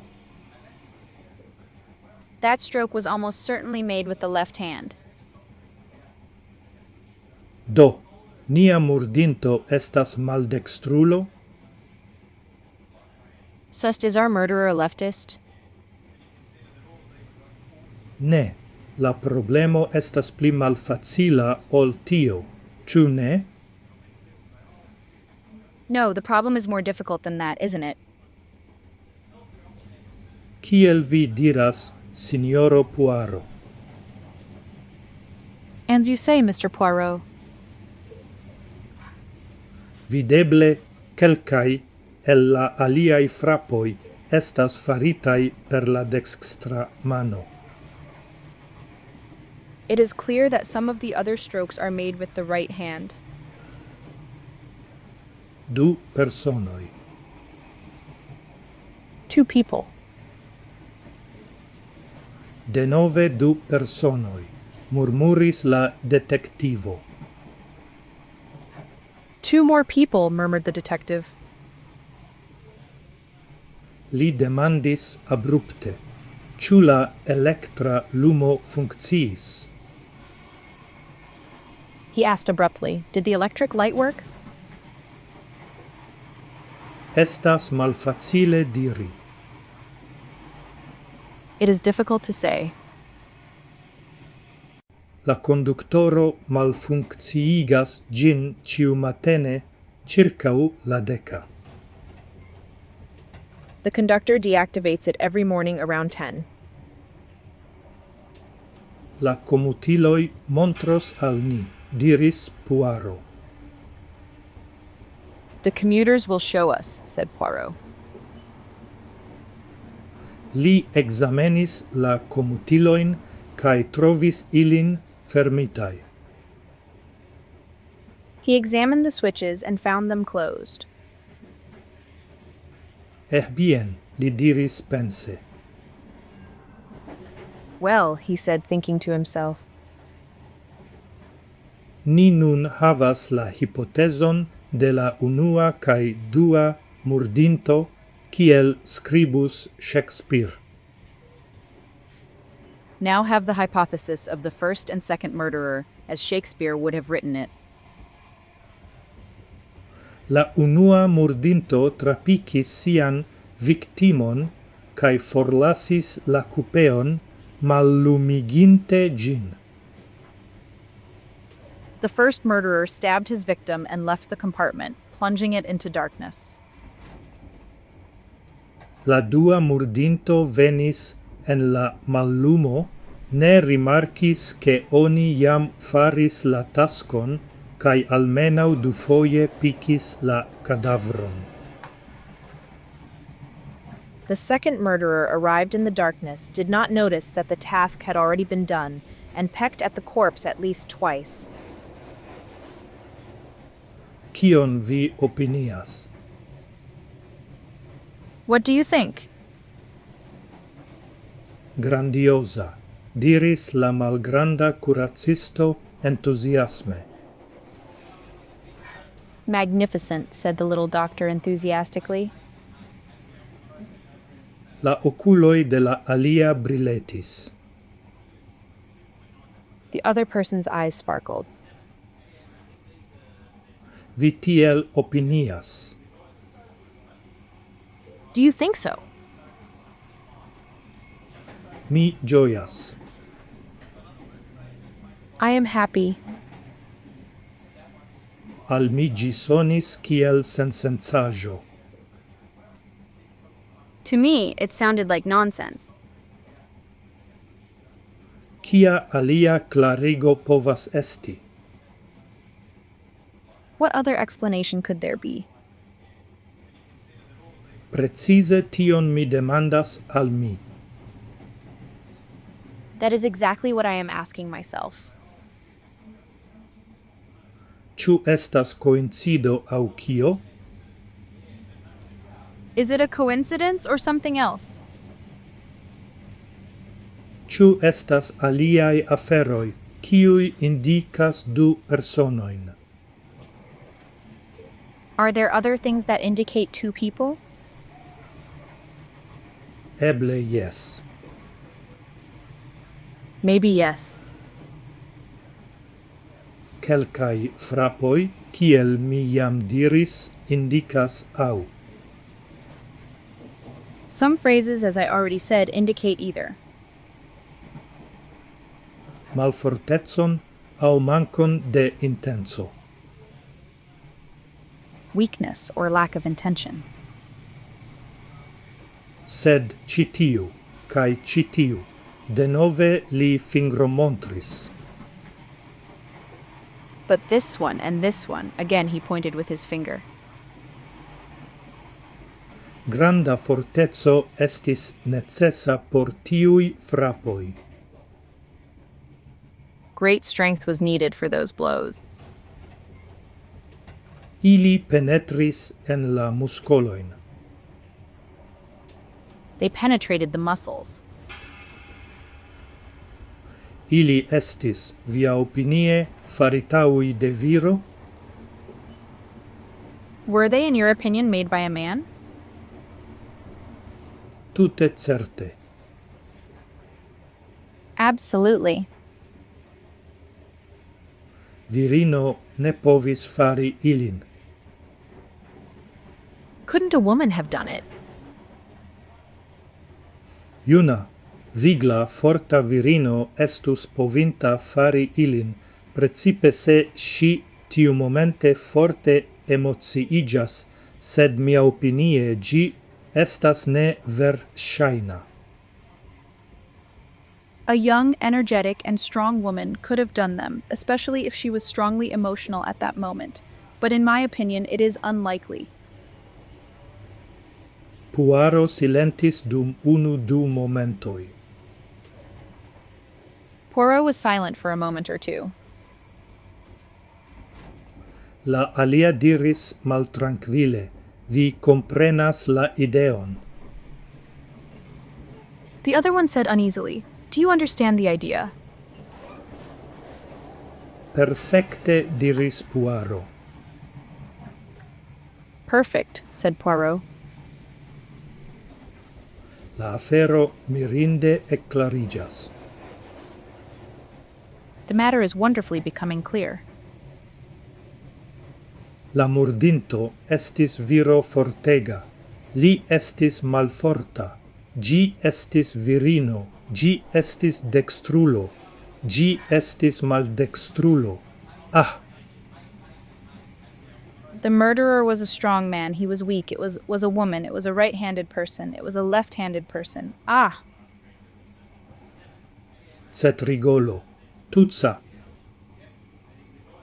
It's funny, all of this.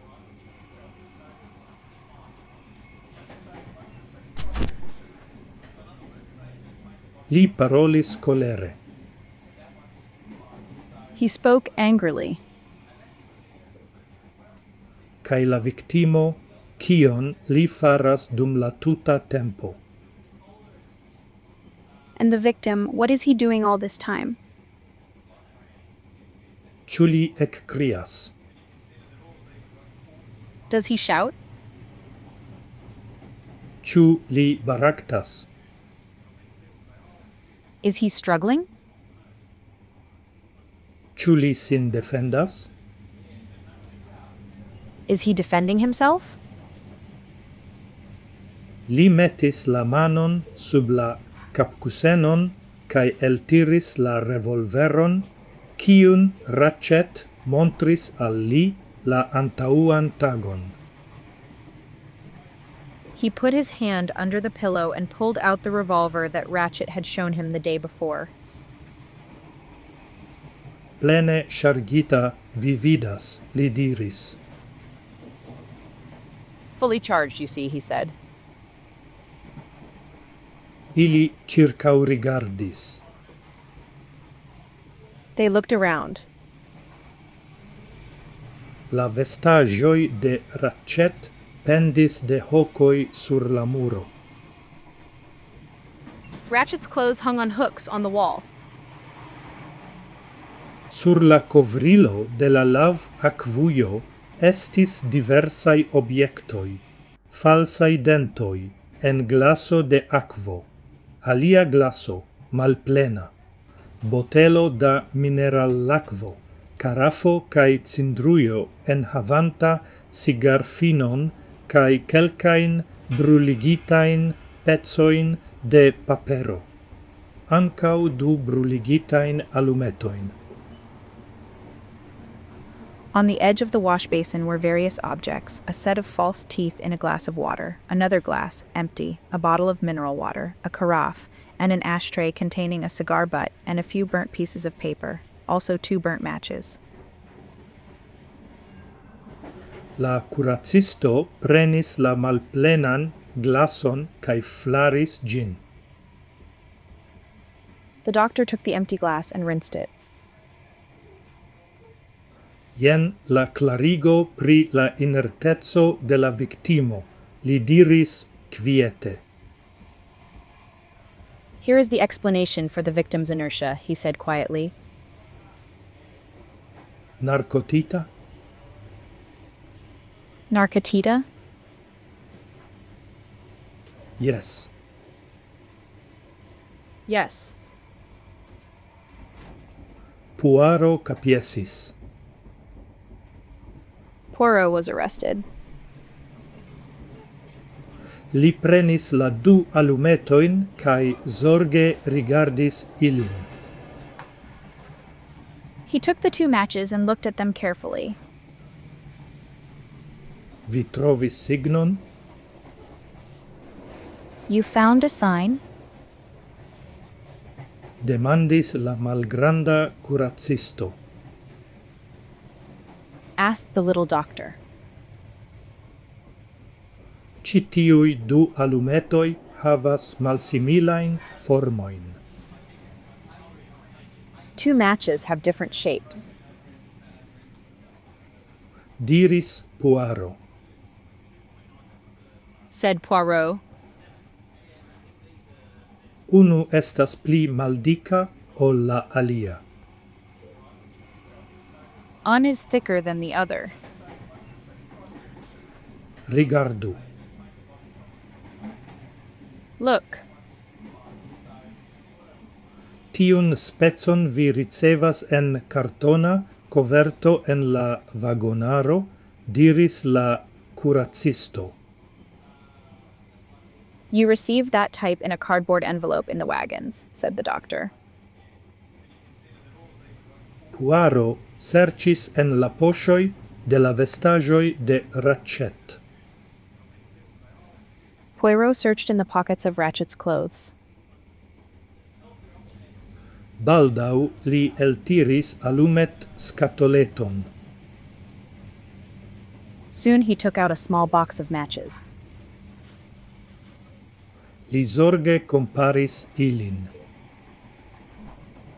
He carefully compared them. La pli dika estas alumeto usita de signoro Ratchet, li diris. The thicker one is as much used by Mr. Ratchet, he said. Ni vidu, ĉu li ankaŭ possedis la alian specon. Let's see if he also owned the other type. Sed ili ne trovis aliajn. But they didn't find any others. La oculoi de Puaro circau rigardis la coupeon. Poirot's eyes surveyed the compartment. Ili estis brilai cae viglai kiel tiui de birdo. They were bright and lively like those of a bird. Oni sentis che ili ne maltrafus ion aion. It was felt that they would not miss anything.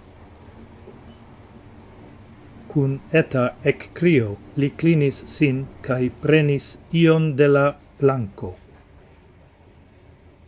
With a small exclamation, he bent down and picked something up from the floor.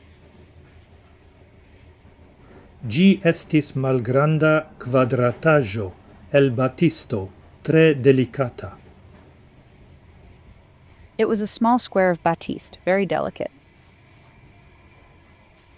En la angulo estis brodita ceflitero, ho.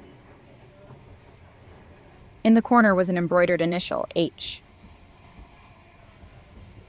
Postuco de virino, diris la curacisto. It's a woman's purse, said the doctor.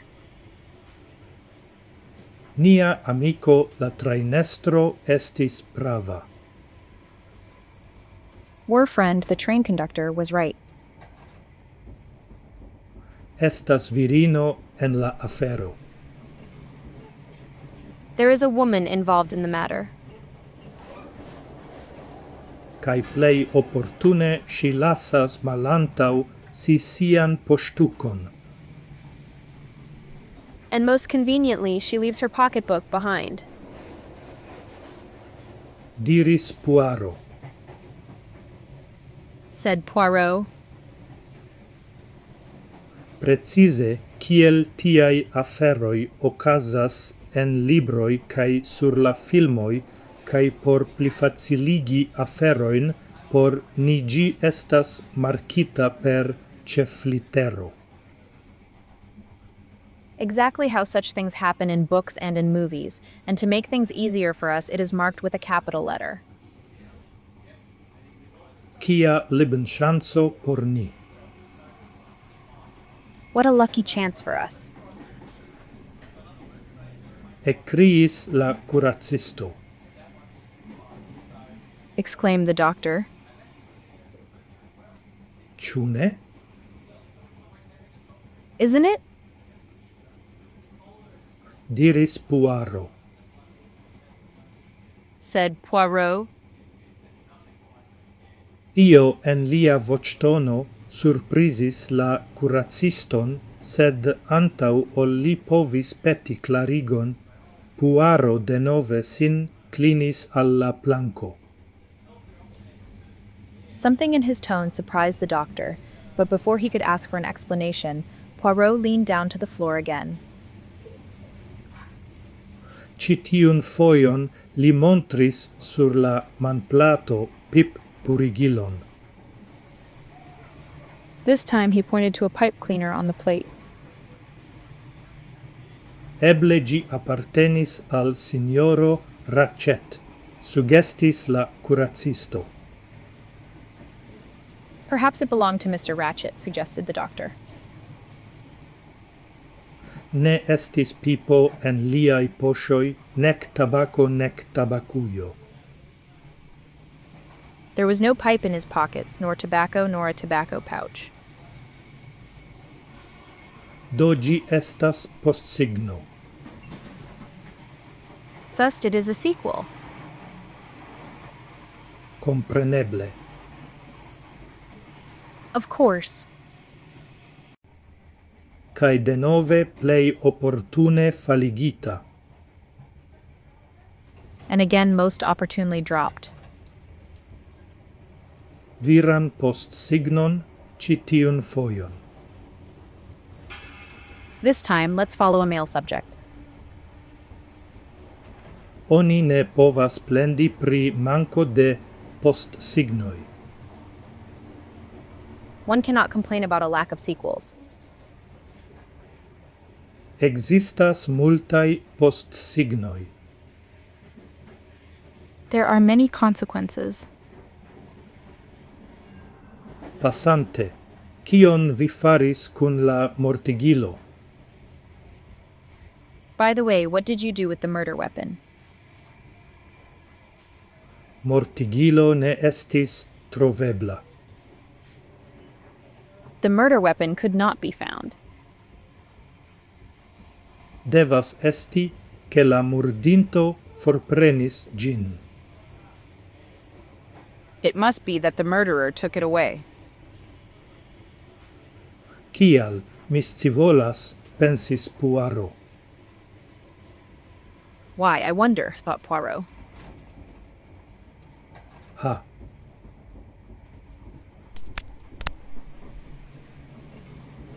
La curacisto estis trarigardinta la poŝojn de la piĝamo. The doctor had searched the pockets of the pajamas. Mi ne rimarkis tion, li diris. I didn't notice that, he said. Mi malfermis la jakon kaj tuj flankenturnis ĝin. I unbuttoned the jacket and immediately turned it inside out. El la brustpoŝo li tiris oran poŝhorloĝon. From his breast pocket, he pulled out a golden pocket watch. La ujo estis kavetumita, kaj la montriloj indikis kvaronon post la unua. The container was hollowed out and the pointers indicated 1:15. Vidu. Look, Criis Constantine.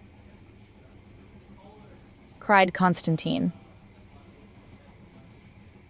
Tio donas al ni la horon de la crimo, kaj ĝi estas laŭ mia kalkulo. This gives us the time of the crime, and it matches my calculation. Inter noktomezo kaj la dua mi diris, kaj jen la confirmo. between midnight and 2 o'clock I said it, and here is the confirmation. Kvarono post la unua. 1:15. Tio estis la horo de la crimo.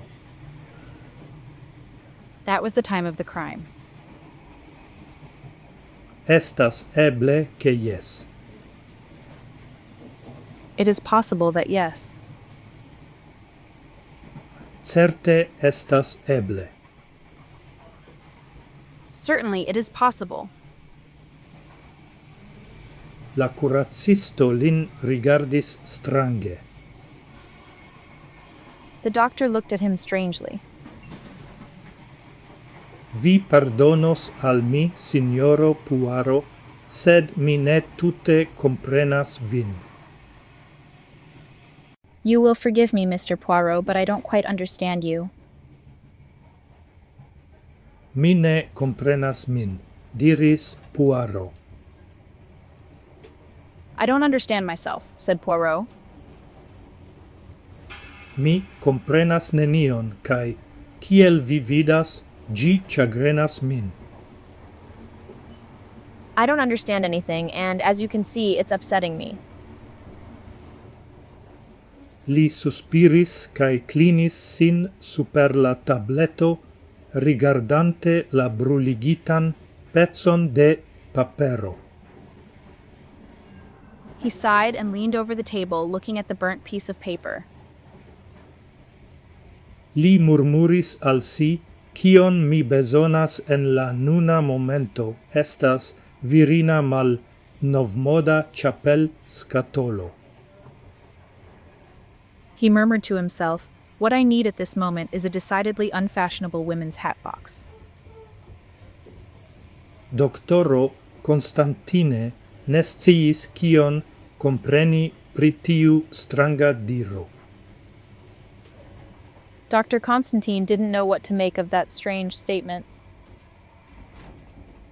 Ĉiuokaze Puaro ne lasis al li la tempon por demandoj. In any case, Poirot didn't give him time for questions. Malfermante la pordon, li vocis la conductoron. Opening the door, he called the conductor. La viro tui venis. The man came immediately. Kiom da virinoi estas en ĉi tiu vagono? How many women are in this carriage? La conductoro calculis per siaj fingroj. The conductor counted with his fingers. 1, 2, 3, 6, signoro. 1, 2, 3, 6, sir. La maljuna usonanino, svedino, la juna anglino, la grafino Andreni, kaj la princino Dragomirov, kaj ŝia servistino. The old American woman, the Swede, the young English woman, Countess Andreni, and Princess Dragomirov and her maid. Puaro pripensis. Poirot pondered. Ili ĉiuj havas ĉapel skatolojn, yes? They all have hat boxes, yes? Yes, signoro. Yes, sir. Do, alportu al mi tiujn de la svedino kaj la servistino. Sus, bring me those from the Swedish woman and the servant. Vi diros al ili, che gi estas pro la dogano au io ein lau via desiro. You will tell them that it is due to customs or whatever you wish. Ne necessas, signoro. It is not necessary, sir. Ili nuntempe ne estas en siaj kupeoj. They are currently not in their compartments.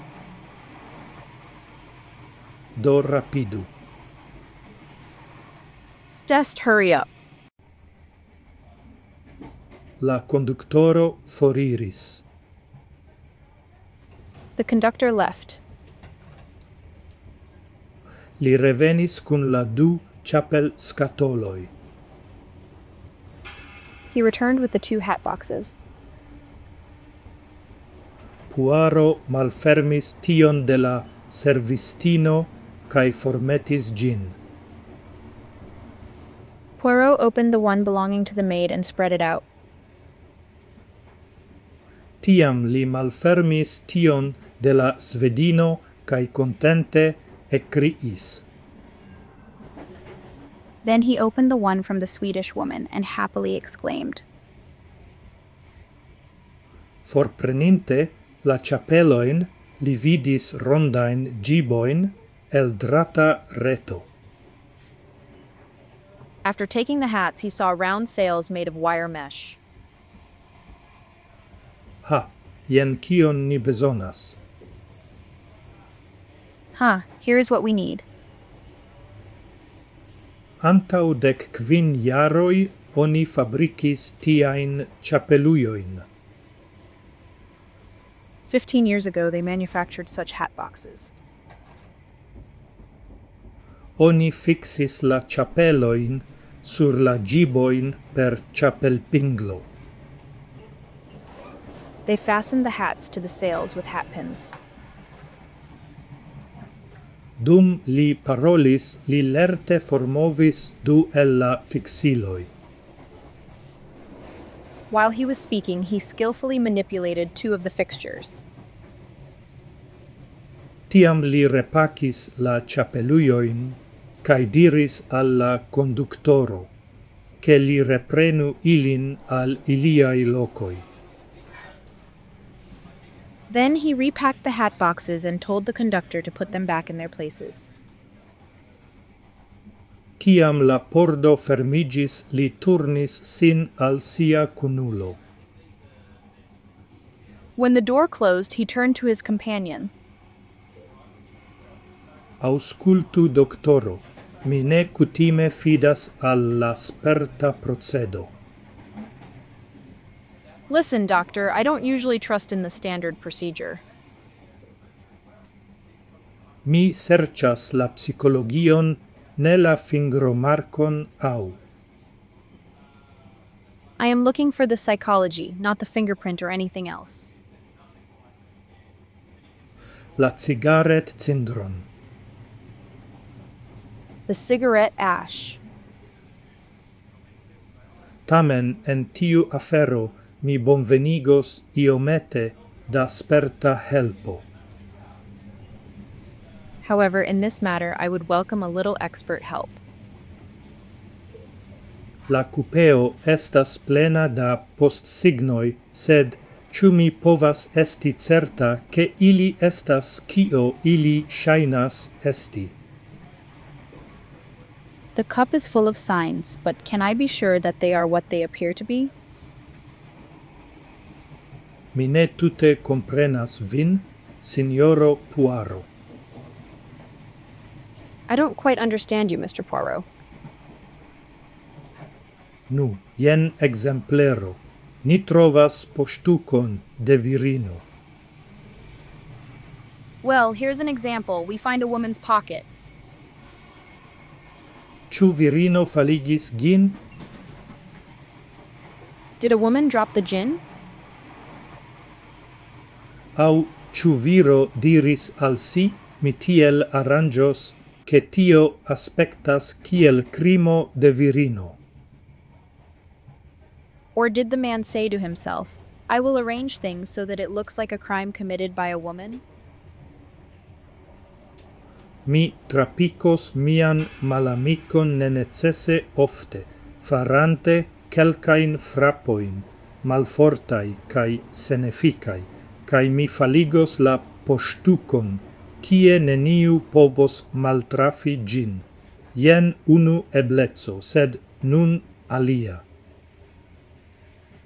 I will kick my enemy unnecessarily often, making some of the kicks weak and ineffective, and I will drop the pocketbook where no one can miss it. Here is one possibility, but now another. Ĉu virino murdis lin, kaj ĉu ŝi intense faligis purigilon, por ke ĝi aspektu kiel crimo de viro?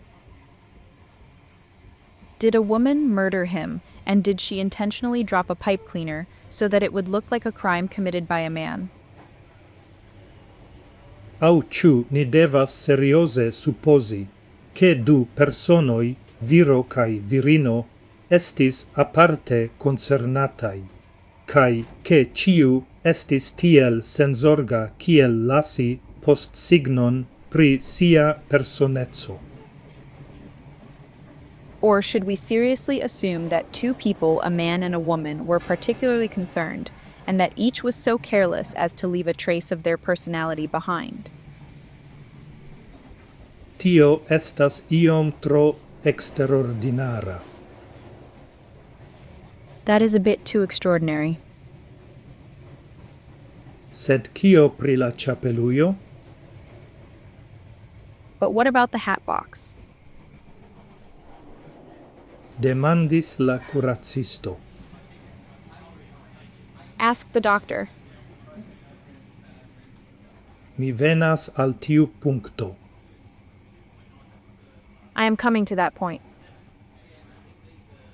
Kiel mi diras, la postsignoi, la poŝhorloĝo haltigita je kvarono post la unua, la poŝtuko, la pip-purigilo povas esti malfalsaj au ili povas esti intense arrangitai. As I say, the clues. The pocket watch stopped at 1/4 the hour. The postmark, the pipe cleaner, may be false, or they may be deliberately arranged. Gis nun mi ne povas diri. Until now, I cannot say. Sed estas unu postsigno, kiun mi credas esti vera. But there is one sign that I believe to be true. Mi parolas pri la maldika alumeto.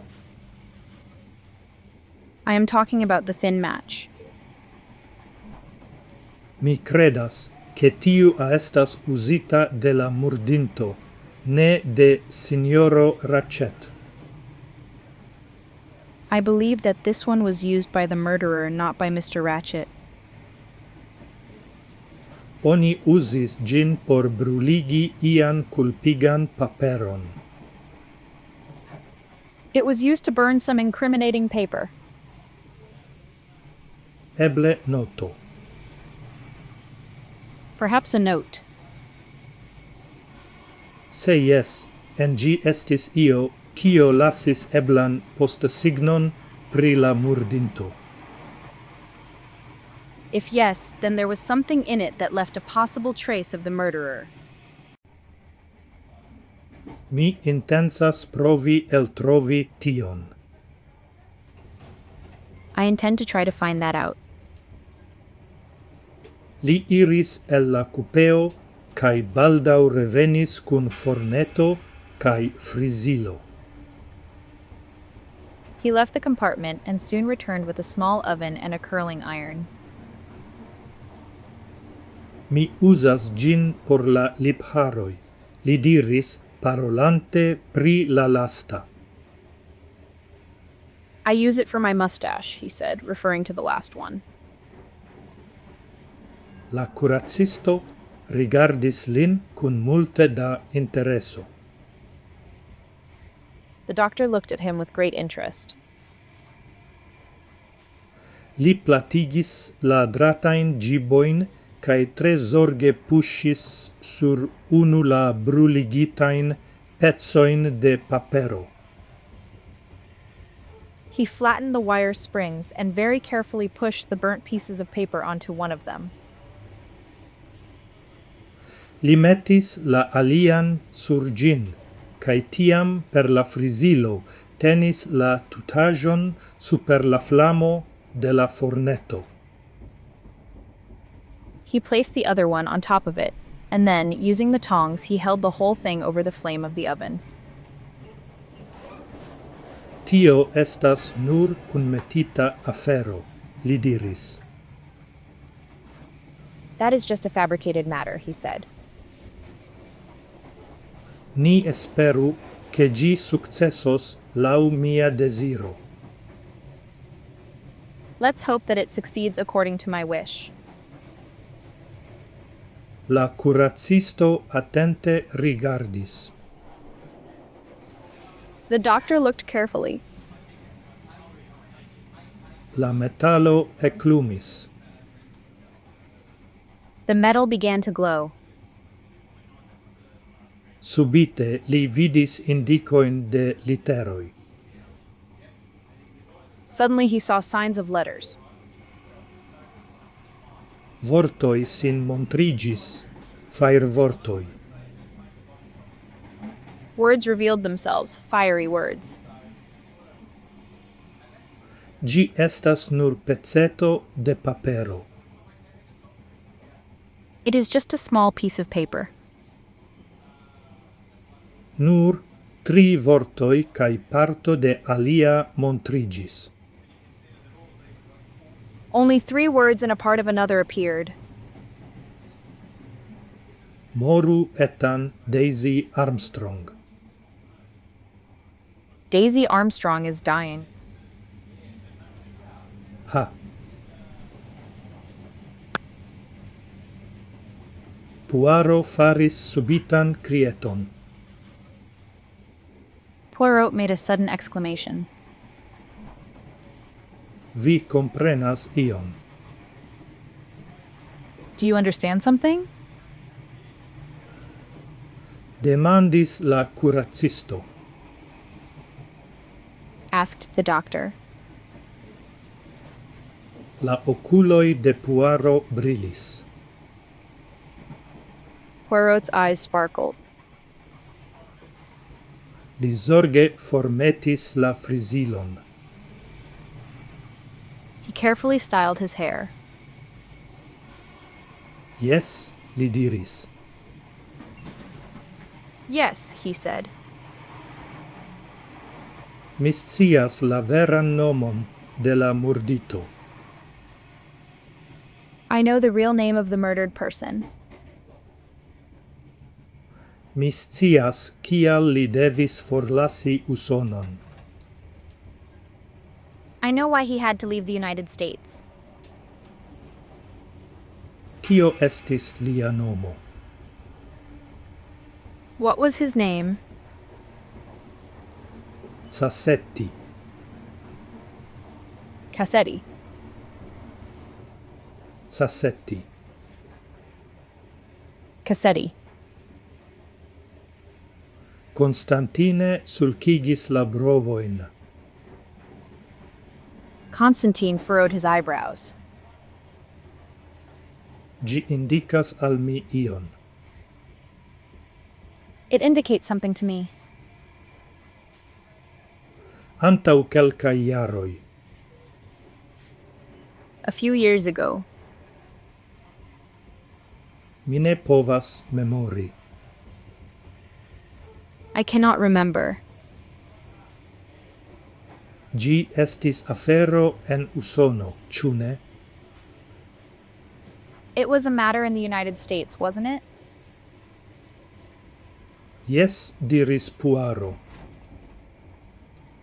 Yes, said Poirot. Afero en Usono. A matter in the United States. Krom tio Poirot ne estis clarigema. Besides, Poirot was not one to explain things. Li circaurigardis kaj daŭrigis, ni parolos pri tio baldaŭ.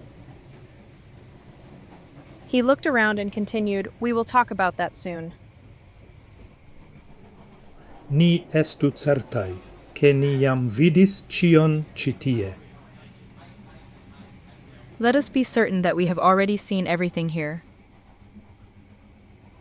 Rapide li denove examenis la poŝojn de la vestoj de la murdito, sed trovis nenion interesan. Quickly, he examined the pockets of the murdered man's clothes again, but found nothing of interest. Li provis malfermi la pordon al la apuda cupeo, sed gi estis riglita je la alia flanco. He tried to open the door to the adjacent compartment, but it was locked from the other side. Estas unu afero kiun mi ne comprenas, diris doktoro Constantine. There is one thing that I don't understand, said Dr. Constantine. Se la murdinto ne escapis tra la fenestro, kaj se ĉi tiu pordo estis riglita je la alia flanco, kaj se la pordo de la koridoro estis ne nur ŝlosita, sed ankaŭ ligita per ĉeno, kiel la murdinto eliris el la kupeo. If the murderer did not escape through the window, and if this door was locked on the other side, and if the corridor door was not only locked but also secured with a chain, how did the murderer get out of the compartment? Tion diras la aŭdantaro, kiam persono ligita ĉenmanoj kaj piedoj estas enfermita en kabineton kaj malaperas. That is what the audience says when a person, with their hands and feet bound, is locked in a cabinet and disappears. vi intensas? You intend to. Mi intensas diri, clarigis Poirot, che se la murdinto desiris, che ni credu che li escapis tra la fenestro, li nature shainigus che la aliai du elireioi estas neeblai. I mean to say, Poirot explained, that if the murderer wanted us to believe that he escaped through the window, he would naturally make it appear that the other two exits were impossible. Kiel la malaperanta persono en la cabineto gi estas artifico. Like the vanishing person in the cabinet, it is an artifice. Estas nia devo eltrovi kiamaniere gi estas farita. It is our duty to find out how it is done.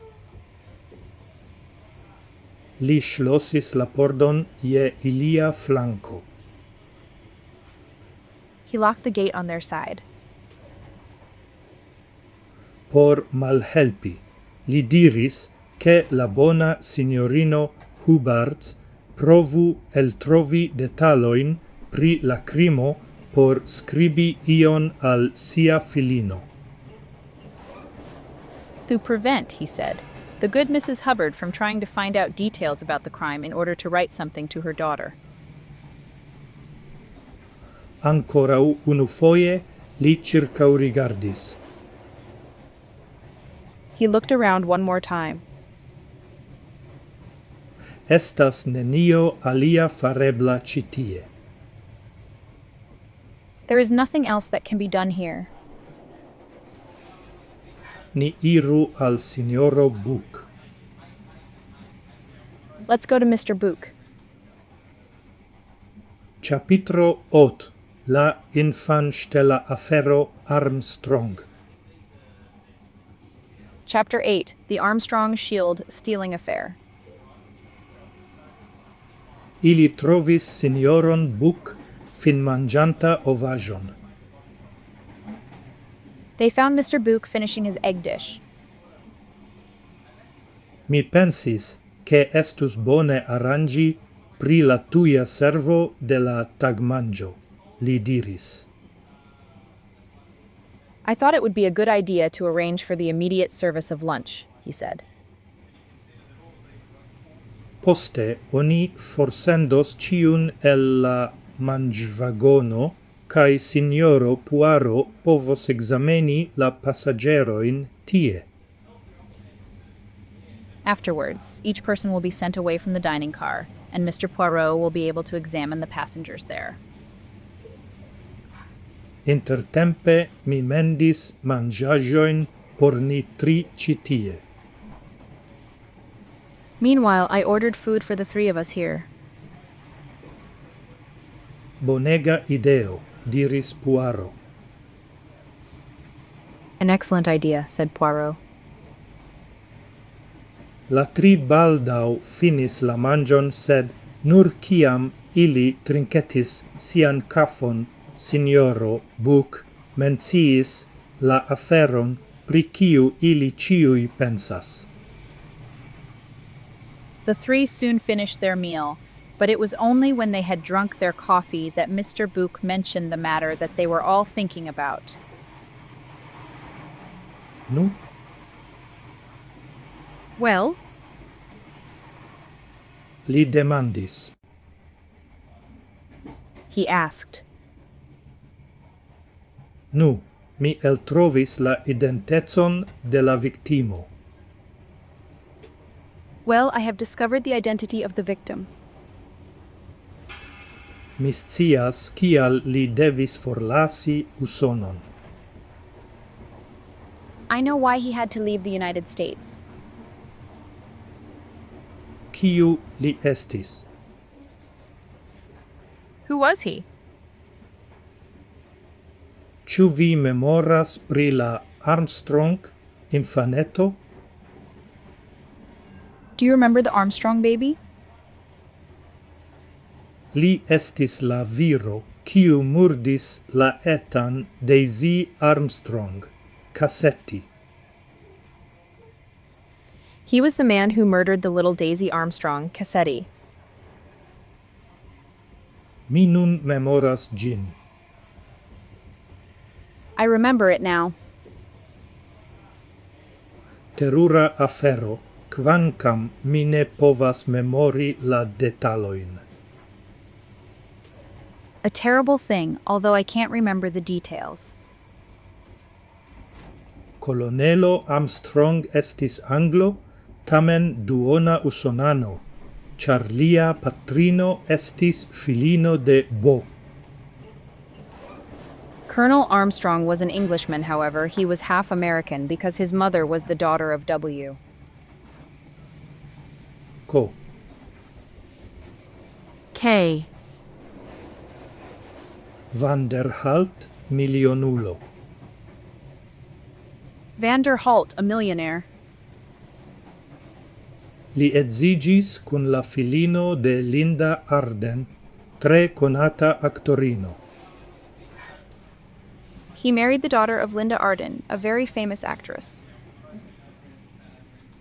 Ili logis en Usono, cae havis unu infaneton, filinon, cium ili adoris. They lived in the United States and they had one child, a daughter, whom they adored. Ciam si havis 3 jaroin, oni forstelis sin, cae postulis altegan sumon por sia resendo. When she was 3 years old, she was kidnapped, and a large sum was demanded for her return.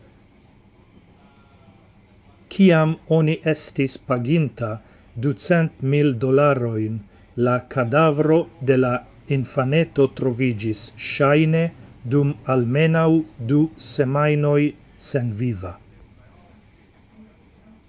When $200,000 had been paid, the infant's corpse was found, apparently having been lifeless for at least 2 weeks.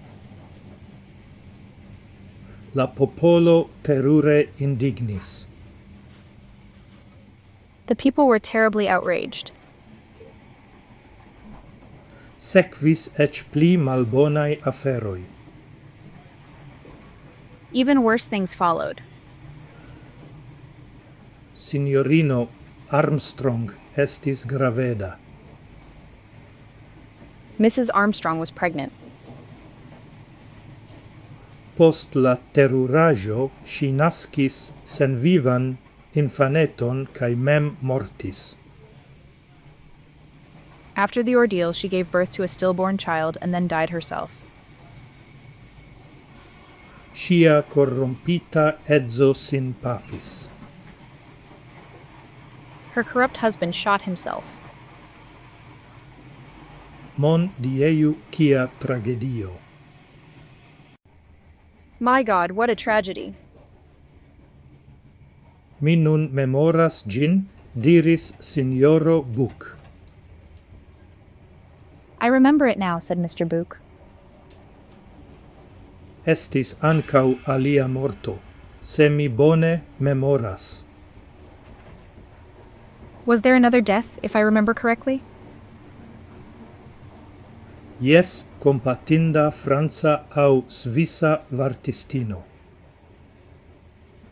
Yes, a sympathetic French or Swiss artist. La polizaro opiniis che si ion sciis pri la crimo. The police believed that she knew something about the crime. Ili rifusis credi sciain, hysteriain, neain assertoin. They refused to believe her hysterical denials.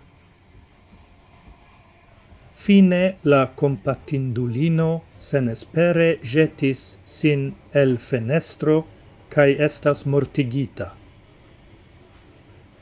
Finally, the compassionate woman despairingly threw herself out of the window and was killed. Poste pruvigis che si estis tute sen culpa. Later, it was proven that she was completely innocent. Prescau ne pripenseble, diris Signoro Book. It's almost unthinkable, said Mr. Book. Circau 6 monatoin poste, oni arrestis tiun cassetti, kiel estron de la bando, kiu stelis la infaneton. About 6 months later, that Cassetti was arrested as the leader of the gang that stole the baby. Estas nenia dubo che Cassetti estis la culpulo. There is no doubt that Cassetti was the culprit. Sed pere de la granda sumo da mono kiun li acquiris, kai per la secreta informo kiun li possedis pri kelkai personoi, li estis senculpigita pro technicajo. But through the large sum of money he had acquired, and through the secret information he possessed about certain people, he was acquitted on a technicality. Malgrau tio, la popolo estus pendiginta lin, se li ne estus tiel lerta, che li evitis gin. Despite this, the people would have hanged him if he hadn't been so clever that he avoided it. Nun mi comprenas kio okazis. Now I understand what happened. Li changis sian nomon kai foriris de Usono. He changed his name and left the United States.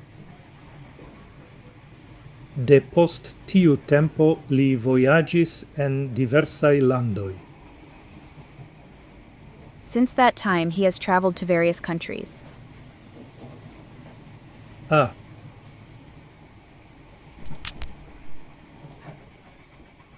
Quel animal. What an animal! La voctono de Signoro Book montris abomenon. Mr. Book's tone of voice revealed disgust. Mi ne povas bedauri, che li estas morta, tute ne. I cannot regret that he is dead, not you. Mi samopinias.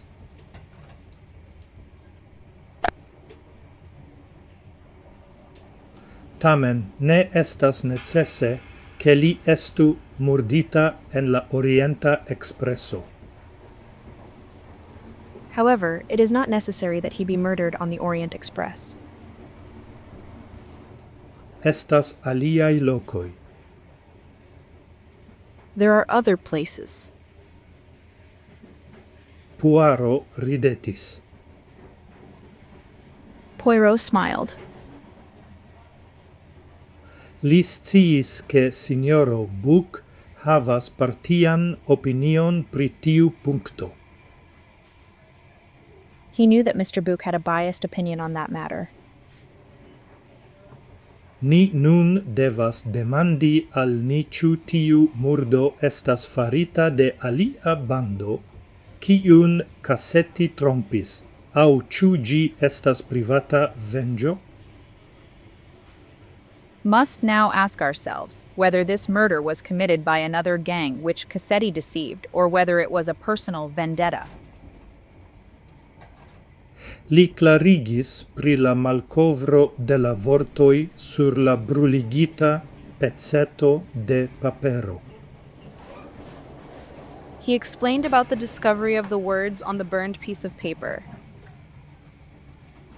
Se mi ne eraras, la letero estis bruligita de la murdinto, char ĝi enhavis la vorton Armstrong, kiu estas indikilo pri la mistero.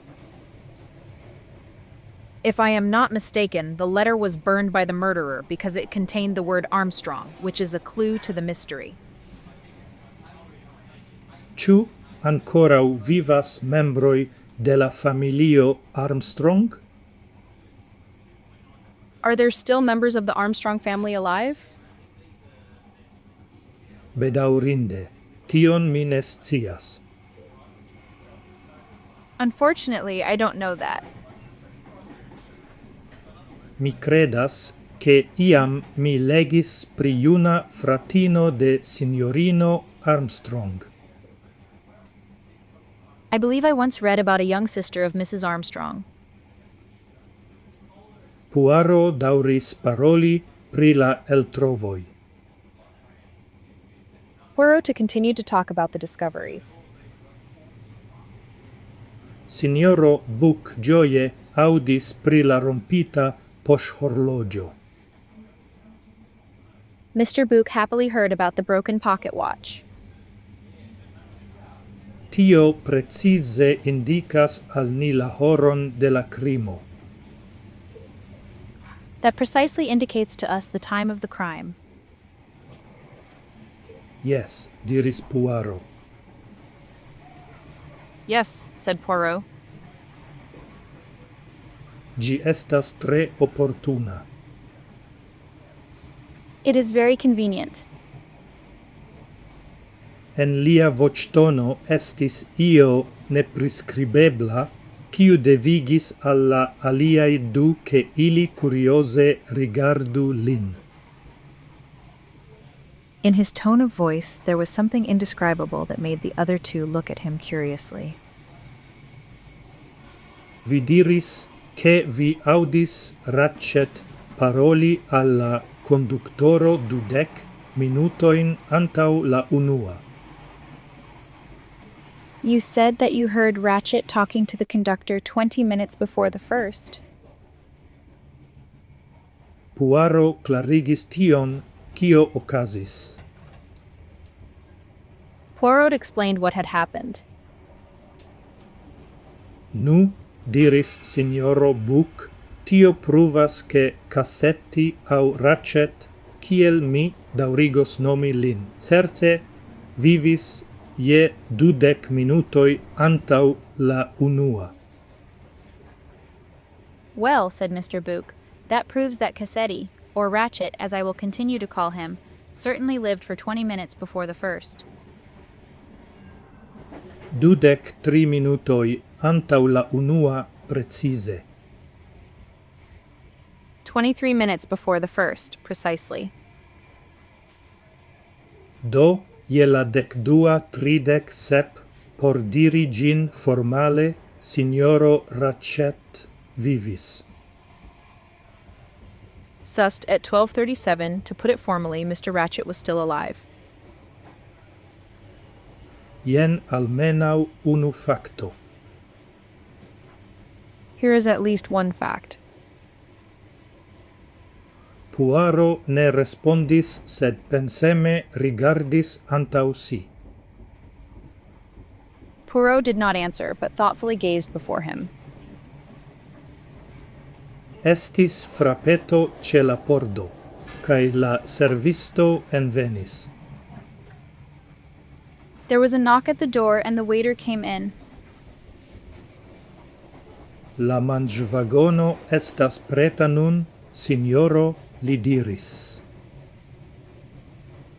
The dining car is ready now, sir, he said. Ni iros tien, diris signoro Buck. You will go there, said Mr. Book. Ĉu mi povas accompani vin? May I accompany you? Demandis Constantine, certe, mia cara doctoro. Constantine asked, certainly, my dear doctor. Se signoro Poirot ne contraustaras. If Mr. Poirot does not object. Tute ne, diris Poirot, cae ili iris el la cupeo. Absolutely not, said Poirot, and they left the compartment.